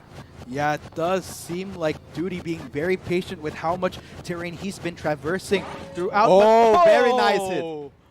Finds his target right there. Patience is rewarded. He will find the prospector. Got to be careful with those magnets, though. Oh, that might be it. That might be it. The magnet was not attached to the Joker and therefore still had enough time to swing his rocket on the prospector, bringing down the first survivor. Good job, but again, XD bought a lot of time early game while Call Me Duty was roaming around for the first survivor. Just still enough time to bring down some decoding stuff, decoding from the Cypher machines. And no chill Duty trend continues in this game. No chill whatsoever. Earlier during the first round, had a bit of trouble, or not, rather not the first round, but the second set of games, had a bit of trouble trying to lock down this prospector, but it does seem that he has figured out how to work around it, loving the adjustment. Again, this is a top caliber Hunter plays that we're looking at coming in for both Sprinter as well as Call Me Duty. So really looking forward to see how this plays out. Oh, wait a minute. Oh, blocking the way right there, taking another hit. Really good job from Call Me Duty again. We can see this as, oh, very nice. Using the blink, concentrating on Prospector right here, teleporting with his dash through the obstacle. Good job again, Call Me Duty. No chill at all, just how we are used to see him. Just his action never stops right here with Call Me Duty. And again, as soon as he found the Prospector, you already said it, he really, really brought him down quickly. Now he's bringing down the Mercenary, he's bringing down the Prospector really, really quickly after the rescue. You have to admire this, how fast he can bring down survivors, how he's utilizing his skills as well as his swings. Incredible. Just laser precision coming in from Duty right now. And let's go ahead and see what his next move will be. It does seem like he's going to focus on making sure that he turtles in on this prospector, making sure that he is just skyrockets out of there back to the manor. And looks like just enough time he realizes, you know what, that should be enough. Let's beat on to the next target. There we can see. All right, good job, good job. Getting a little bit more time to get away from there. And what we can see right now is that the Mercenary was found right next to the Coordinator. That was a really good call from Call Me Duty. What they were waiting for, basically, John was healing up himself while the Coordinator was trying to bring down the Cypher machine. But sadly, Johnny was found right here and is now sitting on the rocket chair. Now, really just going for these survivors. Call Me Duty is just going for them. Still 3 Cypher machines remain. We saw that the Coordinator was almost able to bring down this one Cypher machine right there. But still, Call Me Duty putting a lot of pressure on XD. Yeah, this is really great. And if you notice, Cyphers have been going at a much more steadier pace here for XD and bashes straight in. Man, this smile face is on fire. Absolutely. I couldn't agree more with you. And I also want to mention that Alpha and Omega actually needs to get 5 points right here, which means a 4 survivor elimination to make this round 3, a tie. And that, I mean, that is what he is going for. That is what Call Me Duty is going for. Indeed. Absolutely amazing job so far. We can see the Mercenary is getting healed up. And as far as I can tell, he already found out where they are hiding. Good job, even concentrating at this point, concentrating on the Mercenary, not letting himself getting distracted by the Enchantress. Good job, having an overall look about everything, and that's just amazing right here. Good teamwork, nice, utilizing the blink again, but not hitting this time. Good teamwork on XD, but Call Me Duty is just killing it out here. Yeah, don't need to speed in. You know what? I'm just going to bash him once again. And looks like it will be success for him. Strapping the coordinator back to the rocket chair. Progress on these ciphers, of course, from what we're seeing. It does seem like Mercenary already near completion. Tries to go for Johnny. Will run into the pallet, but it's just fine. Already sniffs him out on his trail. Going to try to keep up the defense. Juggle 2 things at the same time. Great job coming in from Duty. Absolutely. Now he's a little bit worried about Mumu, still an Enchantress with 0 damage right here, going in for the rescue, but being patient, waiting for the rescue, waiting for her to touch the rocket chair, and she needs to do it quite soon. She needs to do it quite soon. Oh, that's gonna be all right. Very nice. Good bait right here. Enchantress Mumu just baiting Joker to take a hit on the rocket chair, or to take a hit on her. Very nice, trying to rescue, but sadly 1 millisecond too late. One more Cypher machine is about to pop, but we can already see two survivors out of the game. Enchantress is down at this point, and we can see Johnny is just taking the hit right there, not stretching out this game any further, I would say. And good job from both sides right here. Good job from both sides. Look at this. Even Call Me Duty respects that the game was a good game. They are just waiting it out right here.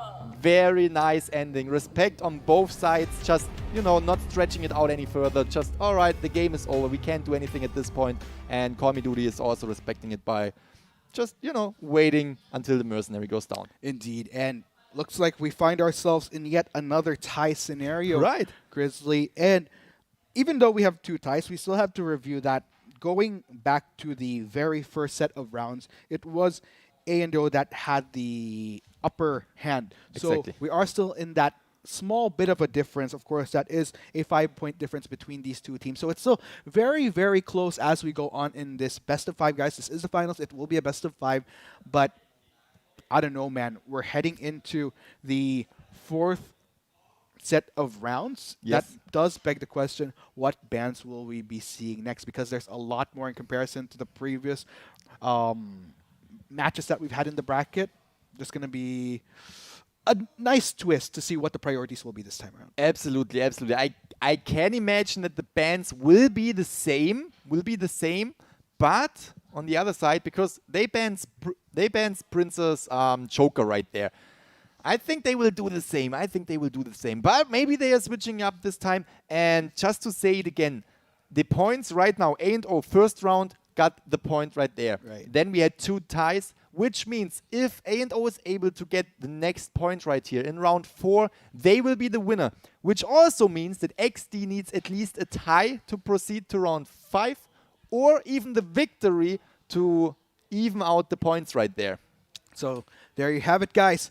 Yet another intense round of games right here in the finals. Alpha and Omega as well as XD are definitely not disappointing in any way. We'll be taking a quick break. We're casters. I'm Mark Takuno, and with me is Gaming Grizzly, and this is the finals for the Identity 5 NAEU Summer Tournament. We'll catch you guys for our 4th set of rounds in a bit.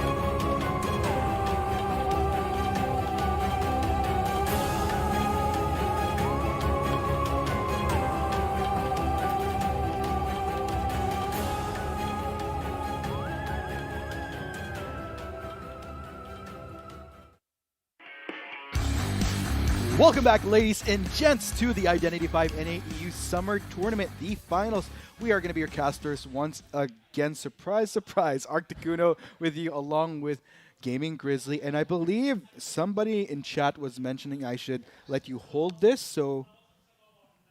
Wait, you are Arcticuno? Wait. No, I think I'm Persuadable. Right. I don't think you have introduced yourself. Really? Yeah, like... That's the first time you just said your name, so I'm surprised, you know? Okay, yeah, now I'm persuaded. Okay, so, yep, Arcticuno and Gaming Grizzly once again. Chat did mention that we should let you hold Naib this time, so if you would do the honors. That's great. Thank you. Yes. I really appreciate that. Like, I was having my hands free, and I was like, you know, I am doing a lot of stuff with my hands. Usually I don't even know what I'm doing. I would just put them down. Usually I just like sitting here and I'm like, oh yeah, and I go, okay, go. And I'm just doing stuff with my hands. And now I have to hold him. Is he crying? No. All right. So never mind. Okay. Let's get into the match review real quick right here. We have XD versus AO. Both teams are doing an amazing job. We just saw round 3. They were tying up round 2. They were tying up. The only situation where AO was able to secure 1 point was in round 1, which means after 3 matches, we are right now at 1 point for A&O to 0 points for XD, which also means, since this is the best out of 5, we are now in round 4. If AO is able to pull off the victory after these 2 matches, they will get another point and they will be the winner of this tournament. If XD is able to pull off a tie, they will proceed into the next round. And if they are able to even get a point, everything is even. And we have to see who will win. Ooh, we will have to see indeed, Grizzly. As you can see, guys, things are looking pretty close between both sides still. Just a smaller disadvantage going into XD because of the deficiency that they encountered in the first set of rounds. But nonetheless, still better than having to climb Mount Everest, let's say, in terms of the points that they need to catch up. Absolutely. And I think I figured out how I got my hands free. We are seeing Dream Witch, and we are actually getting 3 bans for round number 4. I actually didn't know that. That is new. That is surprising. We see that Princess Clown got banned again this time, but he is not able to play Spider because Spider, again, 3 bans this time. Spider got banned as well. Ripper got banned. Now we are seeing Dream Witch. All right, I'm up for this. I'm really curious to see Princess Dream Witch right here. Dream Witch is one of the best hunters as well, and we saw the Dream Witch being utilized in this tournament already, and it was always amazing to see the multitasking of these players right here. On Alpha and Omega side, we can see this time we have the casual bans of the Seer, the Mechanic, and this time the Mercenary as well. Yu is going in for the Acrobat instead of the Mercenary this time, and the rest we already saw. Schmitty is going for the Coordinator, Milek for the Enchantress, and Paulblems is still using the Perfumer. Really interesting. That's gonna be interesting. Yeah, I mean, as we go along in this best of 5, more rounds pass by, the more bans come out. This is where both teams need to start showing flexibility in what they could bring to the table. Sprints, of course, with this Dream Witch. Again, Dream Witch has had a phenomenal run in majority of the games that she has been picked. So should the odds continue to go that way, Sprinter should have a fairly good time, but he is going up against Alpha and Omega, so it does really come down to how he executes as well. Absolutely. Again, both teams, amazing teams. They deserve to be here in the finals, but they also know what is on stake right here. They know that they need to get this done. They need to get the victory. They want to be top 1 of this server. And today we are finding out who will actually have the upper hand between XD and Alpha and Omega. I am really raring to get into this Grizzly. But of course, once again, we'd like to thank everybody in the community for tuning in to today's broadcast. This is the epic conclusion to the Identity 5 NA and EU Summer Tournament. One of these teams towards the end of this best of 5 will be crowned our champion. And of course, that's not a bad way to go, having that motivation, especially now that we're leering towards a potential qualifiers for the Call of the Abyss 3. Yes, absolutely. And again, seeing Alpha and Omega trying to get this spot yet again, it's not surprising. We saw how they performed at Call of the Abyss 2 tournament. It is absolutely not surprising. But I would give it to XD as well. Like, I would definitely like to see Alpha and Omega win, but it's not like I would rather see them win. No, I would like to see both of them win. But again, sadly, that's not possible. Sadly, someone has to be eliminated. Someone has to get spot number 2. And we will find out who it will be. Again, we have to say if A and O will win this round right here, will have more points after the following 2 matches, they will make it to the number 1 spot for this tournament. If not, we're gonna have a 5th round as well.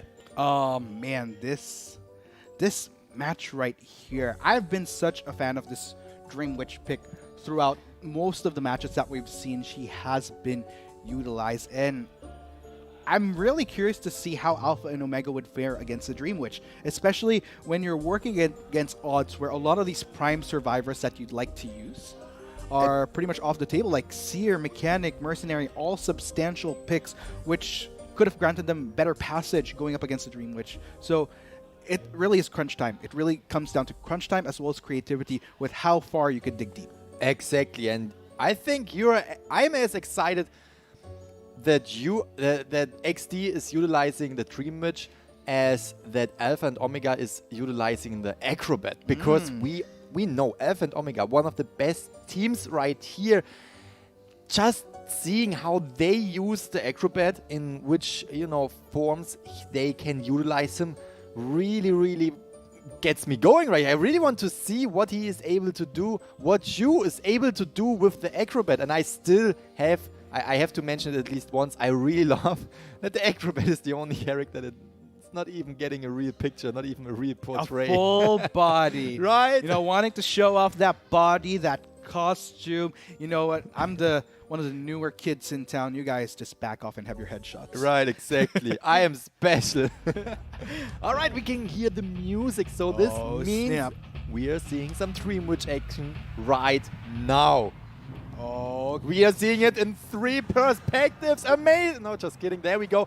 We can see Schmitty going straight for the Cypher machine right here. We can also see you utilizing the Acrobat right now. And Sprinter already, I think, found the Enchantress right here.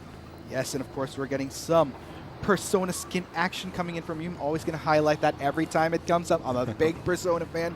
But yeah, I'm really looking forward to see not only... I've been highlighting Dream Witch. I'd also like to touch on this Acrobat pick as well, because I think we've had... Every time Acrobat has been picked, has done pretty good. I want to see something stellar come off of A&O with this Acrobat pick this time around. Absolutely, I couldn't agree more. And there we can see Milek already took the first hit of the Leech, and now we can see Sprinter just concentrating on this Enchantress. And again, Dream Witch is one character that needs multitasking, and I think that's gonna be super painful for the Survivor side to have all these leeches around to get hunt down by more than one hunter, basically. Look at this. Just the control of this Dream Witch right here. Using Blink, getting closer to Milek right now. All right, taking the stun.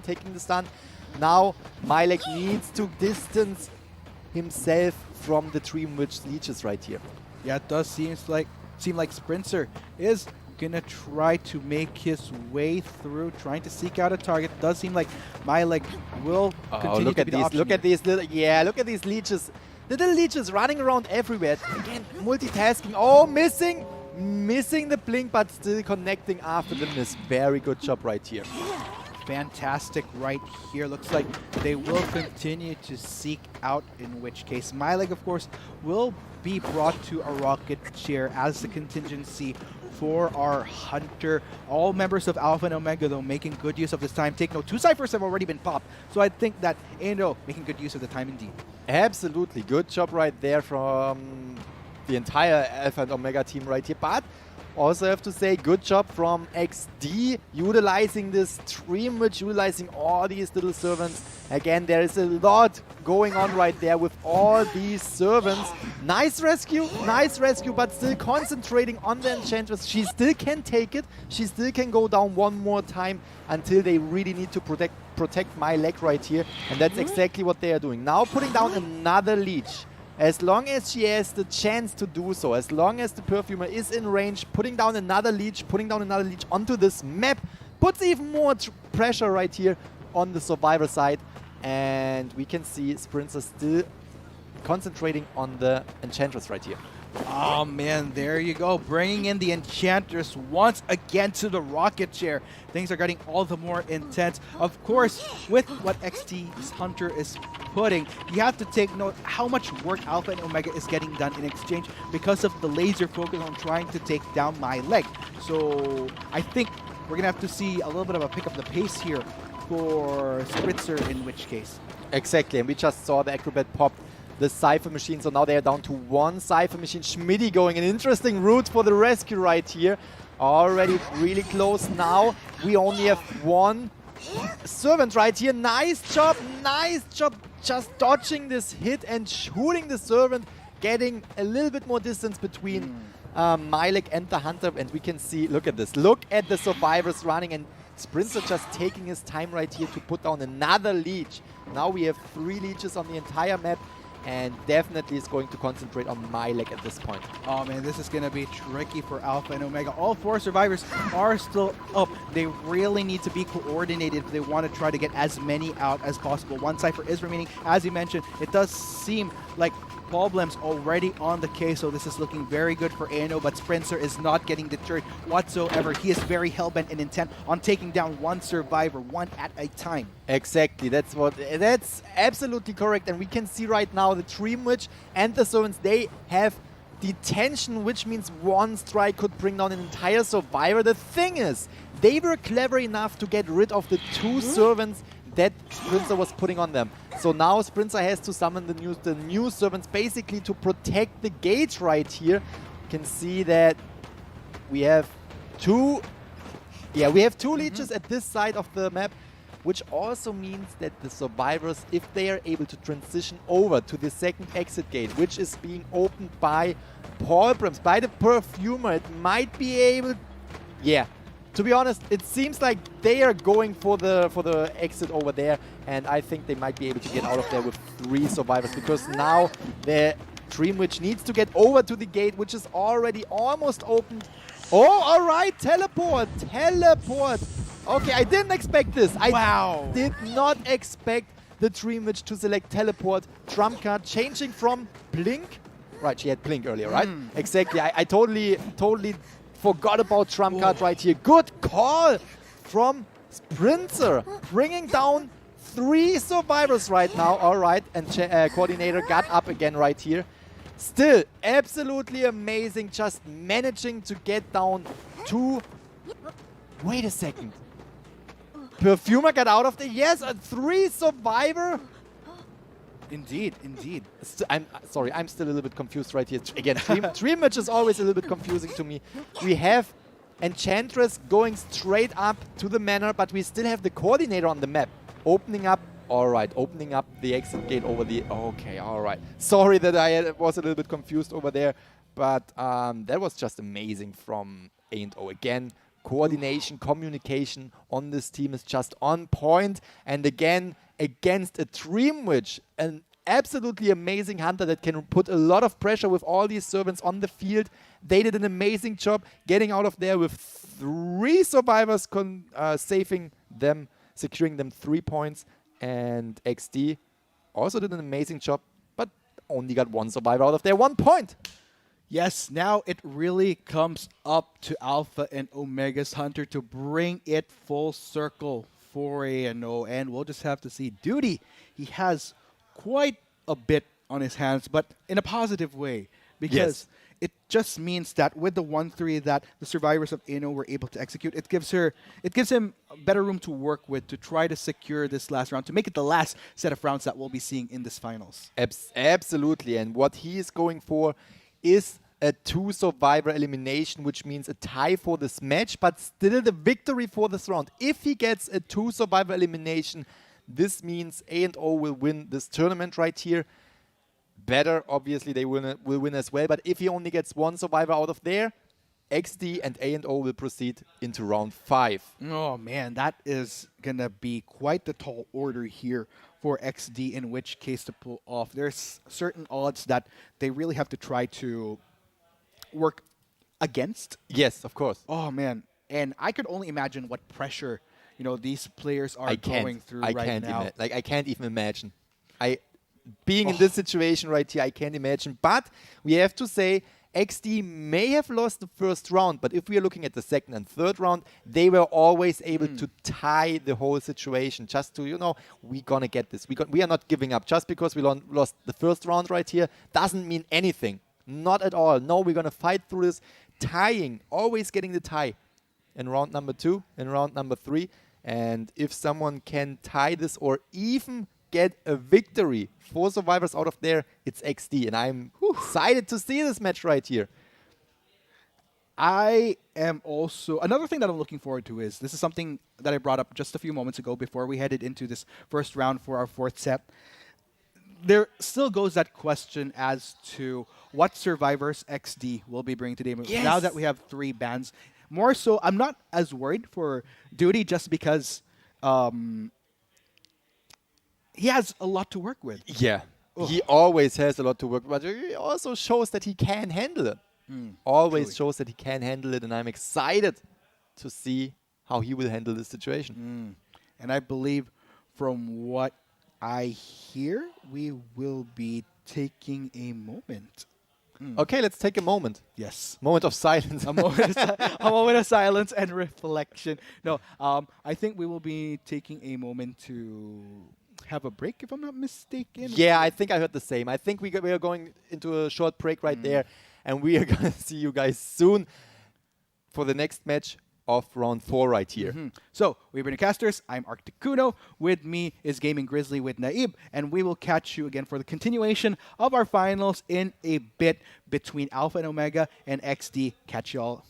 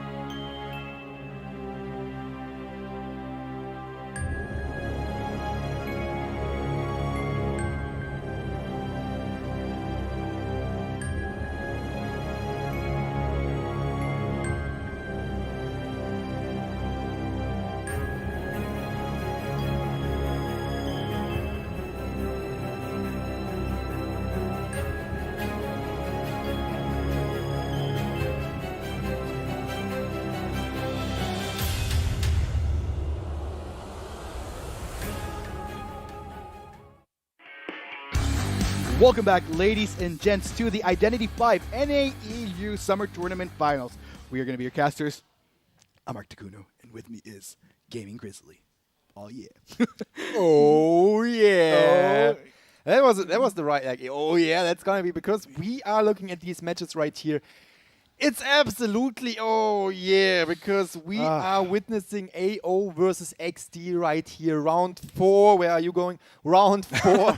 And again, we saw round 4, the first match already. 1 to 3 points right here. XD was able to secure 1 kill, getting 1 point. A&O was able to get out with 3 survivors, getting 3 points. I want to mention again that right now A&O already has 1 point over these entire matches right here, which means if XD cannot get a tie or better,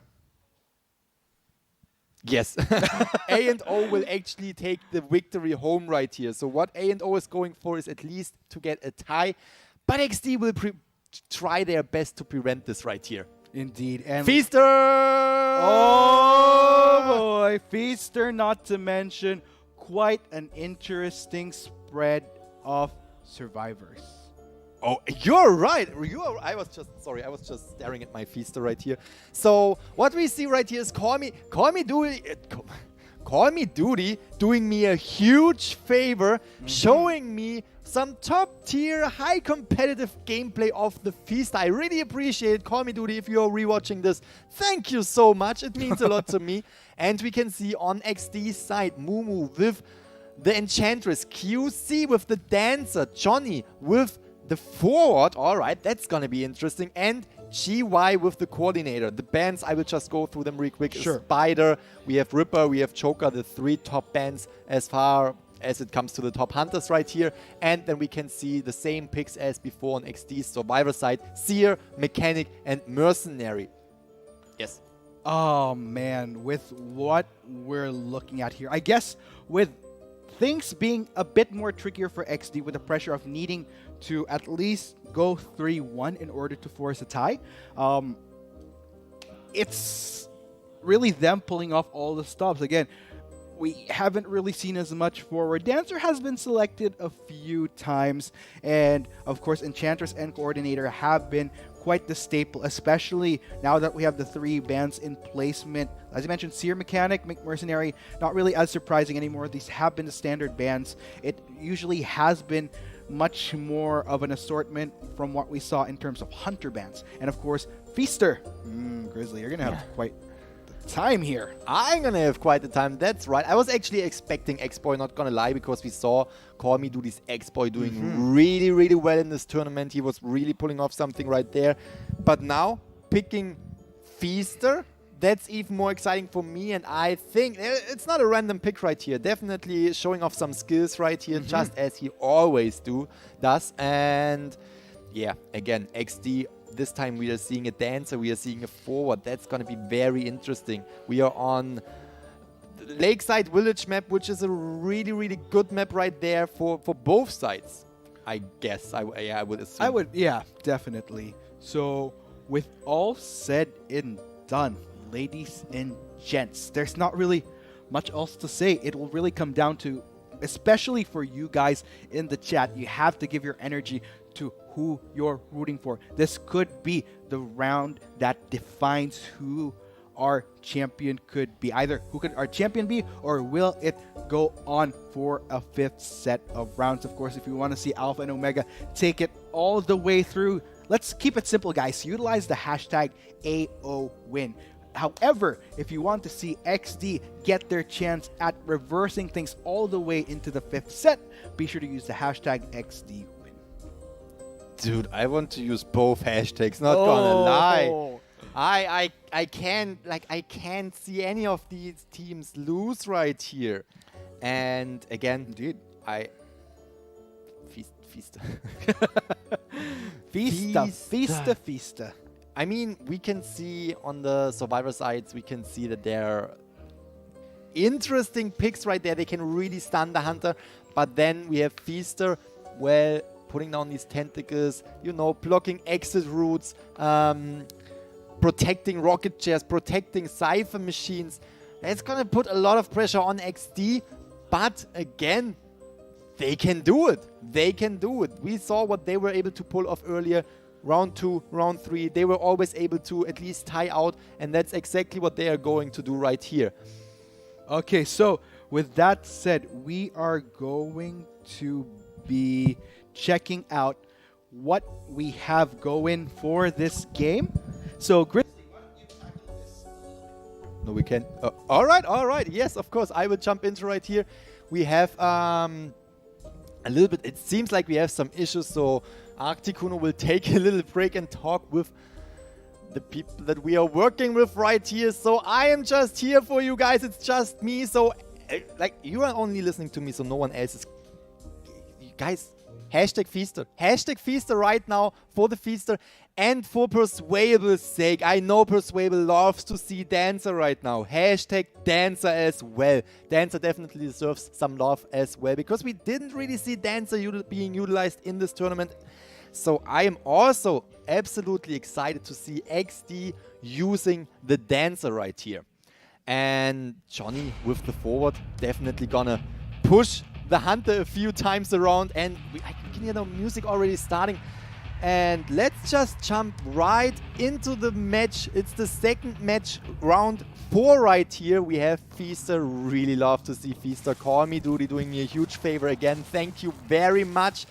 And there we go. Yes, indeed. Look at this white. All the skins are fitting. Oh, sorry. Go ahead. Yeah, I actually love the aesthetic right here that it's all matching. But, okay, so we did some math just to make sure that we have everything down, what the odds are here, what the win conditions are. So, from what I heard, in order for Alpha and Omega to take this series, all they need is to get 2 survivors out of the gate. Exactly. Oh. 2 survivors, actually, because... Yeah, okay, I'm sorry. That's exactly what I meant. Yeah. What I meant is XD needs to tie on this entire round. So this means if A and O brings 2 survivors out of the game. Yeah, that's actually what I said earlier. Yeah, exactly. Yeah, right. Got it So right. there we go. So Call Me Duty needs to get 2 survivors down, and that is it. That would be it. So again, on the other side, XD needs to get at least... They need 3 survivors, actually. survivors out of here. Yeah, you're right. I was a little bit confused because I'm No talking, worries. I was talking about tying the previous round. It's been a long day for us, to Yeah, be that's honest. true. That's true.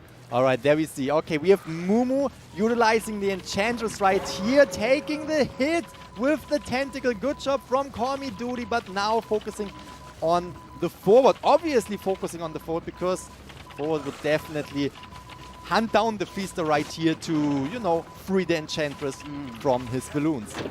And here we are.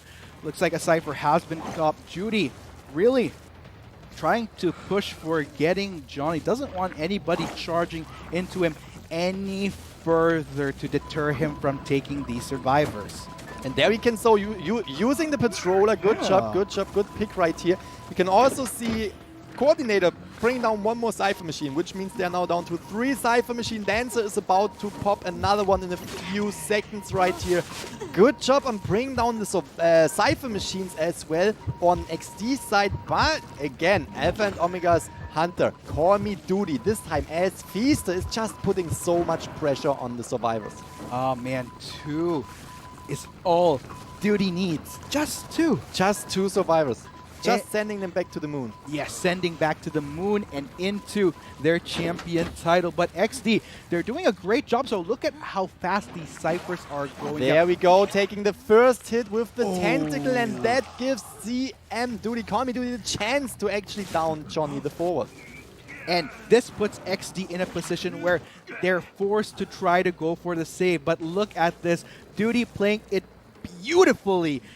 Just holding off to make sure that this Enchantress skyrockets first before sending Johnny to that chair. And in effect, once he has Johnny in that chair, he's going to play full-on defense with these tentacles. Absolutely, securing the kill right here. We can see Mumu maybe getting rescued right there. Oh, taking a hit, but that's just what they had to do. Oh, good rescue. Even with the hit of the Tentacle, they were able to get the Coordinator out of there. Sorry, the Enchantress out of there from the rocket chair and pretty far away thanks to the Coordinator's flare gun.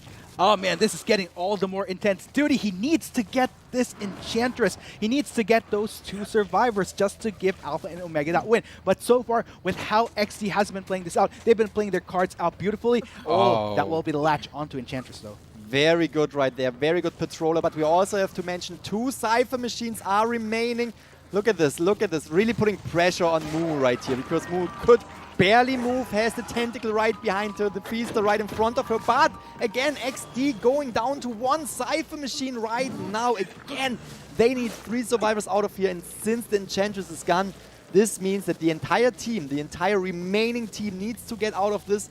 And that's gonna be a lot of pressure on XD's shoulder right here. But again, they can do it. They are down to 1 Cypher machine. They have the chance to do this. XD, phenomenal progress right now. Even with the Enchantress down, it would not be in vain for Mumu. She has come to a point where she's set up for XD to still potentially get all 3 survivors out of that game to force that tie in this 4th set of games. But Duty is not slowing down anytime soon. No, never ever. I never saw Duty slowing down, like not at all. But there we see this 1 Cypher machine is already primed, which means that they're okay popping it right now. We saw the forward going straight for the exit gate already. Now 2 survivors are getting ready to open up the exit gate to... Oh, that's a hit on the female dancer right there. Call Me Duty has detention anyway, so if he is able to catch up to the female dancer, this might be it. We can see female dancer is actually kiting around at the spot, at the ship right here. I think forward and coordinator are getting ready to get out of there.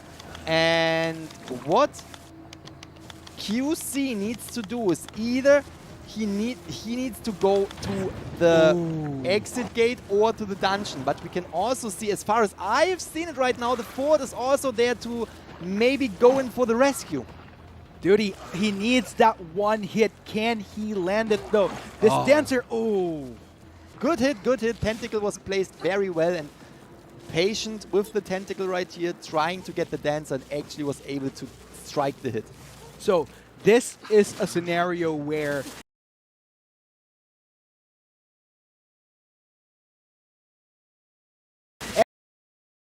XD, they can't just get out of the gate. They are forced to try to go for the save on this dancer. Otherwise, it's not one of those simple scenarios where, hey, you know, we just get 2 survivors out. No, based on the point... Oh, wait a minute. Yes, we can see that coordinator already got out there.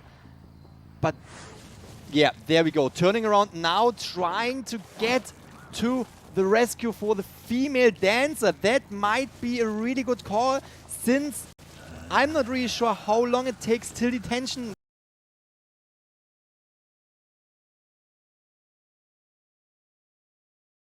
runs out. But if it is able for the survivor team to kite around, to waste more time of the Feaster, they might be able to run out of detention from the Feaster.